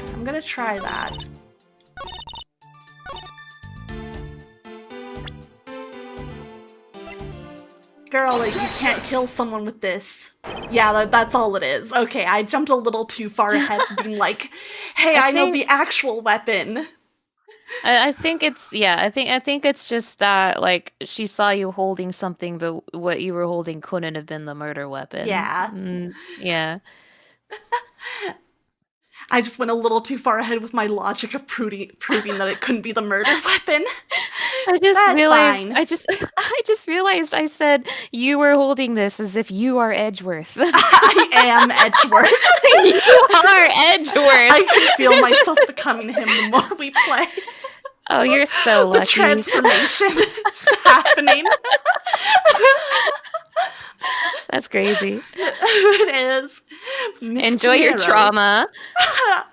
No, my elevator trauma. What is with the yelling all of a sudden? Force of habit. Well, it This doesn't isn't matter. a courtroom. It's an airplane. It's an airplane. Miss Tenero, you say you saw the murder weapon dripping with blood. Is that correct? Yes, all that blood. Drip, drip, drip. Just recalling that scene sends a chill down my spine.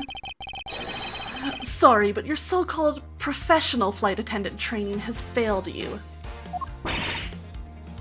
What? I'd like to direct your attention to this. Do you know what this is? It's a travel wallet, right? Yeah, her little, like, cravat scarf bow thing, it's pretty, I like it. But it looks a little big and bulky. The thing you saw me holding when I discovered the dead body in the elevator was this very travel wallet, Miss Tenero. What? Impossible! Now then, do you still think I am the killer? That I killed him with a travel wallet? But I saw blood dripping from the wallet. I know I did. As you can see, this wallet is clearly stained. But if you would be so kind as to take a whiff. Take a little This is a great screenshot without context. It is. Ayo. I think you'd agree it's only grape juice. Then fine, boom. Oh my god, I forgot that these games call it grape juice instead of wine. Oh my god, yeah, I forgot too. That's crazy. Oh my god. That's right.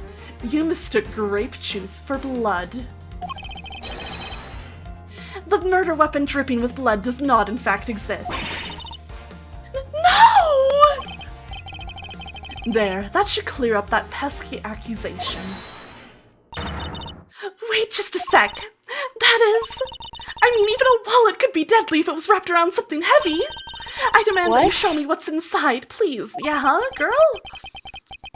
She's trembling and the tacked on please at the end. Sounds like I've got her. There's no need to look inside. Even you can tell from its appearance that it's light. No, I can't be sure of anything until I see the contents of that wallet for myself. She's a persistent one. I suppose we have no choice but to see what's inside. Miss Tenero, if you would be so kind as to open the wallet and check its contents for me. All right.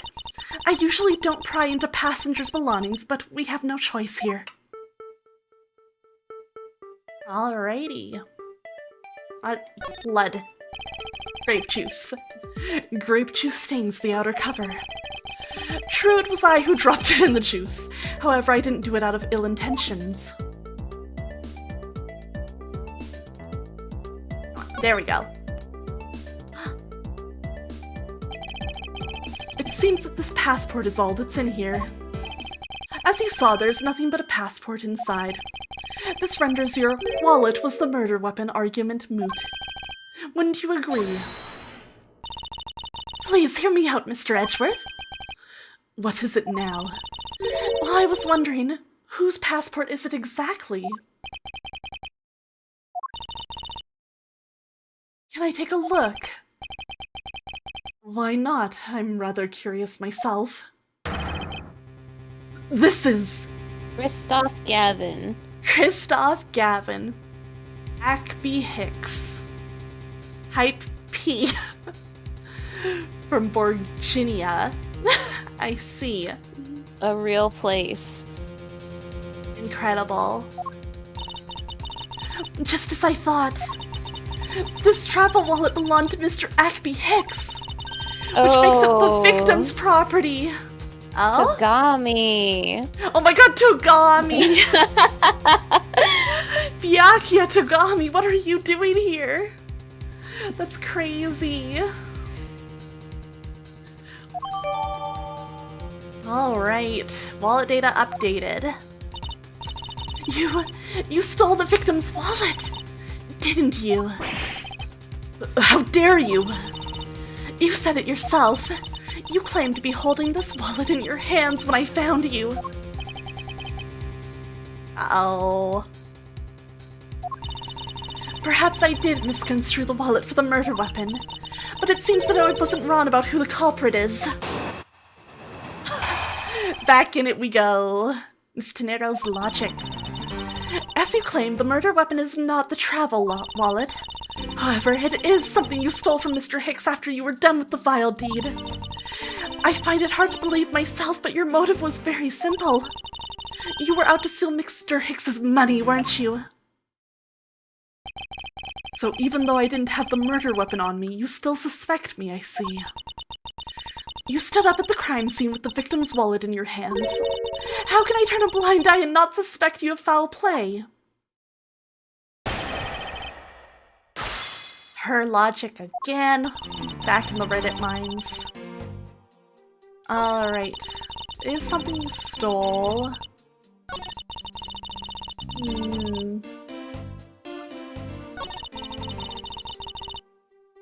Let's start pressing. You think I was after his money? Where did that cockamamie idea come from? Jesus Christ, Edward, you sure use words. True, you are also a passenger in first class, but I thought something was off about you and those deeply etched lines on your forehead. He's just stressed out, man. Alone, he goes for a lot. They're not lines. They're perfectly normal and a part of my natural face. I don't think I've ever met someone with such a terrible countenance on a flight before. And that's when it hit me. You have the face of someone with money trouble. On this first-class flight? Edward's broke. She really is making a fool of herself pursuing this line of logic. I should spare her and present the piece of evidence that contradicts her testimony. Let me just take a look. I mean...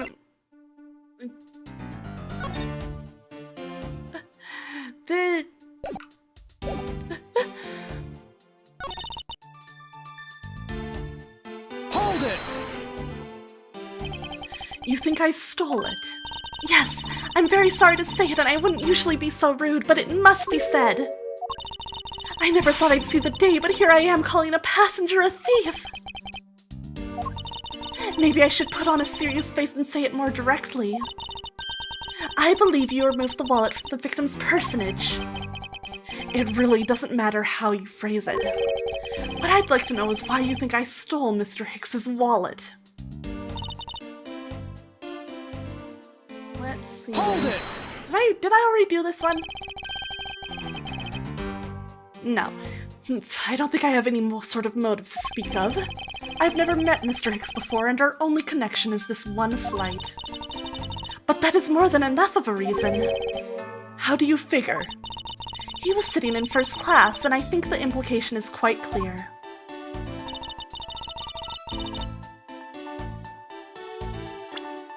I mean... Oh. I mean, it wasn't taken from him.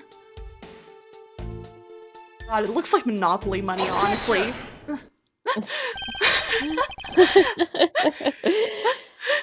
I wonder if I might get a word in, Miss Tenero. Mr. Hicks will never pass go again. He will never collect $20. Tagami has lost the Monopoly game. That's crazy. He would hate that. What is it now? Miss Tenero. I wonder if you noticed the contradiction within your own testimony. What are you talking about? It's simply impossible that the motive for this murder was monetary theft. One glance at the crime scene should have told you that. What about this scene would prove that the motive for the murder was not the money? It's all over the heckin' ground, man. All over the heckin' ground. I'm saving this money to pay my boyfriend's future hospital fees after he gets hit by a car in 7 years. I just had a feeling, you know? I just have a feeling it sounds like something he would do. I mean, honestly, yeah, it does. If I may direct your attention to the things strewn all over the floor. That's right. The floor is covered in bills and coinage. By your rationale, these were the very things the killer was after. I think we can assume the wallet fell during the victim's struggle with his killer. And I would think that the killer would have noticed something like money scattering everywhere. Furthermore, as you can see, there was no effort made by the killer to gather the money. But the wallet! Objection! Ah, yes, the wallet. You will also recall that the only thing in it was Mr. Hicks's passport. If you're really insisting that it was a crime based on greed, then you're claiming that it was all for an empty travel wallet. Forgive me, please! Whoa, this guy on the far right? Hello? Who the hell? Who's this purple man? That's crazy. Hey, what the heck? Are you saying the attendant's wrong? So that guy isn't the killer. Haha, don't believe it, everyone. It's a trick. I just realized I just took every single one of these passengers. I'm sorry. I think it's fine. Because I was just talking to myself for a while, so I think if you want the passengers, you can have the passengers.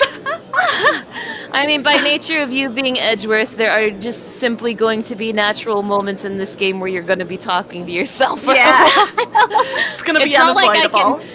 It's not like I'm going to take every character you're going to debate, right? Exactly. Will you all please be quiet? Miss Tenero. Yes? You lost your cool when you saw the dead body. Plus, the lounge was dark and looking into the light from the elevator. It's easy to see how you mistook the wallet in my hand for the murder weapon. Hey, good morning, Rowan. Morning, all. I thought they were lawyers, they detectives too. No, they just do this. They just do this, man. I take no offense that you thought I was the killer. Mr. Edgeworth. That's pretty polite of him not to be offended. Yeah, that's pretty nice, you know? Thank you for releasing me.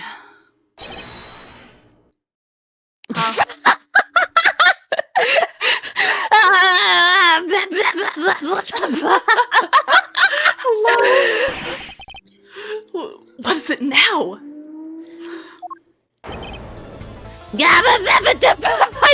I don't know what to do about this. I honestly don't know what to do about this. Okay, Animal Crossing villager noises. I don't know. Oh, good idea. Yeah. I don't know if I can do Animal Crossing noises in real life, but that's what I'm going to try to do. Yeah. Curse of Ra. Speaking in Wingdings. Miss Tenero, if you could please translate, I'd be much obliged. It sounds like Borginian, but I I don't understand any of it. There's another attendant on this flight who... I said that he is giving the roundabout. I don't require an interpreter. I speak English just well, see? You, attendant. Yes, sir.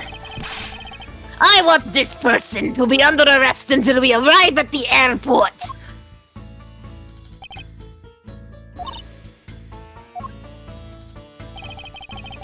I'm sorry, but what exactly are you hoping for?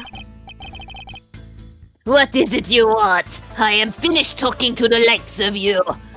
I'm sorry, license to love, laugh, maim, and murder. That's crazy. That's Chris Redfield. Holy shit!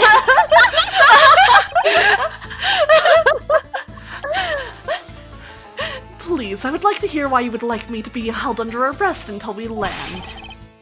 How dare you try to waste my time? You were the one who stuck your nose into my affairs! I wanted to spend even at least one more second with my precious art. I have no time for other things. I know what you are. I see through you. I know what you are. You have a boyfriend, don't you? During Pride Month, that's crazy. You have a boyfriend who's going to be hit by a car in 7 years, don't you?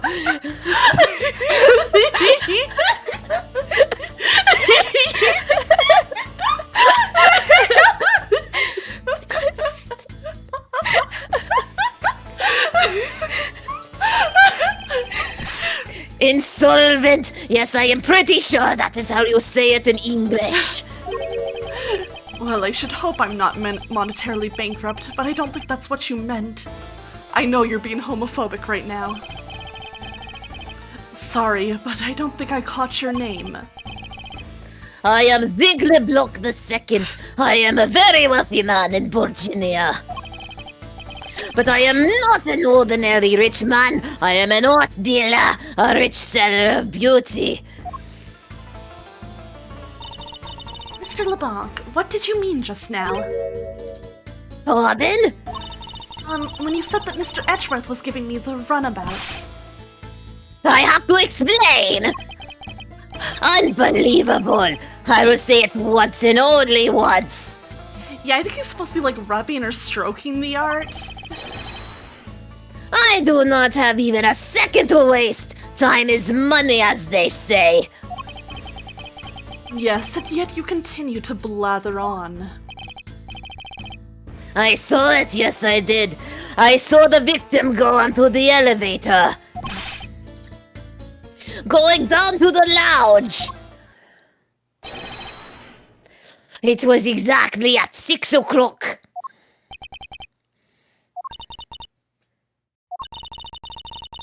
And what's the significance of that time? It's 6, he says. Wait, you saw him at 6? Well, what's the matter, Mr. Edgeworth? He understands, I see. Miss Attendant, what time did you discover the body? Well, it was a little after that patch of turbulence, so I would say around 6:15. Hicks was his name, was it? Then I say that man Hicks was killed in the 15-minute time span. I mean, he literally had to be. Yeah. And the only person in the lounge at that time was this prosecutor, yes?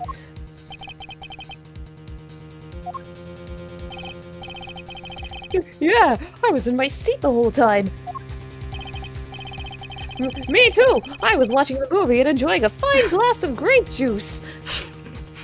I trust without a doubt that this kid has not moved from his seat this whole flight. Same, he is too comfy. Too busy eating his infinite steak right now. Yeah, God, I wish I had I one was of those. still eating. Still haven't finished, see? God, I wish that were me. The other passengers have an alibi, so you have no problem with them, I suppose. No complaint, I see. Not a single word against this, right? I have no way of discounting what you have put forth at this point, but it wasn't me. Oh, so you say. But do you have, what you say, the evidence? Mr. Edgeworth, are you really the culprit after all? Mr. LeBlanc, I suppose you are quite certain in what you saw, enough to give testimony. Of course, I was looking at that man the whole time. He was playing with that annoying little, small machine the whole time. Machine. Yes, that's what you people call it in English, yes? It was making me crazy with the click, click, click. From that description, it sounds like some sort of small computer. I believe what Mr. LeBlanc is talking about is a cell phone. I have to say that I did see him playing with it quite a bit myself. Simple cell phone. A laptop or organizer I can see, but that's kind of low budget. I hate that noisy little machine in his hand. Not a fragment of booty. All it produces is ugly sounds. Victim was doom scrolling. Anyway, I know what I saw. Miss Tenero. Yes? I was wondering if I might be granted permission to examine the crime scene. What? You want to examine the crime scene? If you would grant me a little measure of time, I'm sure I can produce the real culprit. Huh. I don't like the sound of that. Fox in the duck pen. Yes, I think that is how you say it in English. It's Fox guarding the hen house, and I believe my innocence was proven earlier. And if I'm given the chance, I can clear up all the remaining doubts. Miss Tenero, if you wait until we arrive, there's a good chance that some evidence will have been destroyed by then.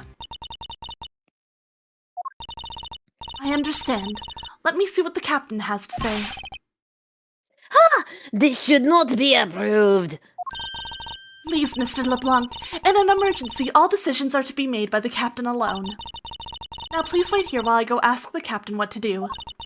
I'll be right back. You are not planning to erase evidence when you are doing your investigation, yes? Of course not. Ha! We will see. Oh, that was fast. Mr. Edgeworth, you have the captain's permission to investigate the crime scene. What? Unbelievable! I am in your debt, Miss Tenero. However, there is one condition. I am to supervise you. Can you agree to that? Of course, I see no problem with that stipulation. It's only natural as I am still a suspect in this case. Ugh. I take full responsibility and will watch Mr. Edgeworth's every move. I hope this is reassurance enough that there will be no foul play. Now then, Mr. Edgeworth, shall we proceed? If you should need my help with anything, please feel free to use T to talk. It's time to head to the scene of the crime, the first floor lounge. Wow, walking. Wow. Wow.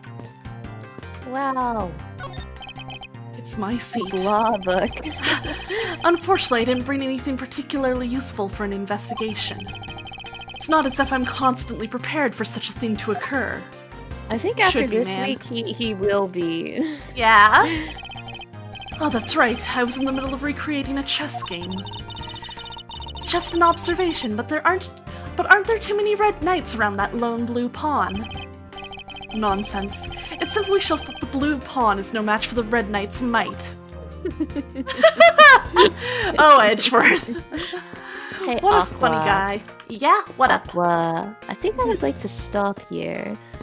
That's good with me. I feel like this is probably the best break point we're gonna get for a little bit before we get too into investigating. Yeah, we got kind of like our foothold in this case without having like the nitty-gritty details, so we won't be like completely lost next week. Exactly. I think that is definitely the best like spot for it. I already And I'm saved. just like, I'm looking at the time and I'm looking at this guy I just volunteered to voice, and I'm like, damn, do I really want to voice this guy at 11 p.m.? That's so fair. That's so fair. It's cute that it changes the menu screen based on what case you're on. Yeah, that's really fun. I like that a lot. That's really good. Well, we can throw Edgeworth out of a plane next week. Yeah. We'll see him go, flying out there next time. Alright, let me switch us over back to the chatting screen. Okay. Hello, we're back. Okay, thank you everybody for coming to stream and to the Raiders, and thank you Mana for coming and hanging out with me here. This has been a lot of fun. I've really enjoyed it.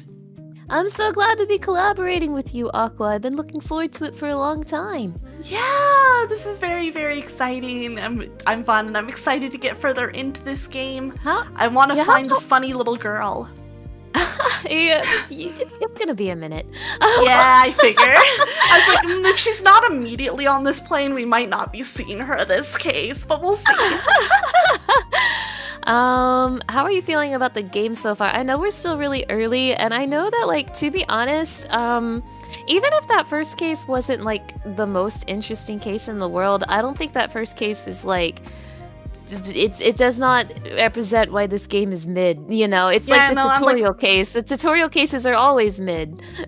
Yeah, like, I don't expect, like, a tutorial case to be, like, mind-blowing, but I thought it was good. It was a fun little mystery, and that's all that, like, I really needed. So I'm like, this is fine so far, at least. I wouldn't have anything, like, bad to say about it based on just that case. I think it's crazy that Bro used a basketball hoop to disguise Edgeworth's door. That's crazy. Dude, I think that's so funny. It's so funny. But yeah, thank you for hanging out. You guys should, once again, if you don't already follow Mana, you should definitely check her out. She's playing a lot of fun stuff on her channel right now, and she is super fun to watch. I go to her streams whenever I can. Yay! Thank you. Yeah. Thank you. No problem. You guys should follow Aqua Sereni, my good friend and fellow visual novel girly. She's playing Ace Attorney and Xenoblade right now. Yeah. Oh my god. I sure am playing a lot of Xenoblade, but I love it.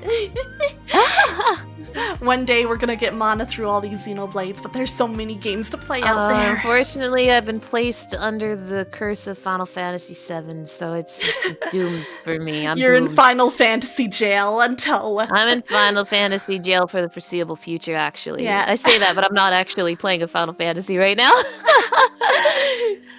Nah, you've got your backlog, but you're still playing a lot of fun stuff, and I'm looking forward to all your streams. I'm playing Earthbound tomorrow, if that's something that people are interested in. Earthbound! We love Earthbound. It's so good, guys. It's so good. I love that game. So yeah, you should definitely check out Mana for that stream tomorrow. Definitely check her out if you haven't already. If you got anything else you want to talk about or plug before we wrap up, Mana? Get well soon, Phoenix Wright. Yeah, get well soon, Phoenix Wright. Get well soon. Alright, Mana and I might have to figure out when the next stream is, because I looked at the calendar actually just like a little bit before stream today and realized next Sunday's Father's Day, so I'm not 100% sure if I'll be available. I might be doing family stuff. Oh, it's okay if you're not available. That's fine. Yeah. I can tell you that I'm only available on Sundays right now, so if you're That's not available totally on fine. next Sunday, we're just not doing it next week. Yeah, we'll just skip 1 week then, because I'm probably going to be doing family stuff. If I'm not, I'll let you know, but there's a good chance I'll be at dinner or something. Completely fair. Mm-hmm. Damn, Father's Day is 1 week after Phoenix gets hit by a car day. That's crazy. That's crazy. And incidentally, in the year that Phoenix gets hit by a car, he is a father. Interesting. That's true. Poor Trucy. Poor Trucy. Alright, next time I'll be on a stream is gonna be Wednesday night. I'm gonna be on my friend Cody's stream. We're gonna be checking out some Dispatch. It's gonna be my first time playing it, so you can catch me there. Thursday night I'll be back here again with Kote and Iris to finish up Xenoblade Chronicles 3 Future Redeemed. I'm gonna be done all of the currently released, like, main Xenoblade Chronicles games after that, and that's scary to think about. That's crazy. That's crazy. Oh shit, that's exciting. Yep. So come on by Thursday if you would like to see the conclusion to that. But otherwise, yeah, I will see you guys later. I think we're gonna go raid into Cuddle Abyss. I think that's a good raid for us tonight. Cuddle Abyss, yeah.